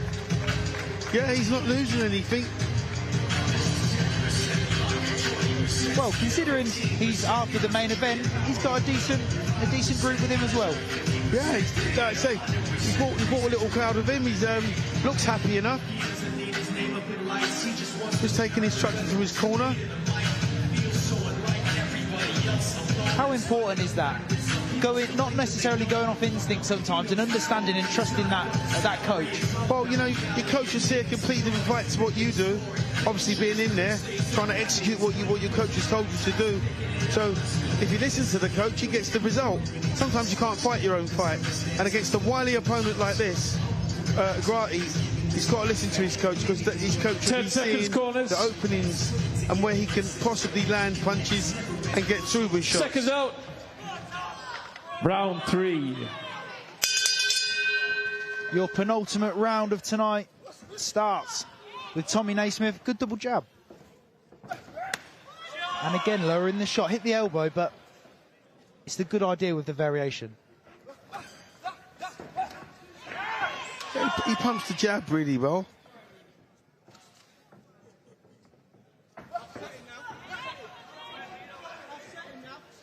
Would you like to see a bit more zip in there, potentially? Well, you know, nothing happens before time. You know, he just needed a bit more time to understand the game, how it works. I suppose it's easy to get carried away, isn't it? Yeah, absolutely. On your debut, you feel like you want to get people impress, out there, yeah. Sure. He'd love nothing more than just to knock this guy out. I don't think that's going to happen. Well, I can tell you, with over 100 professional contests, he's been stopped 4 times. There's your answer then, yeah. He would do very, very well. He would impress a lot of people more than Spencer Brown if he got him out. If he knocks him out, sure.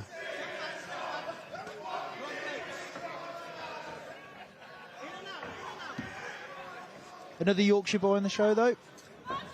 They've had a good representation tonight. They've had a very good representation tonight. He's doing really, really well. You know, you can't rush it. Naismith, he's just got to be, you know, show a sign of maturity, be patient, look for the openings. Walks onto a left hook there. That was a good shot. Nod of approval there as well from Grati. Yeah, that was a good shot. Very good shot. Landed by Grati. Yeah. Ref just warning them about the elbow. Oh, sorry, shoulder.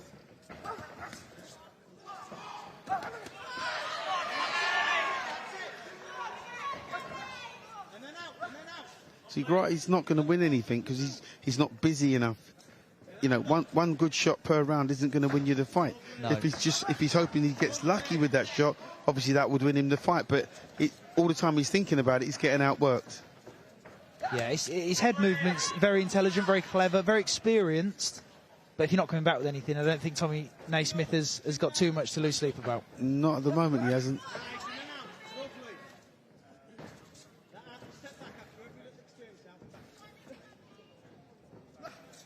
Look, good head movement again there from the pair of them.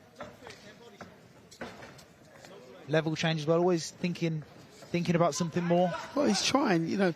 Naismith's doing a good job right now, and just negating everything that Grati's trying to do. Doesn't have to get in the pocket with him. Just got to keep it long, keep the work rate up, keep pumping that jab, circling left and right, and then you know, get a nice comfortable victory. Because a lot of these journeymen want you to punch yourself out, don't they? Absolutely. They're waiting for that punch so they can be reactive. Absolutely. Another good round. Another active round from Naismith. He seems like he understands that his opponent isn't here to win, so he's just going to showcase and maybe do something and enjoy himself on his debut. Well, you know, what Naismith is doing right now, he's going through the gears. You know, he's hitting nice jabs, he's putting right hands together, and once or twice he even went to the body. So, like I say, he's trying to go through the gears. But he's only got one more round, he hasn't got another 6 to go.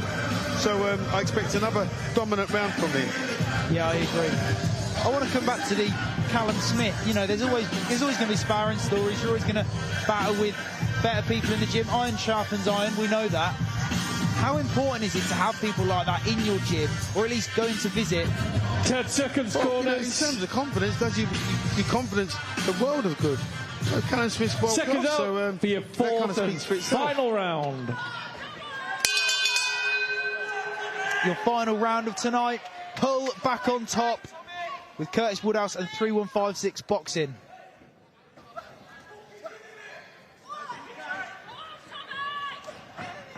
Grati does a good job.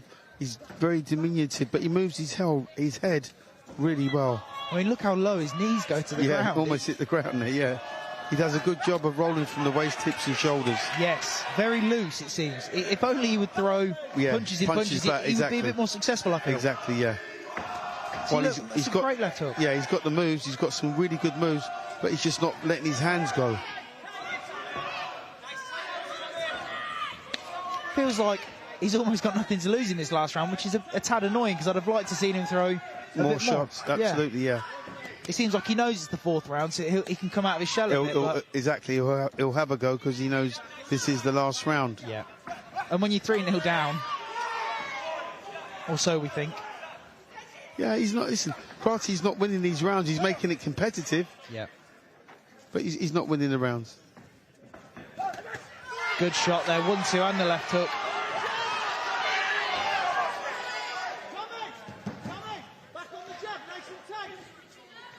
But it's clever coaching there as well. Back on the jab, calm it down, a bit like what Curtis was doing earlier. Sure. Well, that's where he gets all of his joy from. Everything's got to come off that jab. Good head movement there, followed with a backhand by Kraty. Worked his way in well with that bob and weave. Yeah, he does. He does that quite well. But like I say, he doesn't work off that. He might get one shot over, like that right hand, the roundhouse right hand he just threw there, but now he won't do anything else. And that's the beauty of head movement. You become so unpredictable. The level change is almost sometimes impossible to grasp. Absolutely, yeah. Final minute. Yeah, but it's been another competitive round.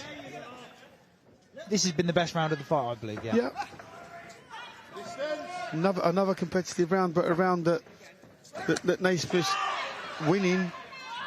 You know, the volume of punches that he's putting out are decent. Wild miss, but I suppose it's the risk he's now taking.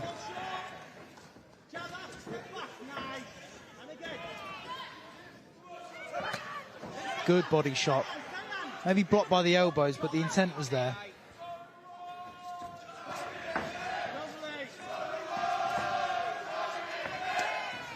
Tommy Naismith is going to come into the last 10 seconds of his professional debut. With a nice win. With a nice win, definitely. A 40-36? Yeah. And there you have it, folks. The final night of a 3-1-5-6. Some words exchanged at the end. What do you think that might have been? Yeah, he's just probably congratulating him. There's no bad blood between these two. No.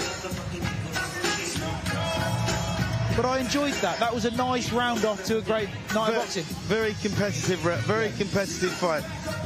Very competitive fight. He's almost the perfect journeyman, isn't he, Kraty? Yeah, he is exactly that. He's humble, he knows what he's there for, and he offers that experience. Yeah. And he's always dangerous. Well, he knows he's lost the fight. Yeah. You know, but and he's not bad-tempered. He's accepted that. Yeah. And fair play to him, he'll probably have a fight in 2 weeks. There you go, he'll be back out again, yeah. Yeah. Absolutely, yeah. And as for Tommy Naismith, some good skills shown there. You can understand why Spencer Brown has picked someone like him up. Oh, he's one to watch.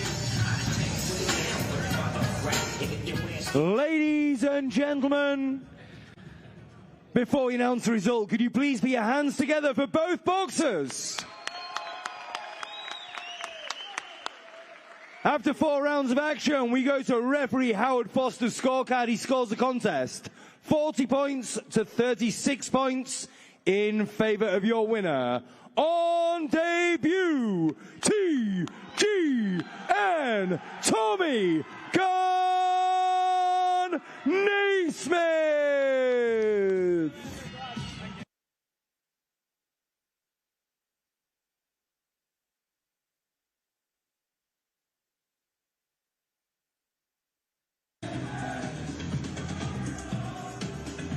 On behalf of everyone at 3156 Boxing, thank you so much for coming out tonight. Have a safe journey home and look out on the 3156 Boxing socials because we'll be announcing a show back here in Hull in September very, very soon. Thanks for coming. Have a safe journey home.